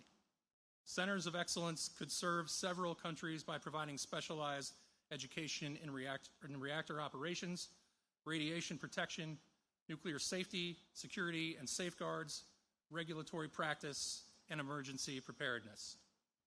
Universities could share faculty and laboratory resources. Regulators could participate in joint training. Utilities could exchange personnel. Countries pursuing similar reactor technologies could coordinate training and supplier qualification. Regional approaches would also reduce costs, expand the pool of expertise, and create a more mobile and resistant African nuclear workforce. We should also remember that workforce development is not limited to technical personnel. Nuclear programs need capable regulators, lawyers, financial experts, communicators, emergency responders, security professionals, procurement specialists, and supportive public officials. These individuals must understand the distinctive obligations of nuclear energy. Their decisions will influence public confidence just as surely as the performance of a reactor operator. Globally, we must also ensure that women in historically underrepresented communities have full access to these opportunities. Africa possesses an enormous pool of young talent. Nuclear programs should draw upon all of it. The measure of success should not simply be how many people complete a training course. It should be whether a country has the right number of qualified people in the right positions at the right time, and whether it has the institutions to train the next generation. That requires long-term planning. A nuclear facility may operate for 60, 80, or even 100 years. The students entering technical colleges and universities today may eventually train successors who have not even been born yet. This is why workforce investment should begin before a final technology decision is made. Early action is not wasted, even if a project schedule changes. The capabilities developed for nuclear energy, precision manufacturing, quality assurance, advanced engineering, cybersecurity, project management, and safety leadership will strengthen the wider economy. Nuclear workforce development is therefore more than preparation for a power plant. It is an investment in national industrial capacity. The African nuclear future should not be defined simply by reactors built on African soil. It should be defined by African engineers designing systems, African technicians manufacturing components, African operators running plants, African regulators providing independent oversight, African universities conducting advanced research, and African companies competing throughout the global nuclear supply chain. The United States and its nuclear industry is prepared to help. We can offer technology, training, operating experience, university partnerships, internships, apprenticeships, and access to a broad network of national laboratories and industrial expertise. But the most successful partnership will be one in which African countries increasingly possess the ability to educate, qualify, employ, and lead their own nuclear workforces. If workforce planning begins only after construction starts, it's already too late. If it begins when national policy is being developed, when technology options are being assessed, and when partnerships are being formed, it can become one of the greatest strengths of the program. Therefore, I encourage you to treat workforce readiness not as a supporting activity, but as a foundational infrastructure.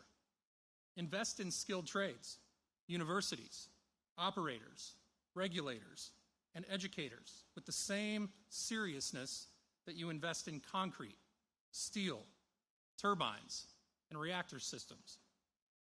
Today, I have outlined dozens of specific examples of how individuals can fit into the extremely broad nature of a country's civil nuclear energy ecosystem. And that is critically important to recognize.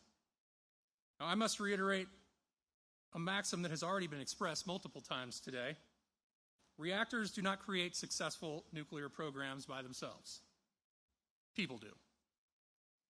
And by investing in those people today, African nations can build nuclear programs that are safe, secure, locally anchored, and capable of delivering reliable energy and economic opportunity for generations to come. Many speakers today have also mentioned that Ghana is ready, and the United States appreciates the successful partnership that we have had here in Ghana.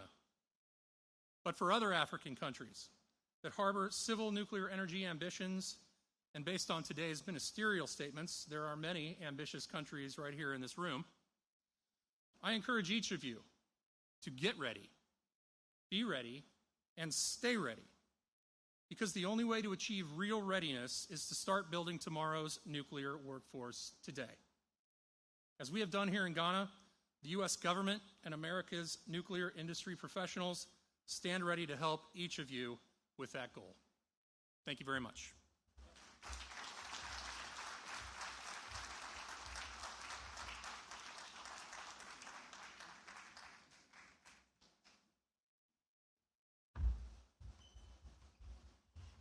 Very powerful speech there.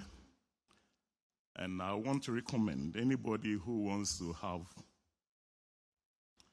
an occupation in nuclear space to go look for the copy of this speech and read, even before you start the journey.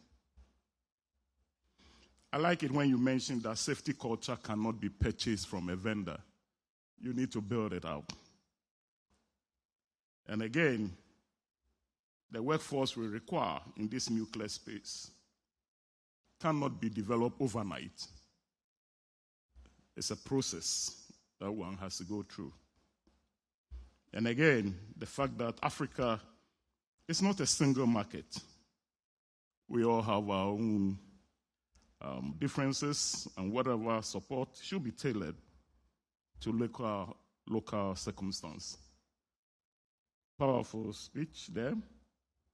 And again, highly recommended to be read by all. Next, we're going to have our panel discussion. And Before then, I've been asked to remind you again that the ticket for the gala dinner tonight is available behind the decks at the back there. So when all is said and done here, you pick your ticket so you can be allowed to join. Having said that, I want to introduce the moderator for our next panel discussion, which will be talking about achieving operational and technical readiness of the nuclear workforce. The moderator for this session happens to be the Director, Division of Oversight and Compliance Program at the U.S. Nuclear Regulatory Commission. And he's in the person of Mr. Shaka Walker. It's Mr. Shaka Walker. Yeah, there he comes. Oh, okay. Let's give him a big round of applause. And the panelists will include the Executive Director, Nuclear Power Ghana, Dr. Stephen Yamwa.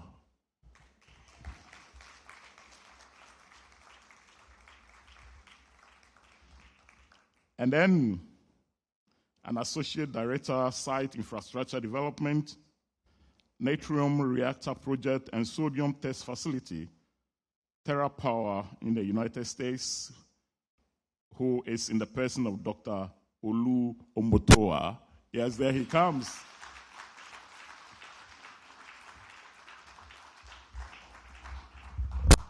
This is a smaller panel discussion. Okay, so over to you, Mr. Moderator. It might be small, but it's mighty. Good afternoon, everyone. I've been looking forward to this panel all day. It's been building up throughout the day through the remarks that we've heard coming up to this session, because it's critical to talk about this. Oh, we actually do have a fire for our fireside chat. There's over 70 years, close to 70 years of nuclear experience up here on this stage right now. So we're planning to really deep dive into how to prepare for operational readiness. In my 26 years in the industry, we've heard it today, I've seen people are the key to unlocking the potential nuclear power. They can be the key or they can be the lock. And I think it was Mr. Ansah that said it earlier that plants generate power, but people generate progress. And so that's where we're going to really deep dive into. And we heard Mr. Abrajano, thank you for your remarks today. They were very powerful remarks. Because you can finance a plant, you can build a plant, you can operate, but you can't safely operate the plant without those people. And so I wanted to start with you, Dr. Yamoa. Let's start with the foundation, okay? We're going to just see what it really takes to put out a competent, ready workforce and keeping them ready for reactors. And so as Executive Director for Nuclear Power Ghana, you're in charge of bringing the first nuclear power to the country. But for a country without an existing fleet or reference simulator, standing up licensed operators is could be one of the hardest hurdles. And that's a perspective that operator licensing could impose months of potential multi-year training. And I was going to use the word pipeline, but I think it was earlier they said we're going to go from pipelines to pathways. So developing a pathway for these operators could be a challenge, often creating somewhat of a bottleneck. I've read recently a report from WANO, the World Association of Nuclear Operators. They had a roadmap to operational readiness report, and it stresses the use of a full scope simulator training and control room teamwork that is going to be key to building and sustaining the life of a plant. You've benefited, Ghana has benefited from building support through initiatives like the U.S. Department of State's FIRST program, the Department of Energy and bringing the Regional Energy Training Center here to Ghana, the first ever. With those types of initiatives, how are you approaching operator training, simulator access, and crew development in order to build this pathway for readiness? Yeah, thank you very much. And good afternoon to you all. So yes, becoming ready as a competent operator is challenging, but it's not something that cannot be done. It's all about planning and timing, being focused. But I look at it from two perspectives. One through the educational pathway, and also the other through the on-the-job training pathway. The educational pathway, Ghana, we have had very good institutions. We have the School of Nuclear and Allied Sciences that has trained a lot of people, including myself sitting here, and my colleagues at GAIEC and some at NPG and the regulatory authority. So we have a very good foundation in terms of the educational pathway.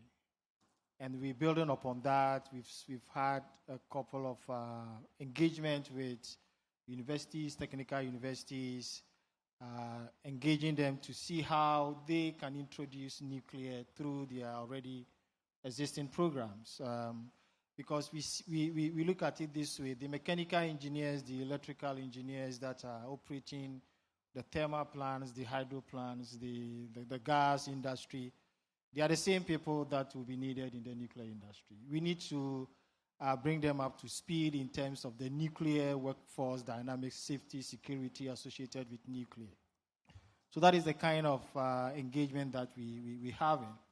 And of course, the simulator that we have is something that is really in the right direction, that to provide us with a good foundation in terms of building general competency, giving a feel in terms of how a nuclear control room looks like, and being able to understand the various technicalities when it comes to nuclear operation. The part that we have to do a lot more investment in is respect to on-the-job training. Mm-hmm. And we are approaching that from various angles in terms of international collaborations, institutional collaborations. Of course, US has been a very good partner. NPG, we've had collaboration ongoing or discussion ongoing with Romanian Nuclear Electrical Organization. I've had discussions with Hungary.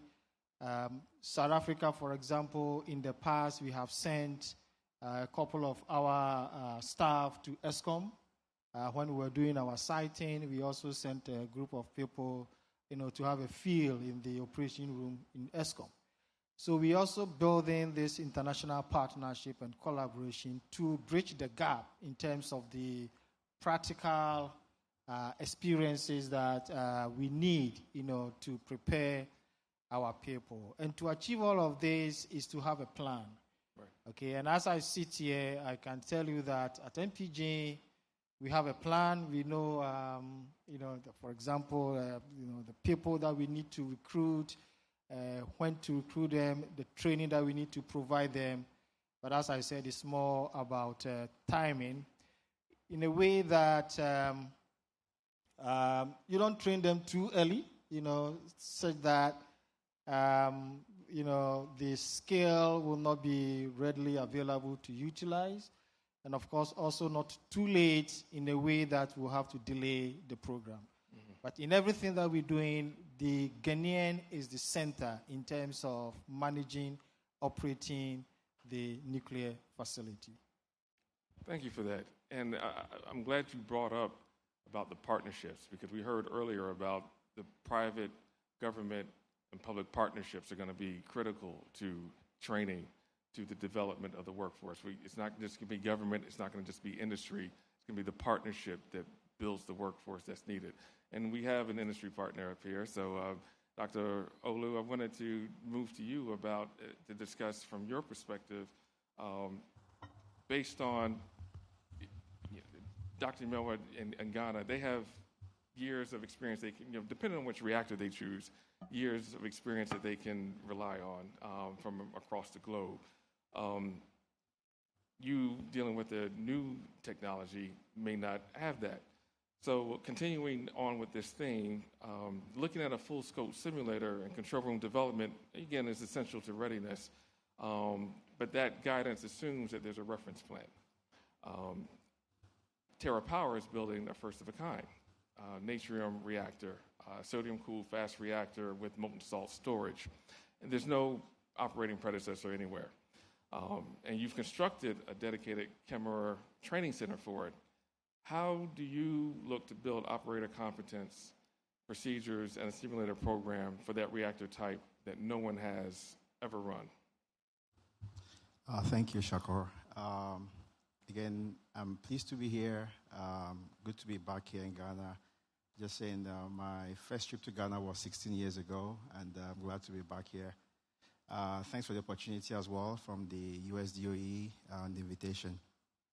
To your question, Shakur, I think, let's go back in time, right? So I think I will actually challenge that assumption about the first of a kind and no experience. So the US, I know Brian can attest to this as well, right? So there are a lot of operational experience about fast-cooled reactors in the US, right? So the EBR-2 reactor back in Idaho. So the US had done a lot of work for decades on fast-cooled reactors.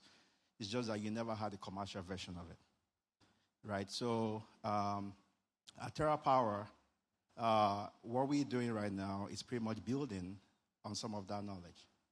So we're working in close partnership with the DOE. Announced and did the groundbreaking on a 30,000 square foot test facility, right? So we call it the Sodium Test and Field Facility.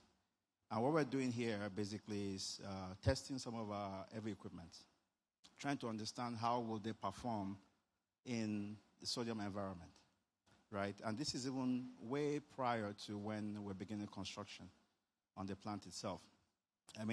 I came here straight from the job site, and that test facility is standing right now. We're working on the internals during the winter months. In addition to that, August last year, we did announce the groundbreaking on the training facility. So we call the Kemmerer Training Center. And so just one quick one, for those of you that are not familiar with the natrium reactor, this is again, TerraPower is a private company in the US. We're building a 500 megawatt sodium fast-cooled reactor in Kemmerer, Wyoming. And I can draw a lot of similarities to, a new build, right, in Africa.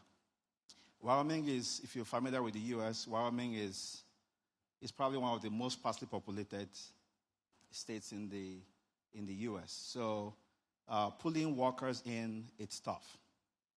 But in this training center, what we'll be doing is, training center is going to be housing in our simulator. We began construction, but prior to that, the building is not ready, but we started training, right? We started training way before we began construction. So what we're trying to do with that building is to put everything on that shelter. So training is ongoing for operators, not just one shift, not just two shifts, right? So I think in the context of Africa, I draw a lot of similarities here. I do agree with, there are a lot of lessons learned from prior sessions, earlier today. And I think, first of a kind does not mean first of a kind principles for safe operation, right? So there's prior knowledge, but again, the reasons why it's good to start learning early, building that competence early, is let the operators get familiar with the plant. We are getting a lot of operators from existing light water reactor, plants in the US. Many of them are not familiar with, sodium fast-cooled reactor. The physics is easy to understand, right? So make them feel comfortable. As Todd mentioned earlier, again, it's not something you start, you don't start doing this when you're building the plant. I think you start building it way ahead of time. And so I think, again, to your question, we are on track. We've started training already. We broke ground for the construction of the plant itself earlier this year, where again our training began, about 2-3 years ago for operators. And we're learning a lot on, I think, the national labs. So, some of those digitized work processes that INL is working on, some of the things that we're doing. When I joined TerraPower 10 years ago, there were a lot of folks from the national labs that were with the company. And again, I joined the nuclear industry during the early days of the NGMP, right? That was the nuclear renaissance, right? That's when that was the buzzword. But many of the folks I was working with were from the national labs. People that they have tribal knowledge from, the days of the FFTF. Learning from them is very important. I would say in the context of the African continent, that tribal knowledge, we need to convert it to institutional knowledge. So let's start documenting things, right? Those discussions, you have mentors and mentees. When you sit down with them, learn from them, document it. Don't let it just sit in the head. Thank you for that, Dr. Ole. You brought up a lot of good points, particularly for countries here that will be operating new designs, that a lot of the designs might be new, but the technology has operating experience. It's not maybe a first of a kind, but the first of a kind in an operational scenario. To your point about the training, you said you've been training for a while. What gives you confidence that what your staff are going through in training now will be what the plant looks like when it's finished being built? So I think that's where the simulator comes in, right? Simulator becomes a very critical component to this. You have a model of the plant, right? You get to understand the physics. You get to understand how the plant will behave under normal and abnormal conditions. Todd mentioned about the emergency response. Mm-hmm. So you create different scenarios, and as you're doing those, you're documenting them. I cannot overemphasize the importance of documentation. That's the only way you can repeat this in the next plant. Can you imagine building a second plant, third plant, and you're starting over again all the time? It's not sustainable. Right. So the simulator becomes very critical, right? We have a simulator. We've actually been doing simulator training in the office for years. So as more information becomes available, we make sure we get to model and be able to do repeatability of those scenarios. Basically, it's one thing physics teaches us, right? We'll build those models in and make sure that the operators that are coming in are familiar with it. Okay, thank you for that. Yes, please. Okay, just wanted to touch on, my earlier submission in terms of workforce readiness. And I must say, honestly, having worked with my colleagues from MPI, NRA, and PG, we have the people, we have the people that we just have to provide the right training at the right time, and they will be ready, of course. To scale it up, nuclear, you are not just training people to operate a power plant, but you're training people with safety consciousness. Yes. And that is the level that we're looking at in terms of training. So we have the manpower that, we can call upon for training and equip them with the skills and then the discipline that is needed in the nuclear industry. That's good. Because two things. One, documentation is easy because that's how you institutionalize that knowledge. And then secondly, training them with not only the skills, but the safety culture. And we'll get into safety culture. And as Mr. Abrajano shared, that you can't buy it. You can't buy it from a vendor. You can't get it off the shelf. It's going to have to be something that's instilled into the staff, instilled in that workforce. So let's kind of move to some of those trades and the specialized functions that we've been talking about, the people that will be keeping the plant running safely, the skilled trades, the specialists we've been speaking about today. So, Stephen, for the from the trades to a specialized safety function, every program has to be stood up from scratch for you. If I understand, Ghana is weighing both large and small modular reactors, and will lean heavily, perhaps, on vendor and international support in this first time. I read something from the IAEA on decision-making for sustaining operational excellence in nuclear power plant operating organizations. It was a report they had. And it places knowledge management, what we were just speaking to, at the center of long-term performance. As you stand up specialized functions for the first time, for instance, radiation protection or emergency preparedness, how do you transfer knowledge from foreign partners that we've been speaking about into a durable, indigenous Ghanaian workforce so that decades from now, the country, you have the expertise, you own it, and here?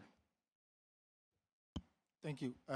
So first of all, the issue of large SMR thing, I think very soon there will be a clear pathway in terms of which direction that we go in. So, but of course, whether it's large or SMR in terms of knowledge retention, knowledge transfer, there's no distinction between that. For us, knowledge management, knowledge transfer is not an afterthought. It's part of our program development.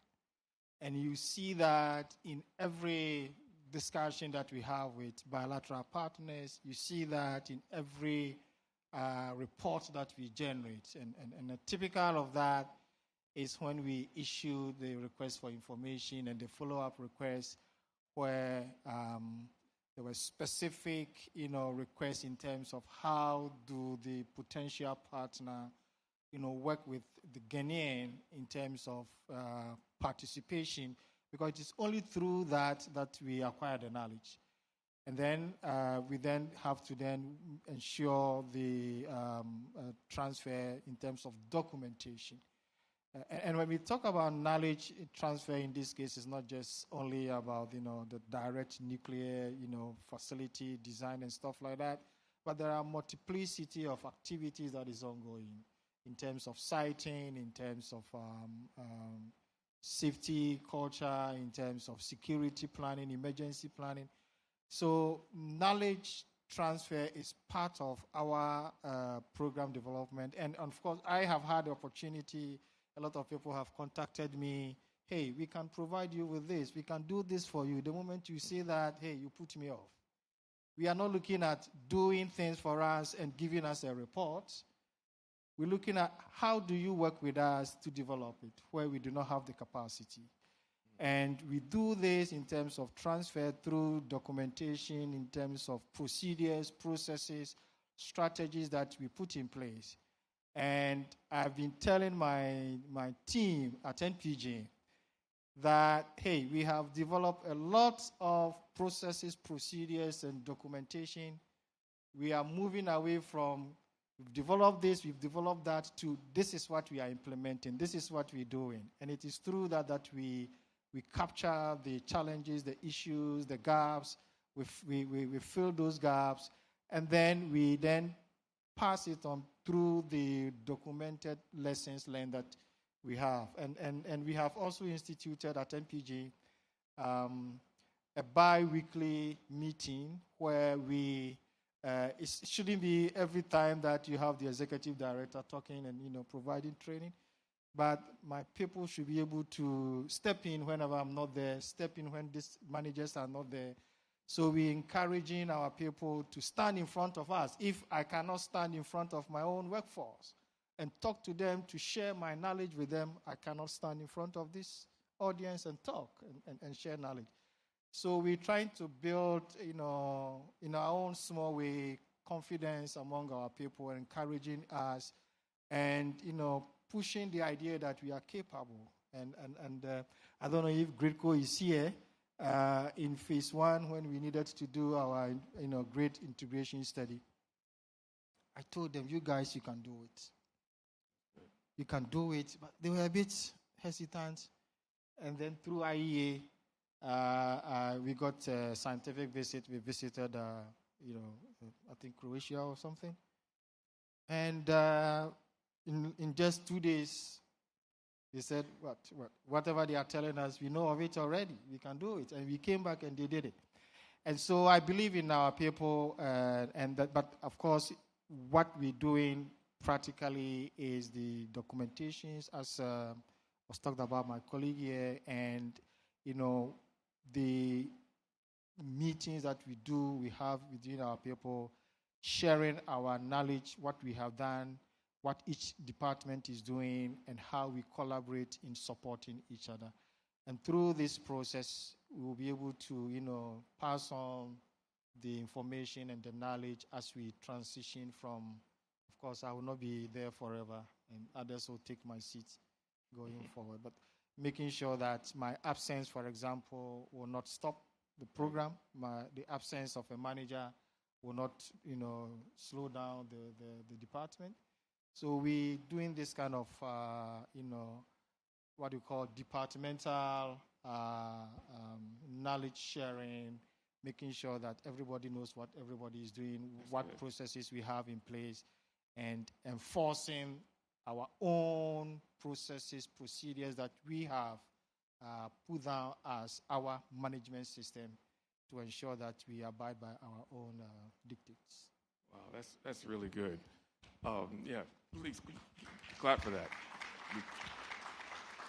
There was a lot in there. I mean, not only the documentation, but again, having a corrective action process. To look, as Brian Smith talked about, learning from our failures, not being afraid, and then setting yourself up for success by not being, well, I'm the director, I need to know all this information, and I don't need to be able to share it. To speak transparently and build up the workforce behind you, so that I don't want to be the cog in the wheel. I want to be able to, if I'm not there, if I'm not there and the job doesn't get done, I have failed as a leader. I need to be able to, if I'm not there, the job continues to move on. The process continues to move on. So thank you for that, Dr. Stephen. Olu, you have a different perspective because your workforce is potentially right next door at the retiring coal plant and in Kemmerer. Because right now you sit right next to the retiring coal plant, and much of the workforce is expected to come from that existing energy base. I read something from the U.S. National Center of Energy Analytics, and it notes that skilled trades are nominally transferable from other sectors. But NQA1, which is the Nuclear Quality Code requirements, can be a real constraint, perhaps, and points to how maybe regional apprenticeships or consortia can close that gap. How are you considering converting the coal and industrial workers into the qualified nuclear workforce? And what's the playbook for many countries that may want to move an existing energy workforce into nuclear? Thank you. Before I answer that question, Shakor, I think I want to add a little bit to what Stephen said about you mentioned corrective action programs, right? I want to say it's critical to document your failures. It's critical to document the things that didn't work. It's critical to document the mistakes that you made and the successes. Again, I was born in Nigeria, so I'm from the continent. And I think I say this because I think culture plays a role here. Right? Culture plays a role here. And again, no offense, but I think for our leaders, I'm really happy to hear you say that, Stephen. Because for the leaders in the room, there's the culture of, the younger ones not wanting to challenge or not wanting to make the leader look bad if you document some of these things. I think we need to change that. In the nuclear industry, I would say that's not acceptable. It's not acceptable. So I think, we all learn, right? Nobody runs through life with all successes all the way through. It's not possible. Right. Yeah, you can own it, you can deny it, you have failures at one point in time or the other. So that's just my plug on that one. I hope that's accepted. That's a good plug. To answer your question about Natrium, Natrium. One thing I didn't mention in my answering my first question is the Natrium reactor is a partnership with the Department of Energy in the U.S. So it's a 50-50 cost share with the U.S. DOE. Yes, we're building right next to what we call the Norton Power Plant. So it's a coal plant, 750 megawatt coal plant, scheduled for retirement in Kemmerer, Wyoming. I'll tell you this, that Wyoming is coal country, right? Wyoming is coal country. They've got a lot of coal plants in there. But you know what? When we got into that community, one is we didn't go into the community to say, hey, we're not replacing coal, right? And I'll tell you this for now, that, we have, so far right now, we have a lot of workers at the coal plant, at the Natrium site that are from the coal plant. We had workers from the Trona mines. If you don't know, Trona, basically, if you're familiar with baking soda, soda ash, the Trona mines in Wyoming account for about 90% of soda ash in the U.S., right? So it's a big mining industry.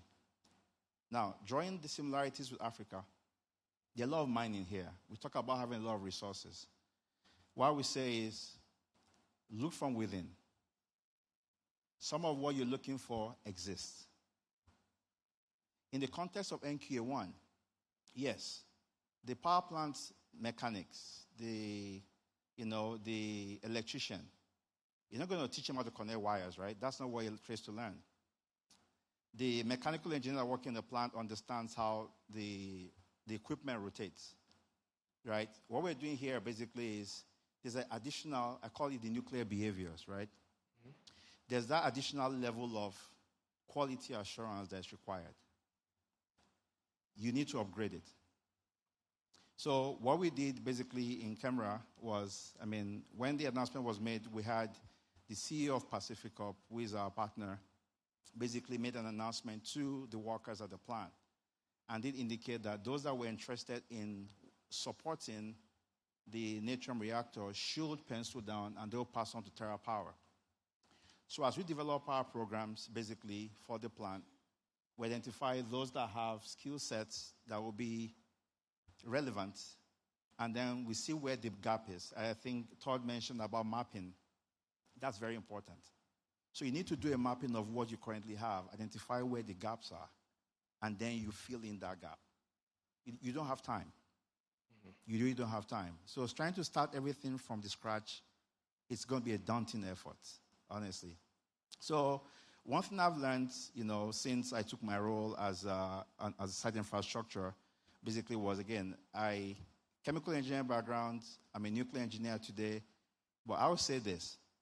I didn't quite understand or know how much of a need there existed for folks on the construction site. Mm-hmm. Today we battle with, I think Todd touched on that earlier, we battle with electricians, pipe fitters, welders. We are bringing people from out of state to do work.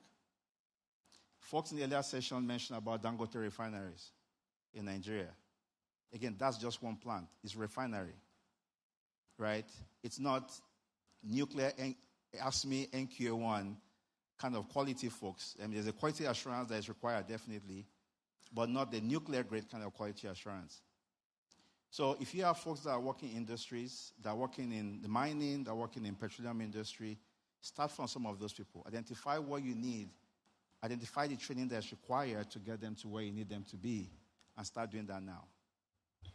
Thank you for that. You mentioned something about filling the gap, and I just wanted to double back to what you had said, Dr. Yamoa, about when you're filling that gap. I thought it was key, too. When you're filling that gap, not just looking at someone and say, give me the report, looking to say, this is a gap, show me how to fill it, so then you can institutionalize that kind of knowledge and, again, building that indigenous workforce. You mentioned Norton. When you're looking at the workforce and the skills, is there a line that is drawn that when you say no, these skills just really won't transfer, or there's nothing I can really do with that? Or is it like because we talked about it, you're looking for lawyers, you're looking for just all types of skills and trades that fit into the nuclear. Do you look at that workforce and say, depending on the person, of course, that skill set we can translate somehow into the nuclear workforce?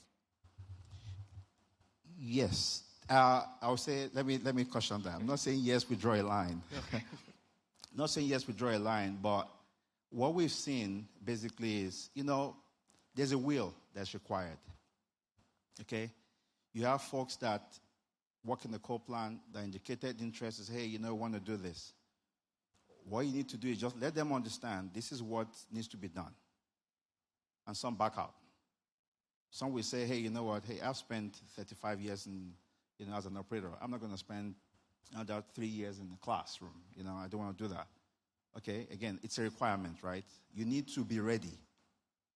So if you're not ready for that, people like that, definitely, that's not the role for them. So that becomes an easy way to take it out. There was an earlier panel session about people having classes and people failing classes. Again, it's a requirement, right?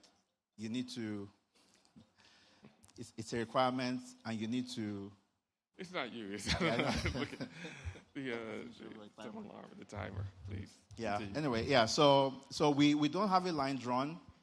Again, I'm not sure. Is that second part? What's the second part of the question?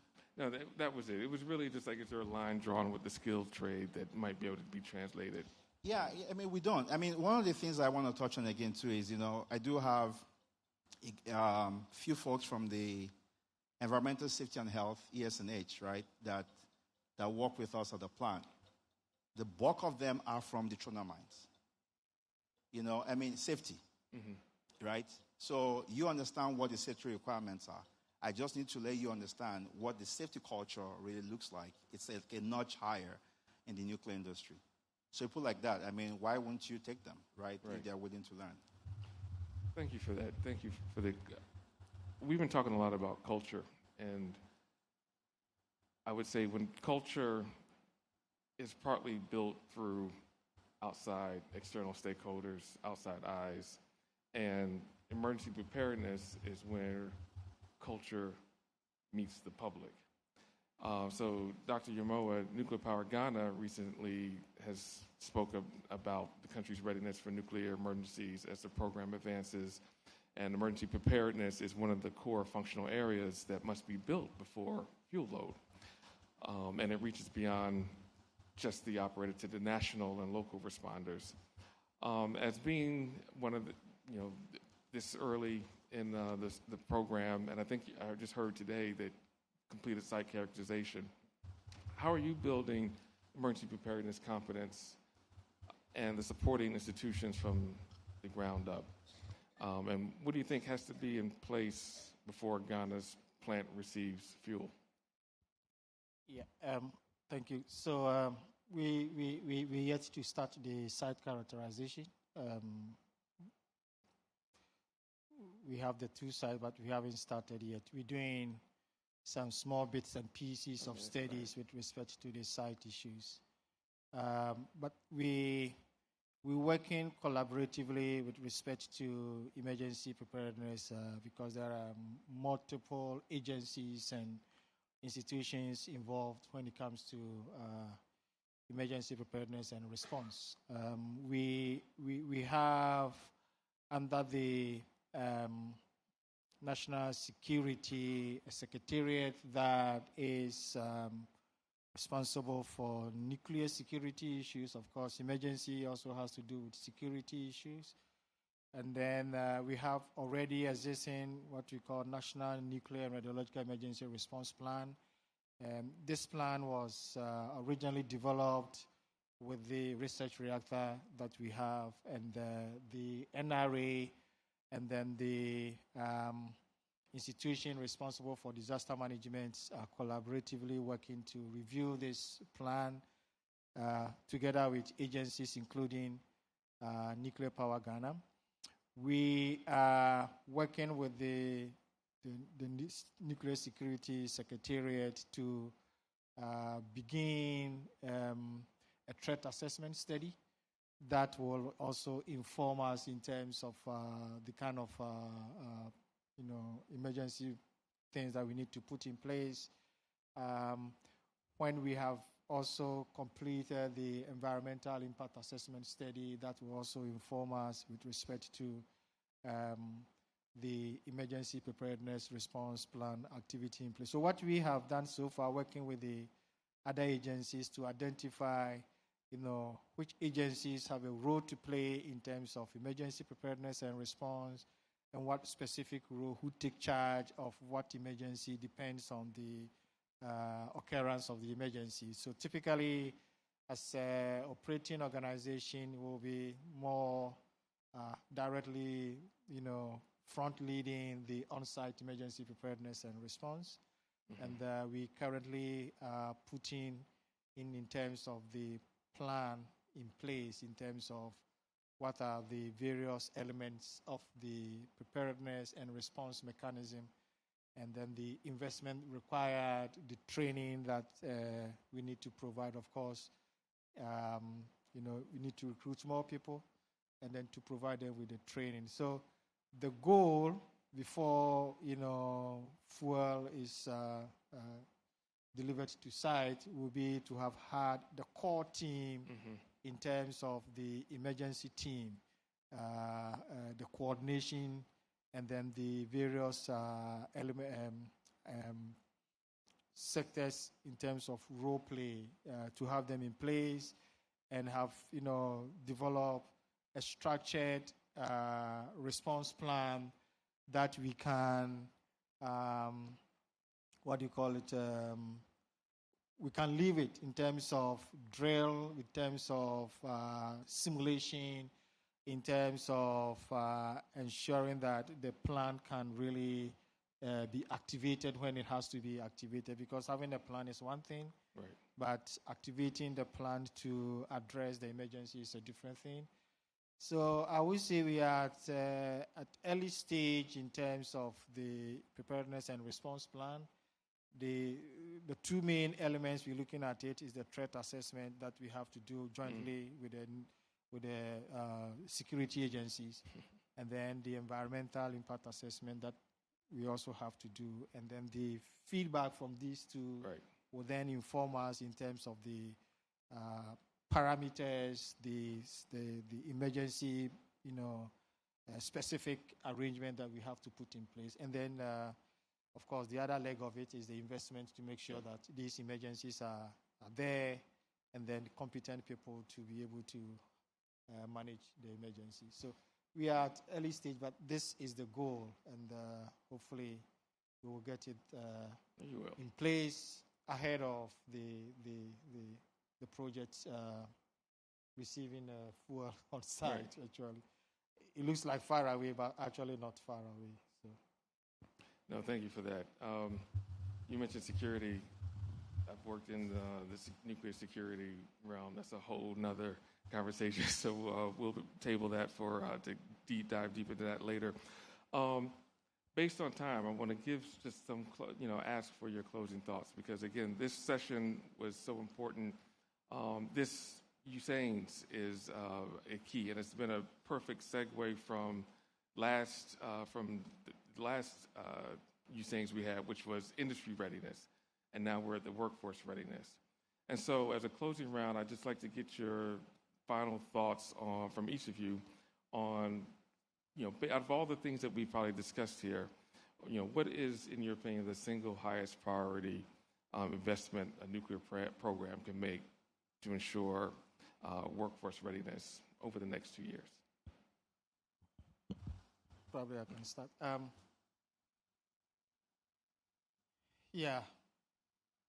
We need to, we're looking at it in terms of sustainability, because our ability to sustain our program will depend on, the kind of training that we can provide to our people, to be able to take up the challenge as we move forward.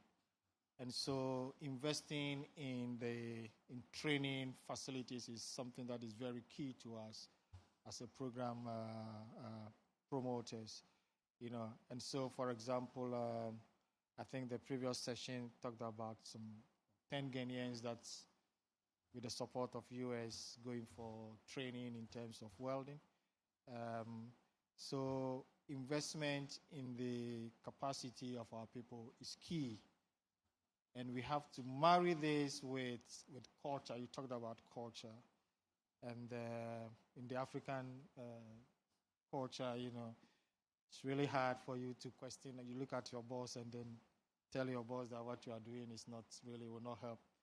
And so, at least in our own small way, we try to encourage people. So I always encourage people to feel free to come to me, but I don't want also to bypass the protocols. You don't leave your manager when you have to escalate things to your manager before probably it comes to me. But I encourage people to share ideas so that, and then be able to, technically and practically, correct each other.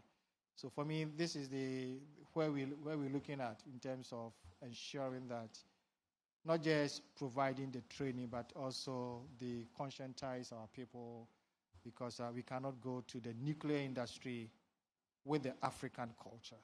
We need to go with the nuclear culture. And I think that year has come out with not just safety culture, it's a culture for safety.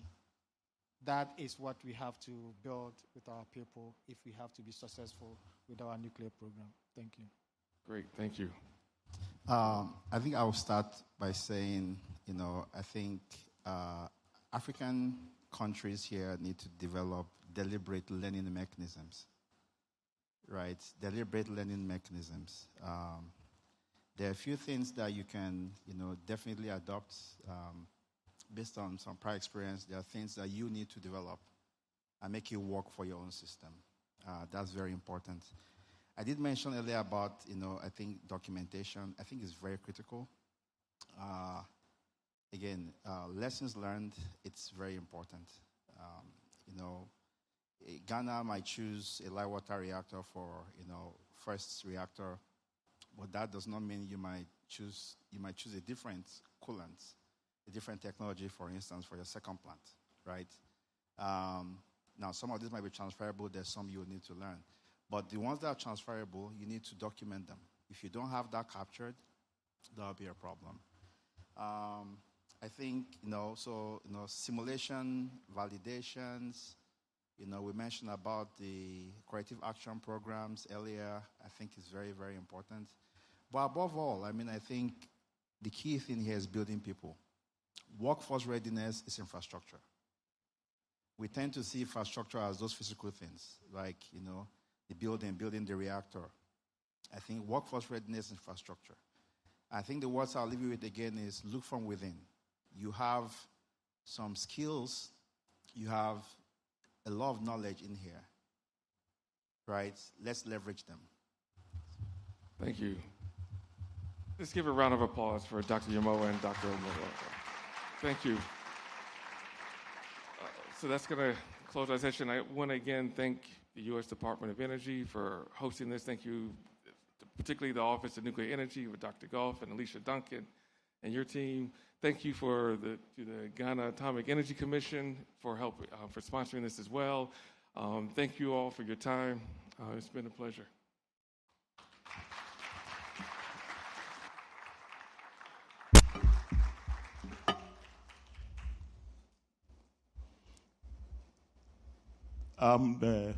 You may have to stay for some photographs.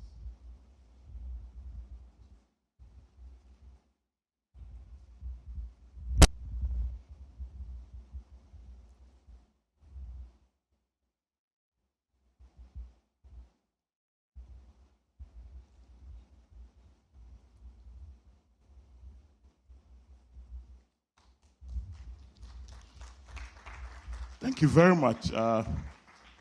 Shaka, before you go, I have a disclaimer. The timer that went off, I have no hand in it. Thank you all. A couple of announcements. Once again, I want to remind you that for the gala dinner, you need to go backstage to pick your ticket. All the people who travel within Africa, please go there for your ticket. And then again, here you should remember to bring your tags tomorrow. We will have to scan them again before you be allowed in. So don't leave your tag behind. Tomorrow, bring them.